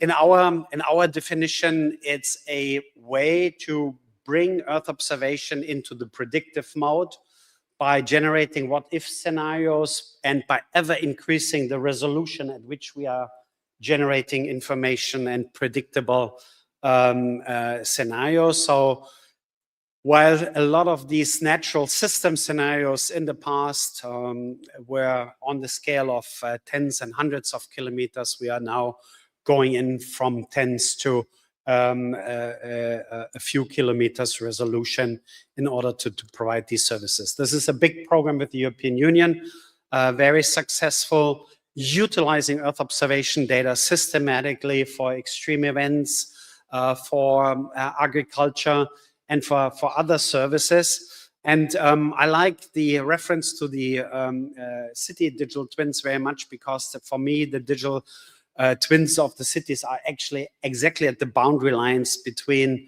what we call natural digital twins and engineering digital twins. We can learn a lot at the interface of these digital twins manifestations. Just in terms, again, of sovereignty, what are our key ambitions? We want to keep our key ambitions very much on top of our priority lists, which is the provision of a sustainable environment, sustainable future for the planet. That is one of the key drivers and key reassurances that we have received from our member states, who have for the first time oversubscribed the Earth observation program, giving us an additional boost that our key rationales, the underlying rationales for the programs are sound. European autonomy, resilience is explicitly mentioned. So this concept of sovereignty built on a solid infrastructure, built on a solid data policy, built on a solid cooperation between the actors in Europe is very much alive. And of course, you see other components here, all of this with a strong view on boosting the economy and European competitiveness. These are program components in which you find possibilities to engage. And I want to focus just for 1 minute more, and then I'm finishing, on the security component that is new. It's our so-called ERS program. It's European resilience from space with a strong dual use and defense perspective in mind here. And I have actually, in addition to the functions and components that we see as central and again, in which the geospatial community is invited to contribute, a few specific components on this ERS program. So far, we have divided this in two elements. Element one is basically focusing on a European EU-driven program called EOGS, a governmental system that builds not only on Earth observation data, but communication and navigation data as well. And we are seeing this element one as a contributing element, whereas an element two, we are trying to reinforce and interconnect national activities in order to federate and in particular enable the so-called pooling and sharing of security relevant data for resilience, relevant data and information with their corresponding entities. For the first time, this is a very novel thing for us. We so far were not receiving budgets directly from defense ministries of our member states. ESA now is receiving, in the context of this ERS program, budget contributions, subscription contributions from defense ministries of the member states. And we are actually expanding and extending the openness of these subscription beyond the actual ministry, which happened at the end of last year, into the future. So something that is clearly giving a strong emphasis on the security component and security as a sovereignty, European sovereignty theme in a very systematic way. This is my concluding slide, because whenever I come to the Geospatial World Forum, I want to emphasize that our communities are not completely fused at this stage. And I would make a strong argument that everything that I said about European and ESA ambitions in terms of sovereignty, security, and resilience also rests with our capability as a community to further integrate specific aspects of our domains. I think the first integration aspect is the data. I've discussed today with colleagues from ESRI, for example, how data formats are still can still be a hurdle in terms of integrating data for commercial applications. Infrastructure and industrial engagement is something that can be done with a much broader integrated perspective. The development of applications, seeing a little bit what's happening on the pure Earth observation side vis-a-vis what happens in the broader geospatial context, for me is always something where I'm personally learning something new. And last but not least, increased data management expertise. I think the geospatial community is faced with many, many challenges in terms of data management. So is the broader Earth observation community. And finally, I would even go so far to think about what I would call programmatic, even policy and political integration at some level, where these aspects are not seen as separate domains, but that whenever we talk about Earth observation ecosystem, we automatically integrate considerations of geospatial evolution. And in many ways, Earth observation needs to follow the lead that the geospatial domain is bringing, because I think one of the key characteristics that I see in the geospatial domain is the ability to integrate non-native data, non-native applications and services. And that kind of innovation is extremely important for Earth observation, at least in Europe, to take and to remain at the center stage of our programs. So I hope this is matching a little bit the topic that have been raised before. And with that, I thank you for your attention. Thank you very much.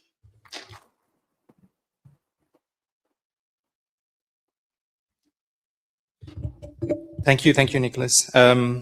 Very good. So I think it's time to start our panel discussion. And we have, I think you already heard who's on stage, and I think I'm going to give each of them the opportunity to give some initial remarks, but I'm going to set the framing a little bit. So first, I wanted to start with Ingrid. So from the first on the center of the stage. So Ingrid, so I wanted to start with you because I think you sit at the most underappreciated layer of this stack that I talked about. Authoritative data, and governments talk a lot about sovereign geospatial infrastructure, but do you think they appreciate the domain that you represent? And obviously I'm going to let you introduce yourself and who you represent and what you do, but essentially it goes back to, are they still treating mapping agencies as kind of the boring problems that they're not interested in solving, or is that starting to get some traction? Okay, thank you. I love your question. Well, so I'm Ingrid van den Bergen. I'm the head of the Belgian Mapping Agency, but I'm also actually chairing UN GGIM Europe, and I have a long track record in international advocacy on behalf of the mapping agencies, not only promising things, but also delivering on real tangible outcome that is valuable to countries. And so, I think we are not only on the user side, because you positioned us very clearly as using the Earth observation system, but we are also very much underpinning this whole satellite-based economy and industry. And I think there we are really underappreciated. And when I see the total budget of ESA, which is 8.26 billion euros, and the amount ESA is spending on the geodesy supply chain, which is probably zero. I think there really is a problem of recognizing the importance of the work that's being done by mapping agencies around the world. And so I really think that we have a big problem there. And when you reached out to us and say, let's integrate more, that's really something we have to do, because I'm very worried for countries building their resilience on satellite-based industry, satellite-based solutions, and not understand the problems that we face today in the geodesy supply chain. Second thing is that you can have as many satellite images as you want, and they are wonderful, and I love them, just to make sure you don't put me in the anti-lobby. But you will never find the legal position of the boundary between two countries on a satellite. You need somebody else's trustworthy, authentic information to give you that. You will not find the toponym of a city on a satellite. You need an authentic source of toponyms so that you don't make mistakes and use a wrong name for a place. And maybe presidents can be allowed to use wrong names for countries, but we cannot. So if you, I can talk on this subject for 2 days. That's not the goal, so I'll stop here. Thank you. Thank you, Ingrid. Next, we have Ali Al-Shay, Director General of National Space Science and Technology Center, UAE. The question to you is very much related to sovereignty because of, based in the UAE, and I'm sure you have a lot to say, but then I'm specifically interested in how you're looking at building these capabilities. Obviously, you've launched a satellite recently and a demonstration mission recently, and I'm guessing you'll touch on that. But I'm curious to understand, when you're thinking about building these sovereign capabilities for space and geospatial, and obviously you're trying to build that inside a university. So I'm interested in understanding, how are you looking at, owning it end to end versus partnering and building it all, all together as a true sovereign capability. So over to you. Thank you. First of all, thank you for having me sharing the panel with my colleagues here. Yes, I am the director of the NSSTC at the moment, but I would like to tell people where I came from actually and why I am here on this panel. I'm an Air Force pilot who used data. I'm an analytical who did analyze data and was looking for data, and data was not available. And then I was a program manager for a dual-use satellite, and I had to manage sovereignty and availability and collaboration together on that. From a country perspective, I think the center today is playing a role by connecting academia with the industry, and of course, under the umbrella of the government. So we have young engineers who are involved today in a program like you mentioned. We launched our first hyperspectral satellite, not in the country, but also in the region, from a research center.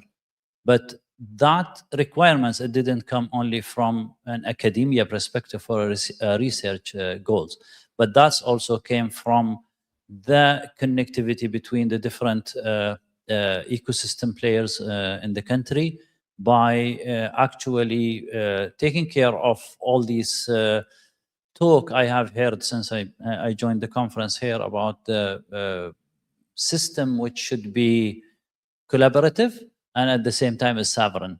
And sovereignty is deny access. Sometimes people will look at it like this. But I think within the UAE, we have built an ecosystem where today this is the sovereignty, the economic component being resilience, and also taking a collaborative approach regionally and globally.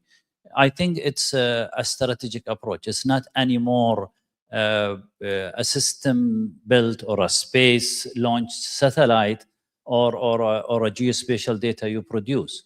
And at the moment, we can talk real examples. I came from a region which is under war at the moment.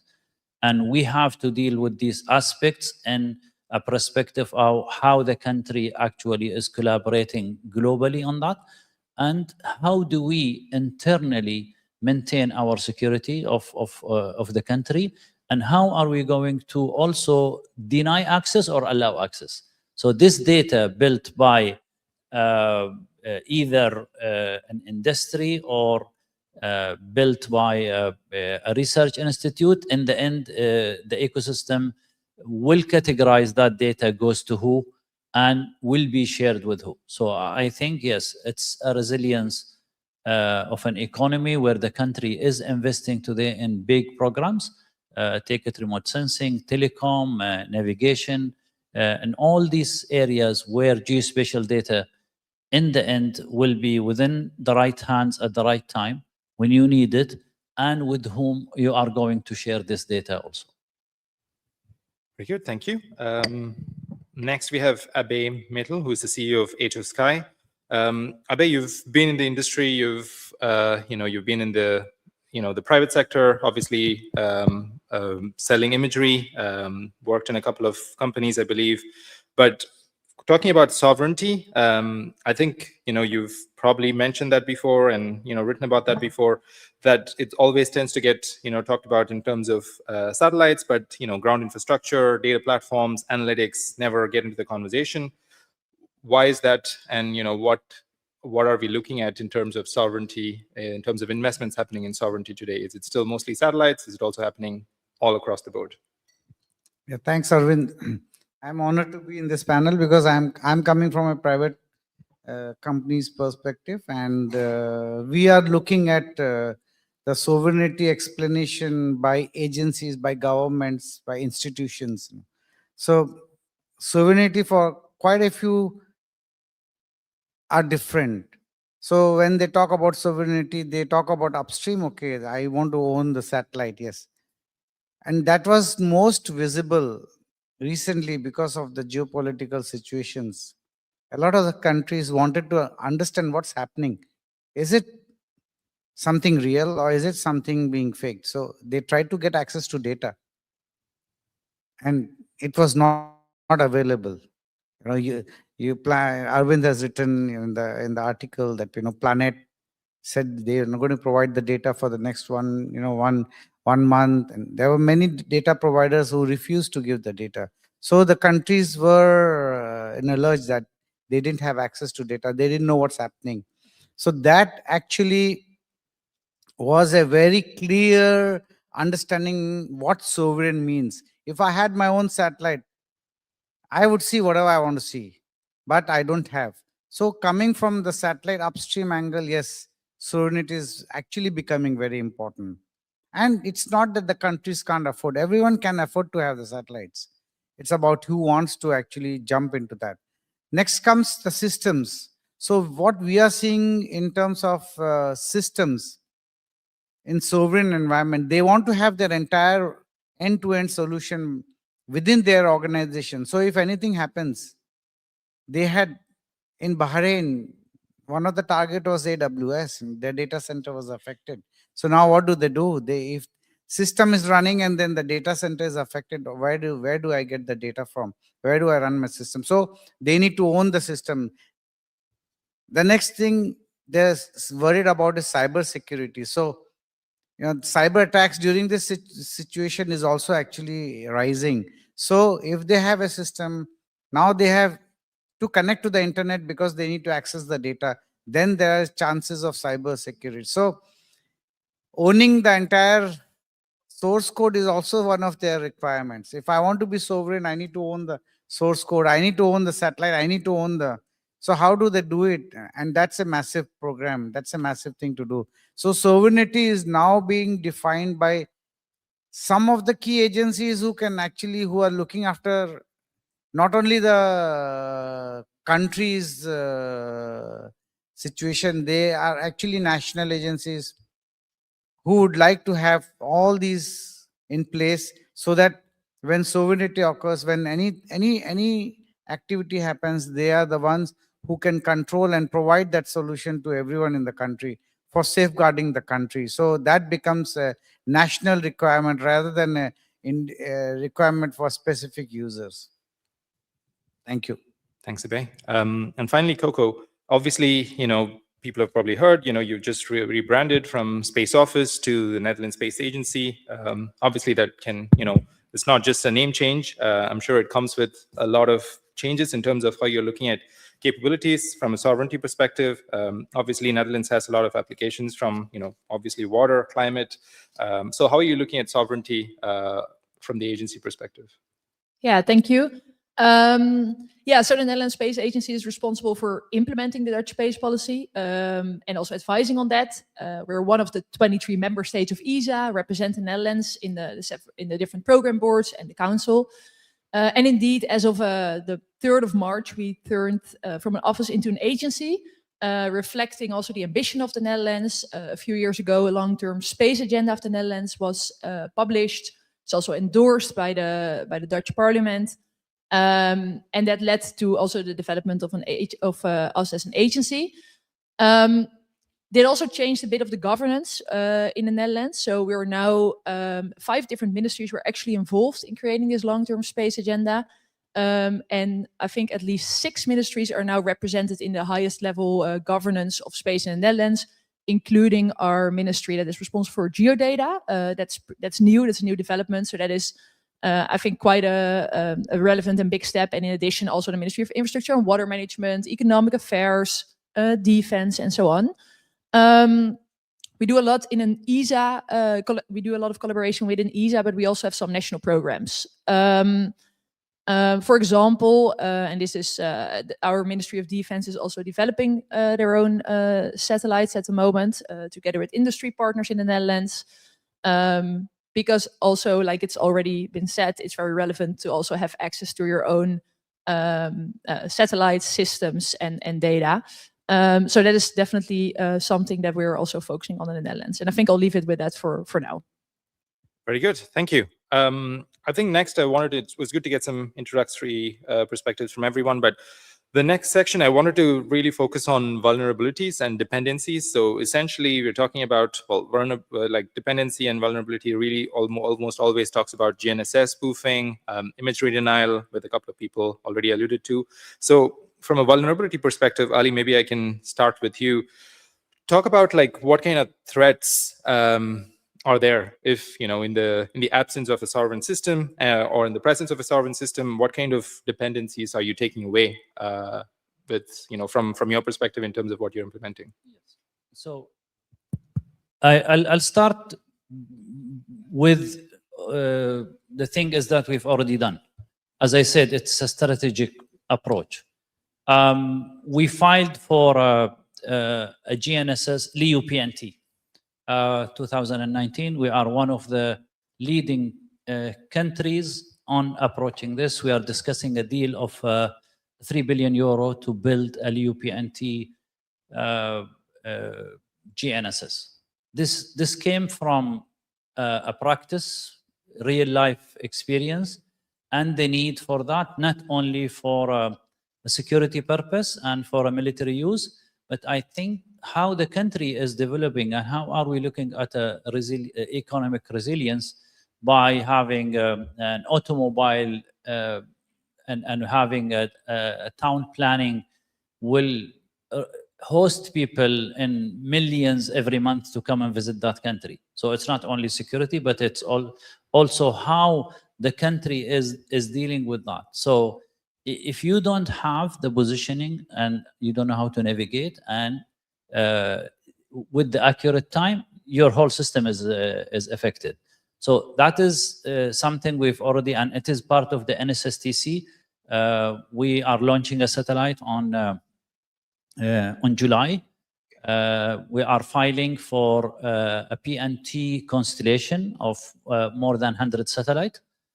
This is from the navigation and positioning side. From the imagery side, I think denial of imagery is not the case anymore in the UAE, because we are not looking at it from a user perspective anymore. We are today an owner of systems, owner of data, and we are a provider of data, and we are collaborating and sharing data with the region and with the world.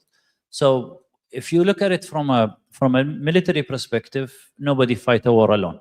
So we have alliance and we're working with them. So part of our mission is also to provide data on time. The denial of imagery is, yes, always been there, but we looked at it not only from a perspective of the military buying a military system or a dual system, but now we are investing on constellation. So we are working with partners around the world for building constellation and remote sensing, take it SAR, electro-optic, hyperspectral, and many more. So this is now put you in not only in a resilience, not only economically affected, positioning the country, but also in a good position to collaborate with friends and allies by making these data available. The denial is there. We face jamming, we face spoofing every day nowadays. With that, it's not only your enemy is jamming you or spoofing you. Sometimes your operation will actually cause that. But dependency on the MEO system today as an open source GPS and GNSS, but we are collaborating with the world. We are collaborating with our allies in Europe, North America, and Far East, and Asia. And the UAE has always been the country of a friend of all, playing it safely. But we need to take care about the security of our country, the building an ecosystem which will support civil humanity and also sustainability for the country. Thank you. Ingrid, now I want to come to you. You already made a case for, what can happen, if you don't take care of the geodesy supply chain. But if there are those who are, probably not convinced or probably don't see the kind of risk or the vulnerability here, can you talk about what worries you most that nobody's talking about, or in practical terms, what can be the impact downstream? Well, while my colleague was talking, I love the attention people are paying to PNT resilience, because it's a very, very important point. But the more satellites we launch, even PNT satellites, the worse our position on PNT will be, because these satellites are hindering the correct functioning of VLBI antennas.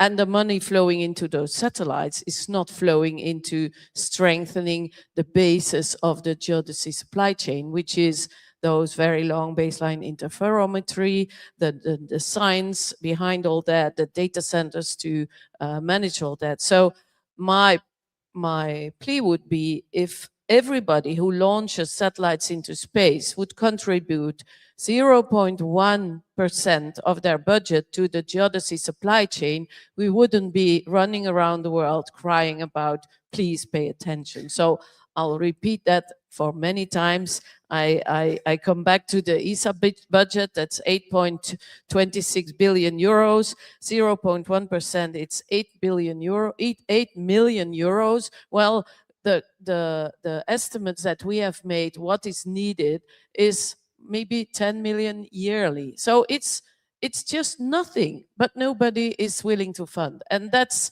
the issue which I think the biggest risk, which is the hidden risk of all satellite industry. And people don't understand. And I will keep telling this for many times.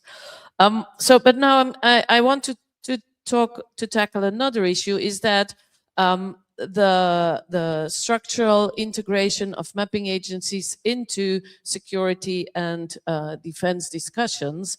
And sometimes mapping agencies are seen as those dinosaur institutes that make nice things, lovely maps, but they are lagging, or they are just not known, not seen. And I think that's one of the problems that we face in Europe regarding the European Commission. The European Commission does not see what its role could be in the bringing together of all the national authentic data into European data sets. And that doesn't go by itself. You can make as many Inspire or other regulations as you want. There is a work to do to integrate, whether it's provincial, municipal, or in our at international level, the national data. There's a job to do there, and somebody has to fund that job.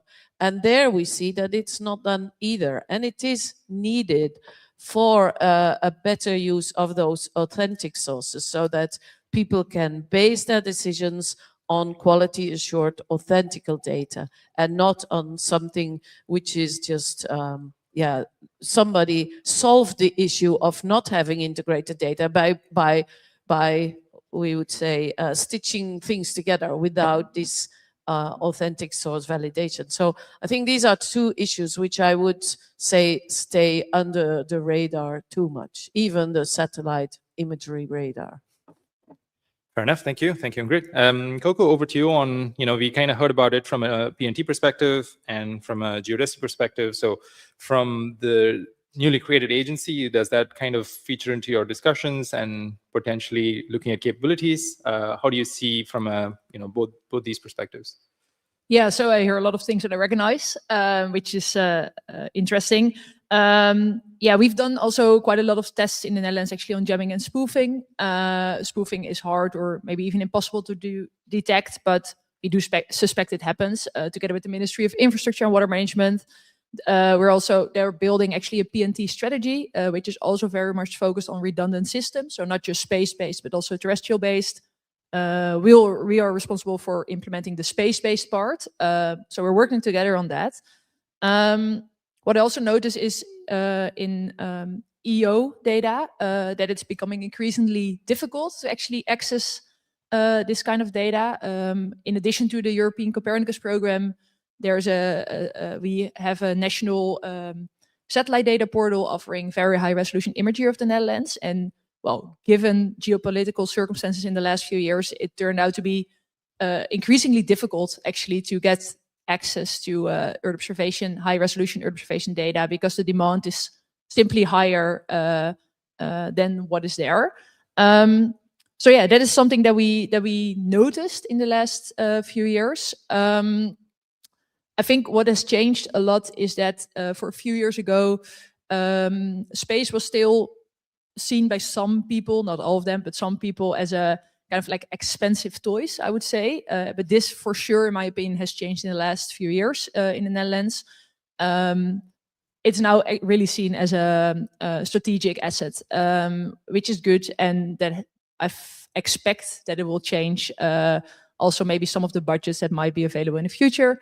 We'll see. But for sure, it had changed from like the narrative that it's, well, expensive and nice to have. It's now really turned into a clear need to have, and it's also expressed by like high-level people within the ministry. So I think that is, well, on the one hand, it's not great because it needed a crisis for that realization. On the other hand, I hope it's gonna help us build national sovereign systems also in the future, or of course in the European or bilateral environment.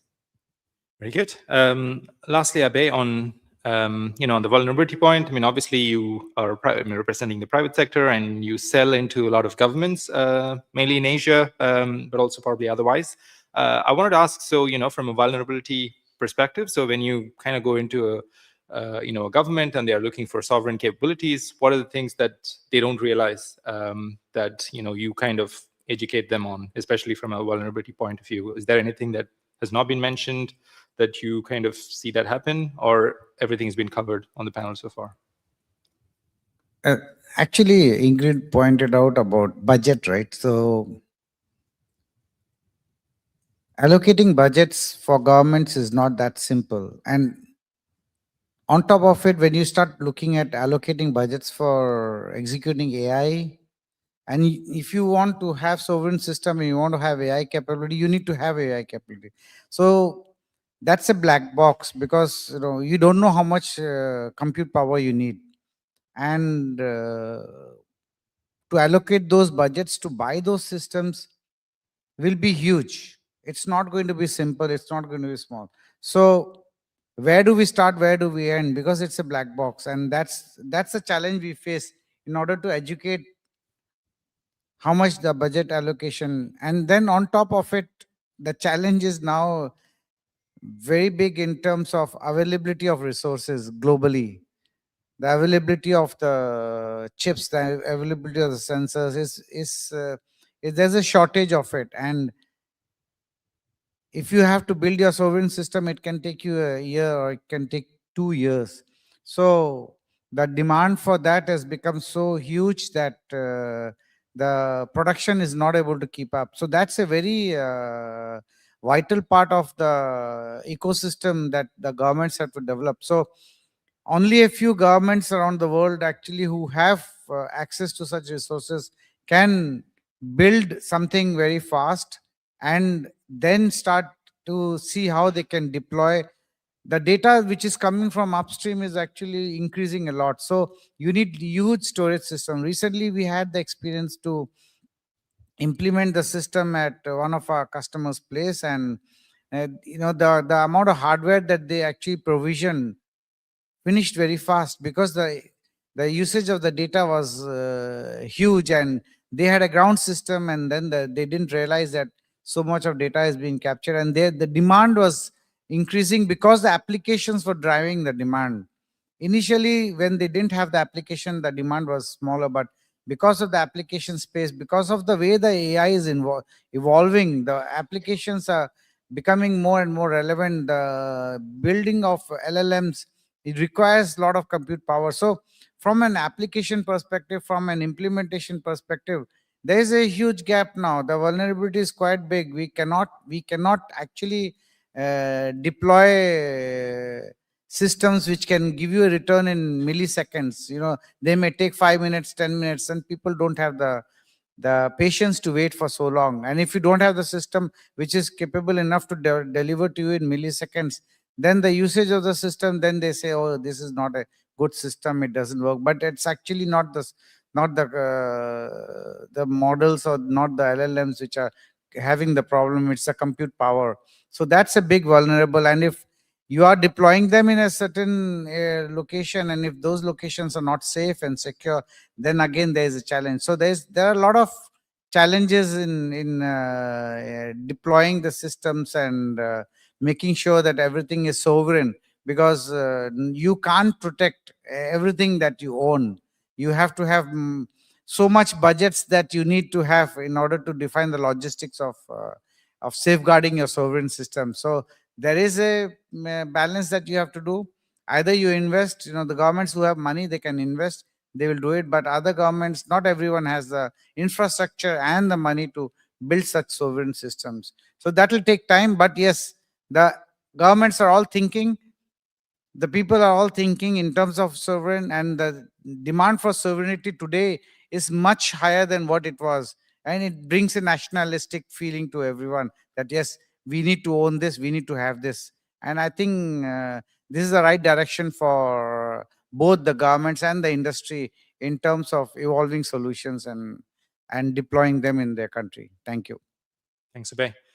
Nicholas, I wanted to come to you. Obviously, you can respond to Ingrid if you want, but then I wanted to kind of ask specifically, because the next we're going to speak about collaboration. So I wanted to ask from a collaboration perspective, obviously, Copernicus is probably the most successful regional cooperation from a satellite data geospatial perspective. The question is really about what does the European model do well, what has worked, thinking about why it probably doesn't transfer well or why it's probably not possible in other places. Talking about that, but obviously you can start with addressing Ingrid's points if you want. Yes, I was thinking hard how I respond to that strong sentiment. I would say, I mean, we are actually on the same side of the boundary here. I've been over the last 30 years always looking at what it means to uphold the operations, the downstream, the applications, and the service flow. And it's difficult. It's clear that programs are most visible with launches, with satellites, and all of these things. But what we are seeing is, and I think Copernicus is a good example, is a shift in emphasis. We are just entering in the next phase of the Copernicus evolution.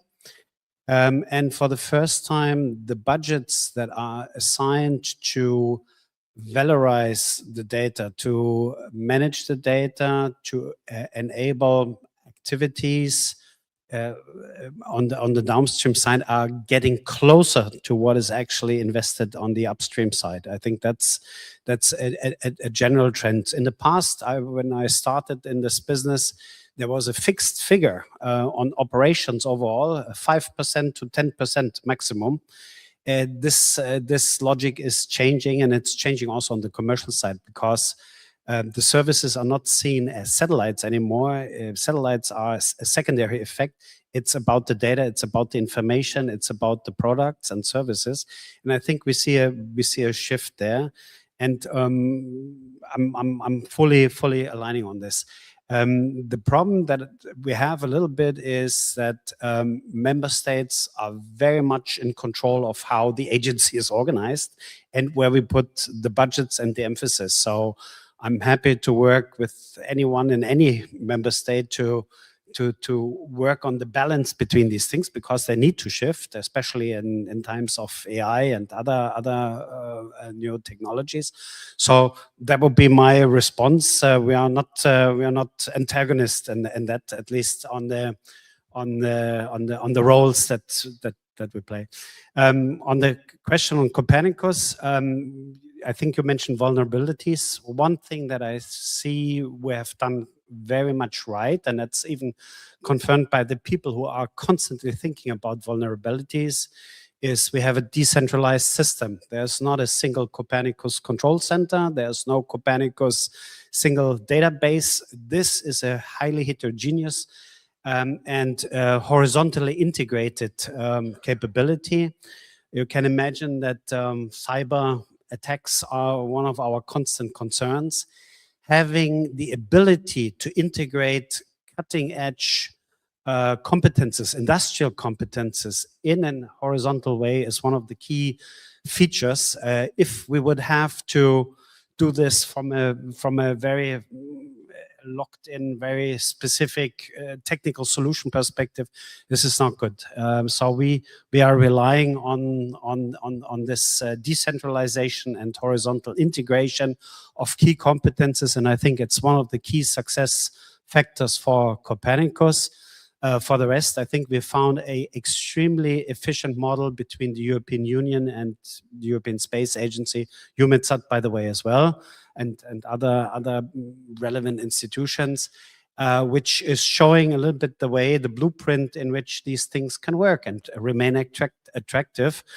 Even though I feel a bit guilty now over subscriptions on Copernicus, I still have to say, I think as a European, I feel these are good investments, and I think even the fact that he's asking that question, is that a success model something that is relevant, shows that we have convinced key players, and there were some very smart people at the initiation of that program to put the right boundary conditions together. And I think that needs to be looked at and needs to be analyzed and needs to be evolved.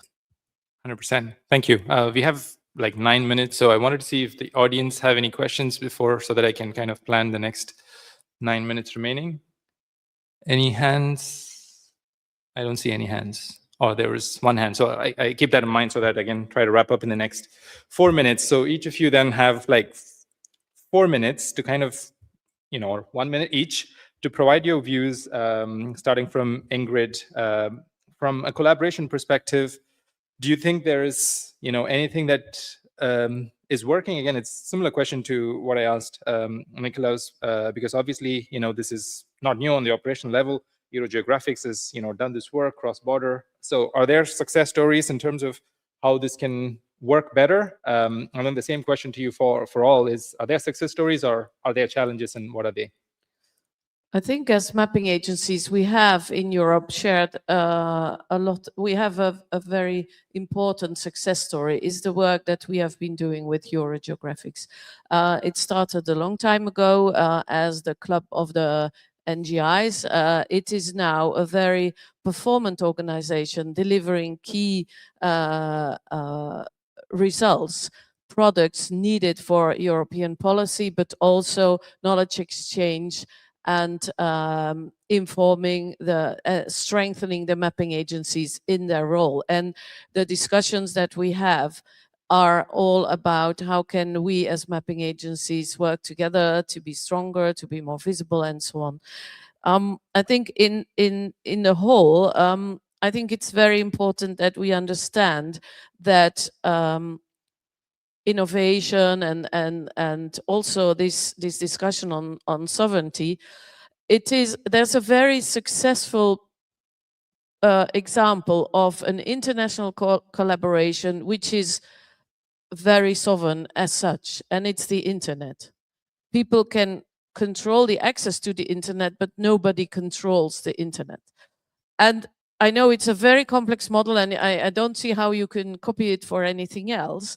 But just to point, it is not an easy solution, and a sovereign system cannot function on its own, like was said by my colleague on the panel, because that will cost extremely a lot of money. So you work with trusted parties, you work with agreements, and you respect international rules and law in these agreements. And within that, you can build your sovereignty in a let's say, you can mitigate the biggest risks. And so I think we can do that.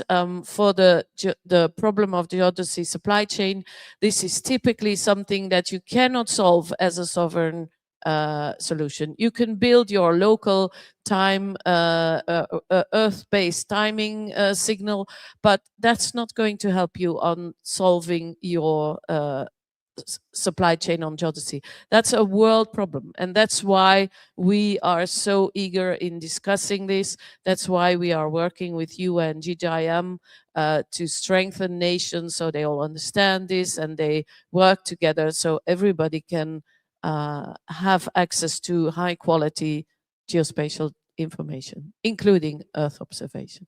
Thank you. Thank you. Ali, over to you. Obviously, you can talk about Satellite 813, but I don't want to preempt your answer because it's a collaboration that seemed to work well.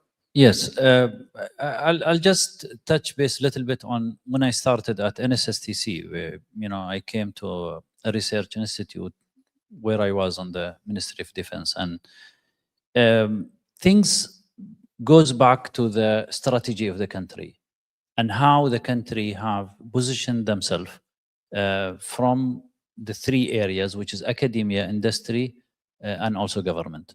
So I found the things are facilitated. You just need to take that road. So there is agreement signed between university with universities around the world. There is industrial collaboration, and there is a government-to-government agreements which allowed such a collaboration. The example of 813, it's the Arab satellite, and the name came from actually when they created the space group, Arab Space Group, in 2019. the government actually announced the support of building a satellite for that group. So we have two programs, one called Arab Pioneers within the university. That is a master program in space and other related aspects. The satellite itself was built for the purpose of research. So you can pass by the booth and you will see the guys there. They will tell you more about the program we have done in 3 years in collaboration with other universities. And we have delivered a system which will help the society or the space community. That's a new type of data. Hyperspectral data will be available for researcher in the beginning. We are trying also to build with that the mindset of collaboration, not only locally, but globally. So in exchange program, we have students from Europe, we have students from Asia in the university, and also within the NSSTC as an internship. We have our students who are actually in other colleges. This is in terms of the academia and the research. Now, when you look at it from how that collaboration happening with the industry, I just said from a research center, a small satellite, a CubeSat, but that CubeSat was built by big companies like Safran. Thales was part of it. And also there was a startup company in France, Uspace, who started building that system with us. So from there, now we are transiting to a POC, 8 satellite. And then we are now discussing a collaboration of building a constellation of a PNT, which is costing around 3 billion. And that's born from a research institute. They started that idea with collaborative efforts, not only done by the Emiratis or the UAE, but by the university, but overall the strategy of the country, of the ecosystem, allowing access, allowing a global collaboration from that perspective.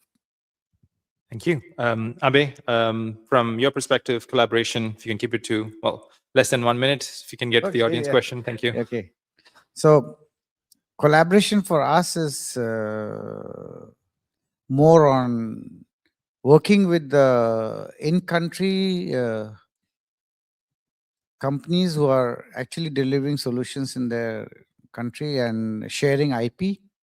So then they can be self-sufficient, and then they can maintain the systems, they can build further on top of it. So we do actually have a program for countries who want to maintain their sovereignty and share IP with them on the development of their own platforms. So it can be owned, managed, and serviced by themselves. Good. Thank you. Thank you for keeping it short. Coco, over to you. Sorry for rushing you. I'll try it short. I'll keep it short as well. I think also to collaboration, there are so many angles you can pick. I'll pick the one that is pretty close to my heart. I think maybe also to you and hopefully also to the audience, because I think collaboration is really on the user side. So we really need to work from a space industry together with users to make sure that we actually develop systems that are user-driven. That means talking to, well, mapping agencies, but also policymakers on agriculture, water management, of course, Ministry of Defense, because we don't do space just because of space and because it's cool and because it's about exploration, but really because we would like to add value to society. And I think therefore it's really important to collaborate within the Netherlands in an international framework with users to really understand their needs and develop services and also new satellites and systems to answer them. Thank you. There was someone who had a question. If you can quickly come forward and ask a question. Hopefully we can take 2 extra minutes, if that's okay. No? So 30 seconds for the questions. Right, thank you. My name is Kevin. I recently graduated from my master's at the International Institute of Air and Space Law at Leiden University. I have 2 quick questions. One, you earlier mentioned there's a lot of perspective in regard to sovereignty. My questions would be, how do we balance each other sovereignty interests in this context? Do you think that the UN remote sensing principles of 1986 is sufficient to address or to balance this various sovereignty interests? Or do you think that there should be a newer international instrument to balance these interests? And secondly, with regards to data, It's based on our your discussions earlier. It seems that there's a lot of uncertainty when we're talking about sovereignty because everybody has its own have own interest. This results into uncertainty for the for the private sector, particularly since some countries has remote shutter control policy, for instance, that hinders the publishments of Earth observation data. How do you think that the private companies or private entities should anticipate these uncertainties? Thank you. Thank you. Anyone wants to take? We have only one who can answer, so yeah, feel free. Well, on your question on the UN, what could the UN take as a role? I think it's important to understand that intergovernmental bodies only function when all the members of the intergovernmental body are willing to respect the rules that they have agreed amongst themselves.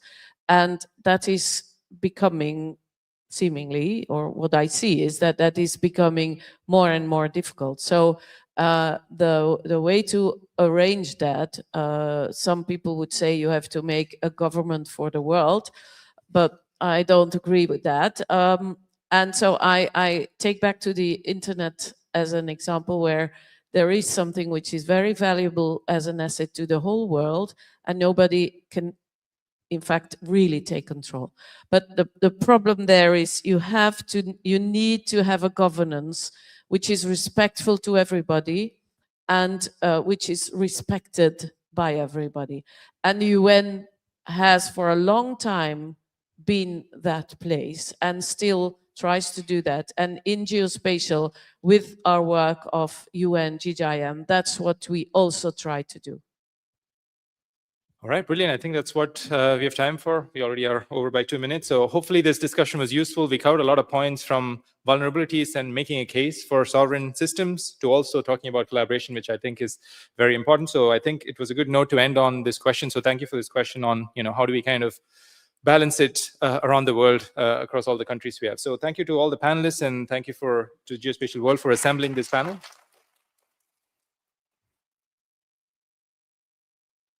Thanks.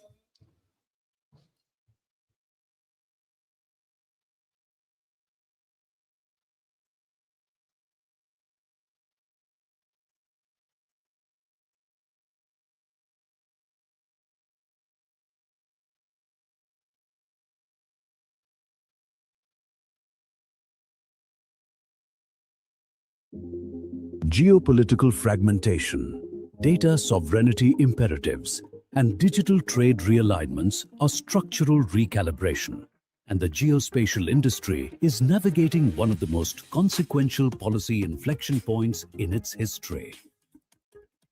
The commercial stakes of getting the policy architecture right or wrong have never been higher. Export control regimes, localization mandates, and geopatriation pressures are no longer abstract policy debates. By 2030, global geospatial and space trade sits at a crossroads. $449 billion if data flows remain frictionless. $256 billion if protectionism prevails. $410 billion if current dynamics persist. The distance between those futures is measured not in technology, but in policy. Frameworks architected for an open, globalized world are being stress-tested by a multipolar order, where the movement of data, technology, and satellite assets is increasingly subject to political calculus and trade restriction.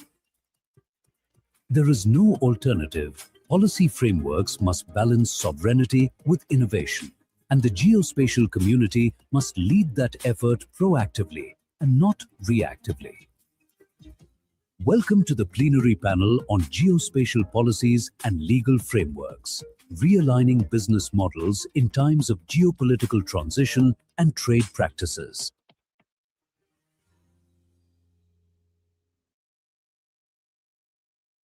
Moderating this conversation, Ananya Narayan, Vice President of Consulting, Geospatial World, India. The panelists for this session are Deirdre Bishop, Associate Director for Economic Programs, U.S. Census Bureau, and co-chair of UNGGIM. Marcos Martinez, Secretary General, European Association of Aerial Surveying Industries, Spain. Sally Payne, Secretary General of Eurogeographics, Belgium.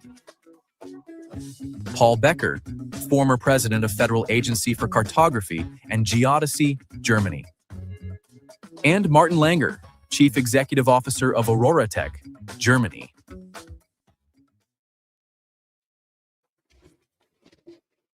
All right, good afternoon, everyone. Or should I already say good evening? We're all getting set for the gala dinner.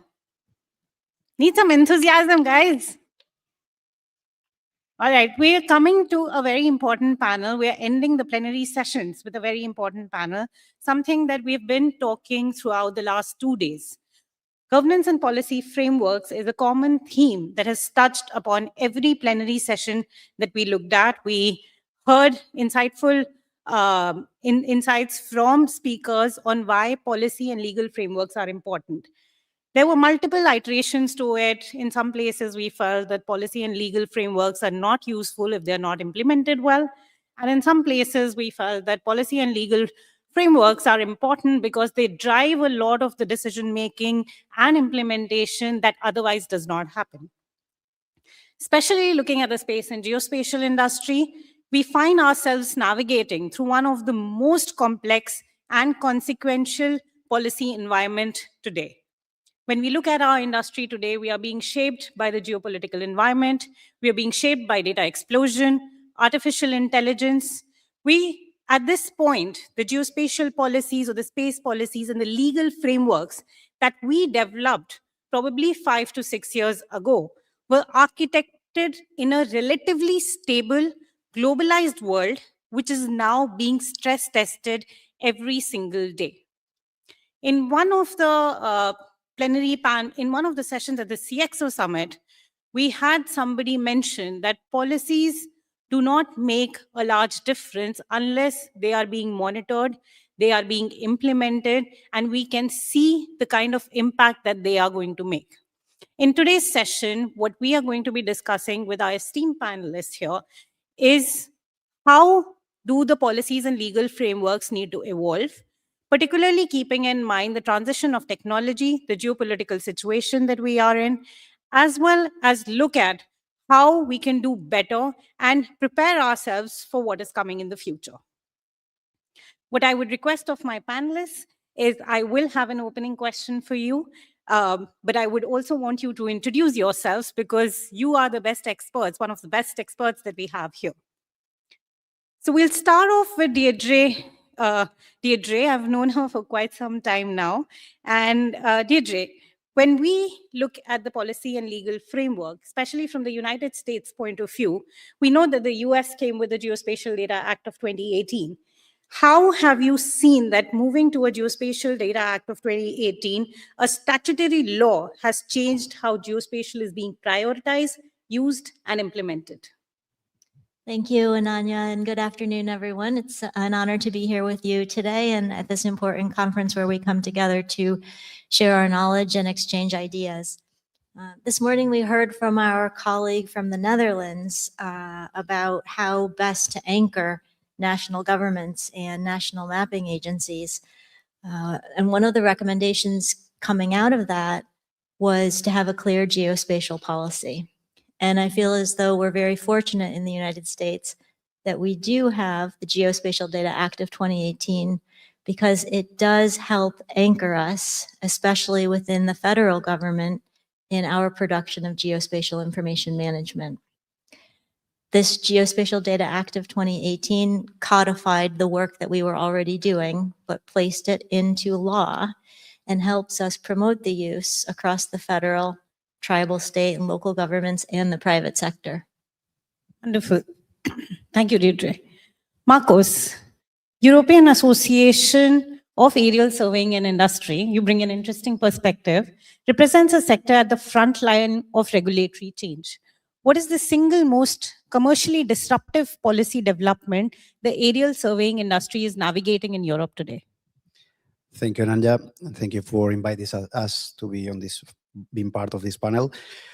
Well, Yeah, we are a very niche industry inside the geospatial industry, as you know. Well, currently, for example, one of the things that we are struggling more with is all related with aerospace fragmentation in Europe, especially, no? Because in Europe we have common rules for aerospace, but we do not have homogeneous implementation of those rules. So that is one of the things that is generating more problems. That is happening since a long time. But in combination to that, we have the situation that right now the US space is being implemented. I don't know, for those who are not common or not know much about the US space, the US space is the regulation how the drones will operate and how the drones will interact with the rest of the planes that are already in the air. So we are adding a new layer of complexity, and we are going to have thousands of new elements flying in the air. So that is one of the things that we are concerned about, because the correct implementation in an homogeneous way around Europe will be really necessary. Otherwise, we will have multiple additional problems that will make our planes to not be able to do the acquisition in the right time. So very well said, a problem of the future that we need to address today. Thank you. Sally, Eurogeographics represents national mapping and cadastral agencies across Europe. And how do you see the current geopolitical transition reshaping the operating model of national mapping agencies as both custodians and distributors of spatial data? Thank you very much, and good afternoon, everybody. It's great to be here today. I've been to many Geospatial World Forums, and it's a pleasure to sit up here with you and chat with this panel as well, so thank you. Well, first of all, let's start with a challenge. National mapping agencies, by their name, of course, have a national remit. But in order to address the challenges that have been raised during the last 2 days, actually, and on Monday as well, we actually need to look at this at a regional and a global level, so at a pan-European level, where their data that they provide is vital to ensure that we can address those challenges, not only nationally, but across boundaries. So we need to rely on those national mapping agencies' data, the data that has been talked about and the word that's been talked about in terms of their sovereign data, their trusted data, and their authoritative data. And the real challenge there has been in the past with the Commission or with institutional bodies is, why should we use your data? Whereas the rhetoric now has changed, and one of the things that I think impacts on the national mapping agencies, or will do, is the Commission are now coming to us going, can we have your data because it is sovereign, because it is trusted, and because it is authoritative. So I think that starts to reshape what we're looking at. And Eurogeographics, as Ingrid really kindly said in the last panel, and links really well to this, of course, is that Eurogeographics play a significant role in pulling those national mapping agencies together and building on that knowledge and experience, but moving that out to the regional level to create the pan-European trusted products. They are the custodians of that data, but data is only useful and valuable when it's used. And that's what we need to look at moving forward, and ensuring that the NMCAs can make that data not only accessible, but usable, that we can do at that pan-European level. You also talked about them being the data custodians and providing the data. The other thing many of the mapping agencies are doing now is acting as brokers. So they have the foundational level of that core reference data, but are building on that by taking other governmental data and creating that information. And again, that is a way of integrating and making those data sets interoperable and usable. So I think that's how we are shaping that moving forward, and how that impacts, as I say, both at a national, but most importantly, to address the challenges we all talk about, and we all say that geospatial information is important for. We can only do that through collaboration and by doing these things at a larger level than just a national one. Thank you. Thank you so much, Sally. Professor Dr. Paul Becker, you led BKG through a period of significant geopolitical and digital transformation. From your vantage point, how has Germany's sovereign geospatial infrastructure evolved? And where do you assess the most critical residual vulnerabilities in the national framework? Yeah, thank you for the question. it was an exciting journey in the last years, no doubt about. It was very interesting to see how geo-information becomes more and more part of a workflow, of so many workflows. We see sensor dates in the digital twins. We see how machine-generated results can be used by other machines. And we see a 4D visualization of the data with a horizontal resolution for 20 centimeters for a whole country. That's super. And the technical drivers for this development, we know them all: digital twins, AI, cloud infrastructure, and some else. And we see also that the job profiles changed. GIS, in former times it was a niche. Nowadays, a lot of people are able to work with GIS. And we see also some other new job profiles. So I think that's the good part of the story. And we have to tell also other stories. We have to deal with data privacy. Okay, this is handleable. And we have to talk about cyber attacks. Yes. But now we have a real game changer, a real challenge, a real problem. This is the global security. We have the war between the US and Iran. We have the Ukrainian war. We have others. And this is a game changer. We have to talk about this very seriously because in former times, there was a clear trend towards open data. And this trend is stopped. And I think that is very, very, very important. Thank you for the moment. Thank you so much, sir. I think a very, very important point raised on open data, particularly in the context of sovereignty. Dr. Martin Langer, my question to you is, Aurora Tech has built a commercial thermal infrared intelligence capability serving governments and enterprises across multiple continents. How are you varying national data sovereignty requirements and export control regimes practically affecting your ability to deploy and scale a global commercial geospatial services, which is very important? Yeah, thanks for the question, and I'm happy to be here. So for those of you who don't know our company, we operate the largest constellation of thermal satellites on the planet, and we built the end-to-end data stacks for operators to use that in real time. And I think what we saw evolving over the last years was this appetite, this almost need from sovereign countries, sovereign players to get that data stack, to operate that data stack. And in my opinion, the shift was that it has become a critical infrastructure for many countries. So they can't not have it. And it's a shift I think we first recognized about 3 years ago when we got inflow of countries asking for the full stack. And we've seen it in other domains as well. We've seen it with data centers. We've seen it with other infrastructure. I see it as an involvement where a couple of things came together from a technology point of view: access to space, also the cost of accessing this to build this layer, but also real-timeliness of information, and as well as AI. So to make this decision-making tools in real time available for operators, for decision makers. Now, for us as a company, it has a lot of opportunities. So it has a lot of opportunities to integrate us in that stack, to operate global, but also local, and to build those stacks for countries that need it, especially in times we have it now. Thank you so much, Dr. Martin. Before I get into the next follow-up question, I wanted to touch upon Professor Dr. Paul Becker's comment on open data and often data being treated as public goods by national mapping agencies. So Deirdre and Sally, if both of you could throw light on this, we have historically championed open geospatial data as a public good, yet the geopolitical environment today, as Sir mentioned, is driving a re-evaluation, and more countries are debating data sovereignty, data privacy. Where do you see the tension between open data mandates and security-driven access restrictions playing out most accurately in the near term? I can start. Yeah. Okay, thanks.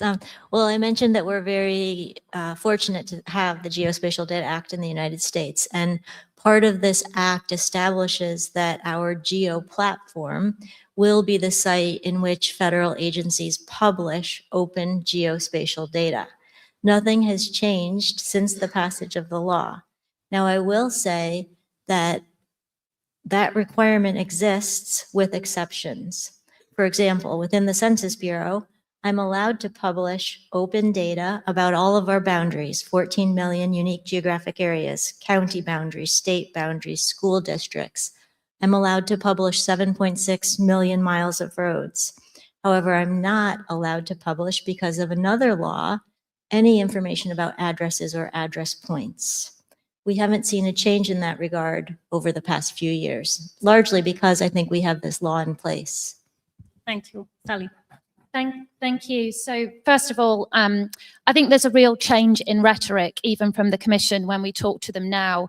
A change and a phrase that goes something like, you know, we will keep open what we can, but we will protect what we must.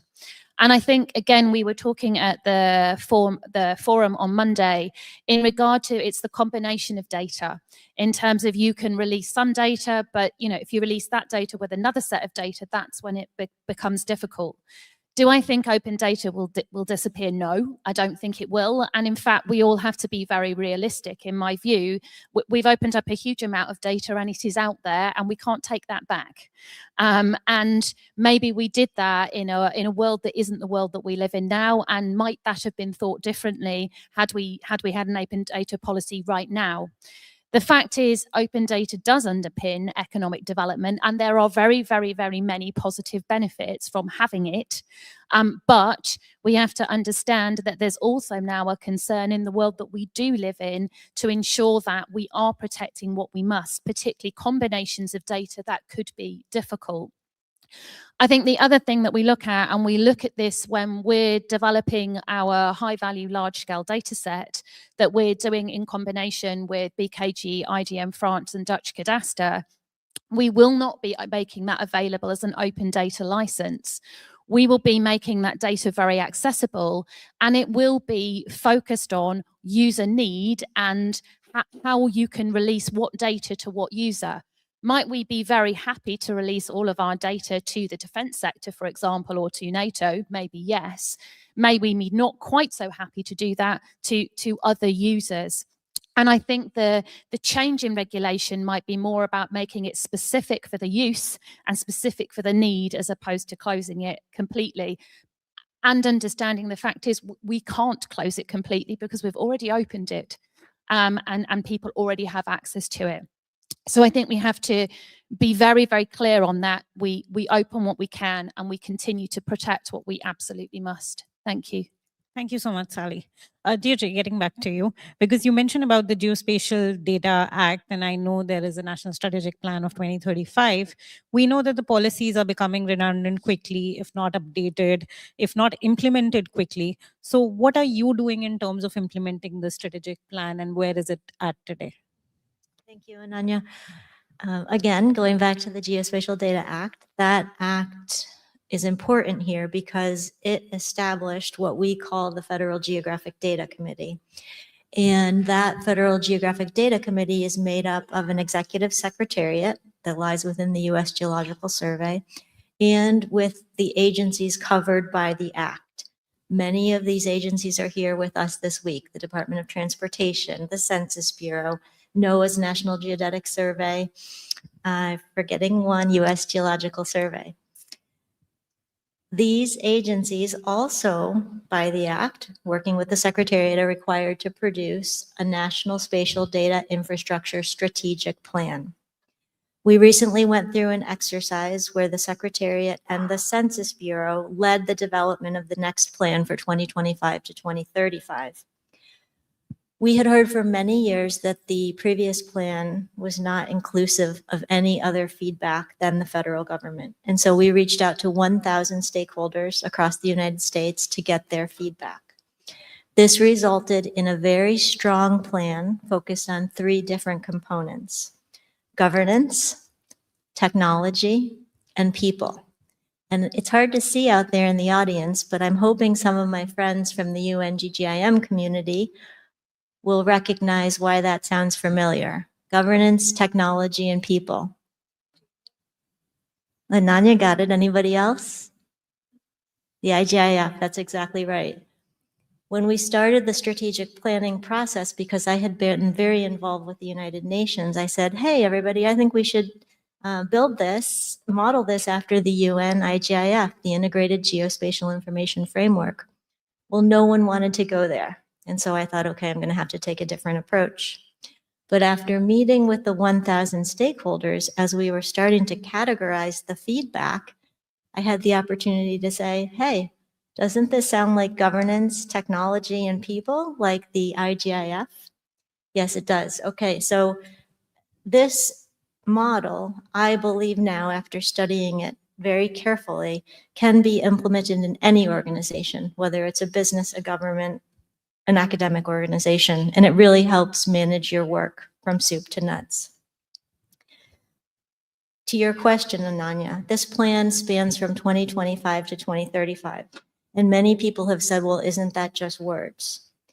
No, we are serious about implementing the words within that strategic plan, and we've decided to do so in chunks. So the first time period will be 2027 through 2029, and we're going to cover the low-hanging fruit, cross off what we can, hit some of the hot ticket items, and then move on. This is allowing our plan to be adjustable, agile over time to make adjustments as necessary. Thank you so much, Deirdre. Having played some part in the plan, I hope, we do recognize what an important plan it is. And having gone through it, I think it addresses what we are also looking at it from a future perspective. Like when we talk about geospatial knowledge infrastructure as a concept, it subtly addresses it in so many ways, the advancements of technology. So congratulations on the National NSDI Strategic Plan of 2025-2035. Coming to you, Marcos, I think we did have a brief discussion on this before as well.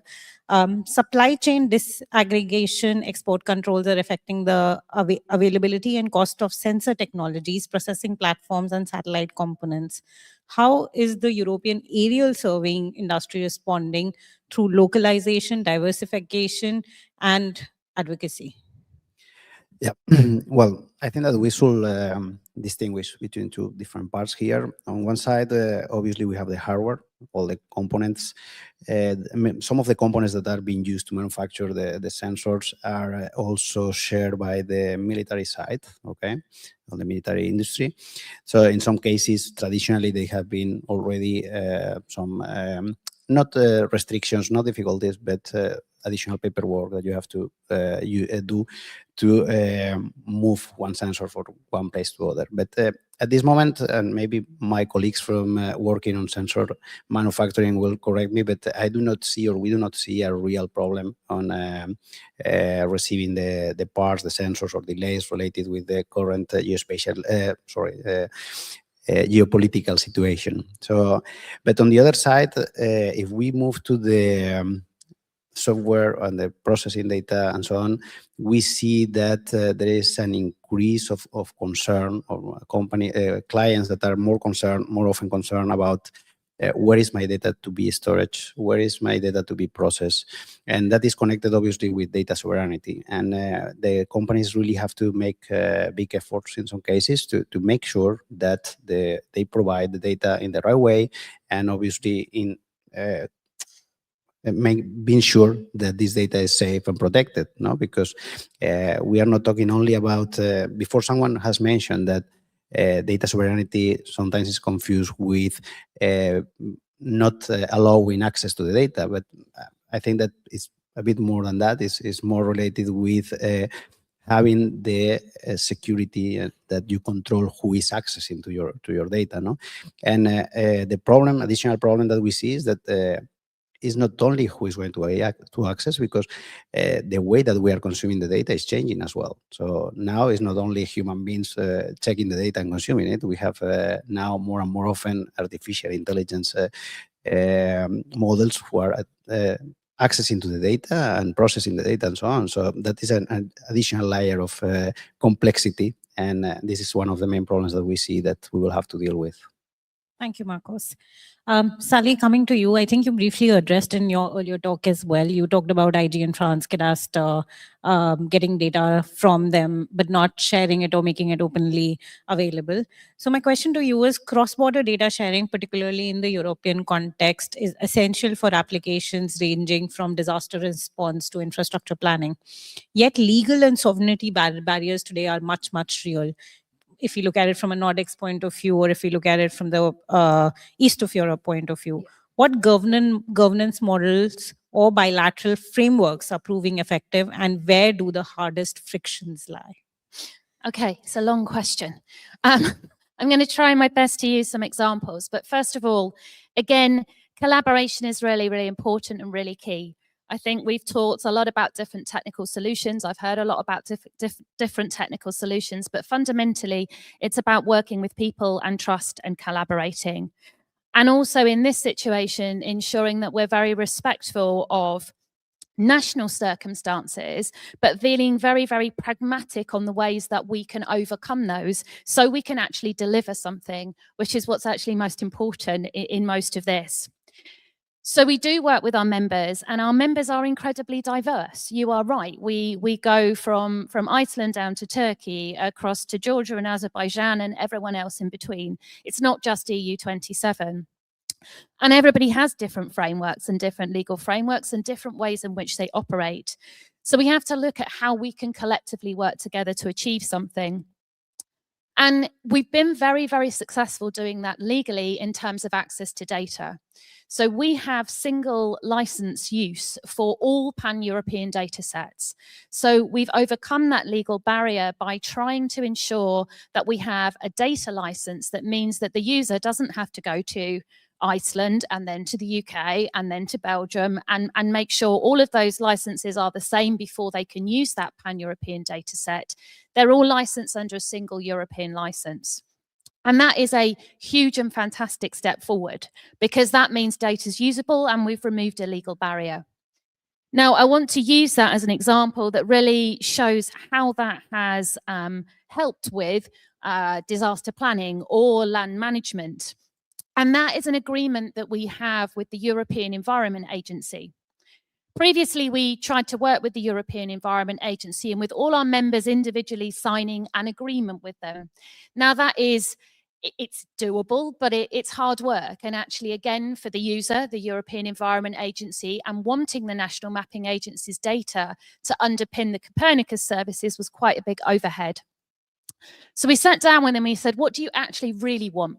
Well, actually, we want you, Eurogeographics, we want to license with you and you sort your members out. And so in effect, that's what we did. We took our licensing model for the pan-European data sets and we looked at a framework that enabled us to work as basically the facilitator with the EEA. So they sign a framework agreement with us and we have the agreement with our members. And what's that meant is that the National Mapping Agency's pan-European data and their national data, importantly, is now being provided to the EEA and to the Copernicus services. And those Copernicus services include the Emergency Mapping Service, which is obviously when you're looking at how you map across Europe and what mapping you have access to respond to those crises, they have that data, the authoritative, the sovereign data, and at the pan-European level harmonized. That also covers the land and also importantly in this context, as we've been talking about, the security services. So that's a real example within Europe where, yes, we are diverse and very, very diverse with many different ways of delivering and doing things. But not only do we work together under the Eurogeographics umbrella to bring people together, we very practically do that to create the pan-European data sets and very practically have worked very hard on those legal barriers to ensure that data can be used to solve real world problems. Now that is at the regional level. Obviously there's another step to the global, but it's something we're very proud of and something very pragmatic that we've done to break those barriers down. Thank you. Thank you so much, Sally. Very valid point and congratulations on that as well. Professor Pecker, drawing on your institutional experience, what is the most important lesson from Germany's geospatial governance point of view that other nations today can learn in their sovereign infrastructure development curve? What are the areas that they should focus on? I have to say every country is different, so it is very difficult to give an advice. You have to distinguish between centralized countries or more federalism countries. This makes a big difference. But what I want to say is, and what I can say is, you need a kind of strategy, a strategy for your geo information, what you really want. And you need a support of so much supporters as you can have, because you will have a lot of discussions in your country. Because a lot of people are able to understand what geo information is. But if you are talking about the details, then you can say the devil is in the detail. That's true. And especially when you talk about digital twins and what is possible with digital twins, you have so many opinions what is possible. So a strategy is very important. And what is also important is to talk with all the guys who are responsible for security. This means Minister of Interior, this means police, and this means more and more Ministry of Defense and armed forces. Because as I said in the beginning, every military action has a part which comes from geo information. This is true. And then you have to decide what you talk about. You have to distinguish between a real targeting process from an army. You have to talk about agents. You have to talk about idiots. You have about terrorism. So and all this comes to the idea of, for example, digital twin. And then you have to talk about scenarios. What can happen? So you need a strategy again, and you need to talk with the right people. And in my last months before my retirement, I had a lot of discussion with the military guys. What is possible and what not. And it was not successful. It was not possible for me to explain exactly what a digital twin is able for and what we can do with. So there's a job to do. Thank you. Thank you so much, Professor Becker. And I think that is where the main friction does lie, right? The policymakers are not able to understand what the technology can do or what the technology is capable of doing. And explaining that while drafting policy and legal frameworks becomes the biggest challenge. Thank you. Coming now to you, Martin, on the industry side of things. If you would like to throw light on if you ever had a conversation with a policy person. Say again, sorry? If you've ever had a conversation with a policy or a legal expert, how easy or difficult has it been to communicate the value proposition of technology? Yeah, it's like, I wouldn't say it's speaking a foreign language, but it certainly has a touch of it. And it's so hard when we work on the forefront of technology ourselves and pushing the limits and working with different countries where there is some similarities, but then always a lot of differences. And then it takes, this complexity takes, time and then effort to understand and people to understand. And I certainly see it as a muscle you can train as a company, but it's also an effort. I think for me, the most important part of the discussion as a company is always planability. So how can you plan in advance what will come eventually? Because we need that to plan ourselves. And if that box is ticked, usually you find ways to communicate with each other. Thank you. Now coming to your question, space-based Earth observation companies operating cross-border are increasingly caught between competing regulatory jurisdictions. How is Aurora Tech navigating this multi-jurisdictional compliance environment, and what does it cost to the business? Super question. I mean, I can't give you a precise price tag, but it's costing us money. It's costing us effort. And again, for me, it's two sides of a medal. It's money we put in and people we have that have that expertise also locally, but also a muscle we train and can use. And it also builds somehow a barrier for others to enter commercially. If it's plannable, if it's something we can plan ahead and operate and understand early on, it's doable. But coming from operating satellites in space, which is certainly still a bit of a Wild West, there is sometimes not very much you can plan from a policy point of view. Thank you. Before we get to the next round of questions, does anybody have any questions for our panelists? They would just need to come to the mic to ask their question. No. So, DJ, coming to the next question, even though we have 8 minutes left, and if we can now go quickly through the responses. UNGGIM, because we talked about IGIF framework, UNGGIM and international geospatial bodies have a mandate to promote harmonized frameworks, but their instruments are non-binding, be it IGIF or any other framework for that matter. So in the current multilateral architecture, fit for purpose in a world of strategic competition and geopolitical situation, does the industry need a fundamentally different governance model? That's a hard question, Ananya, but I will say through my experience with the committee of experts focused on global geospatial information management, I have seen some frameworks become very successful, non-binding frameworks. To give you examples, we heard about the FELA, the framework about land administration, very successful to date.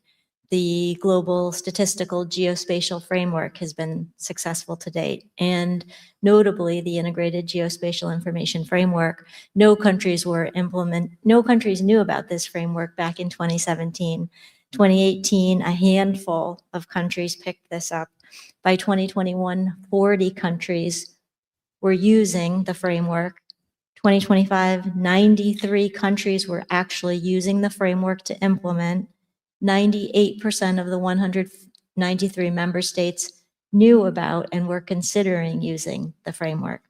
With that said, we heard from our colleague, Nick Brown, about the Global Geodetic Center of Excellence in their work. They have the joint development plan, but we heard about the need to work together more closely.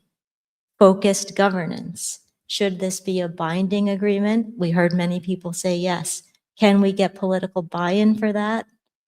We're going to find that out very soon. But as Ingrid said, I would suggest that we all go back to our member states, our countries, and talk about this more. What does governance for this important topic within the line of work look like? Thank you, Deirdre. Yes, Professor Becker. UNGGM. I'm a fan of UNGGM. We have to admit that UNGGM is a weak organization. That's true. Everybody wants to have a binding framework. Yes, for sure. But from my perspective, in the moment, it's not possible to have a better organization than UNGGM. I think that is important. And I want to say more. The UN, in the moment, we have a lot of problems regarding with the UN. We have financial problems, we have. But there is no alternative. We should strengthen the UN. It is so important. We will not have a better organization than the UN. And talking about UNGGM, yes, it's weak, but we have other UN organizations which, for me, could serve as a blueprint for geoinformation. For example, talking about the WMO, the World Meteorological Organization, perfect organized. They are doing the right things every day, data handling, data processing, data blah, blah, blah, blah, blah. So again and again, strengthen the UN because there's no better organization like the UN. Thank you. Thank you, Professor Becker. We have 4 minutes. And I think I have a very important question to close the panel with. And I would, if you would require to think about it, please do.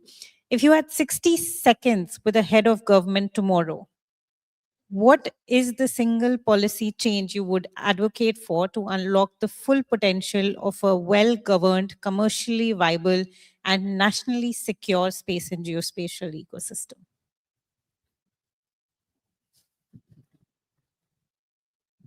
While you think about it, I'll just check if anybody has any questions.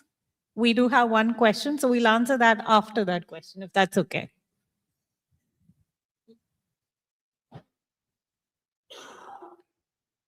Thank you for your discussions. actually, as we are discussing policy and frameworks. Now, as you are aware that there is many armed conflicts currently in the world.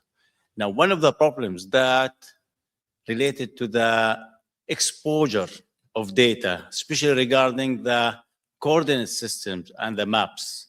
So many, let's say, conflicting countries are using software like Google Maps, OpenStreetMaps, or even local mapping applications to get the coordinates and use this as a source of truth. Now, many countries have reached to the data producers or the application providers to restrict this access, and this access was not restricted, and they refuse to, let's say, forbid or deny accessing of this data. Is this something that needs to be also considered during policies, or something that can bind these software providers to obey for these requests, or this can be considered as something like open data, so no one can control it? Thank you. Thank you. Is your question addressed to anybody specific, or the panel can take it? I can share my experience with that. Well, obviously it's difficult to control this, but in my experience, when I have been in a project where there were sensitive areas, restricted areas, and we have been requested to mask it or not to fly that area or whatever, usually, in most of the cases, in my case always, I can see that those open data providers are also following the same restrictions. This is my experience with that. I don't know exactly in other cases or any conflict countries where it might happen that the data is open and accessible. But this is what I can say. But I can only share my experience on that. Thank you. I don't know if that answered your question, but we can discuss it later as well. Now, coming back to the closing question, if you had 60 seconds with the head of government tomorrow, what is the single policy change you would advocate for? Go ahead. I can go because we're working on it now. We want to ensure that geospatial data is included within what is the Commission's multi-financial framework. Ingrid mentioned quite a lot, and we talked a lot in the last session about national mapping agencies not always being recognised for what they do and how important it is.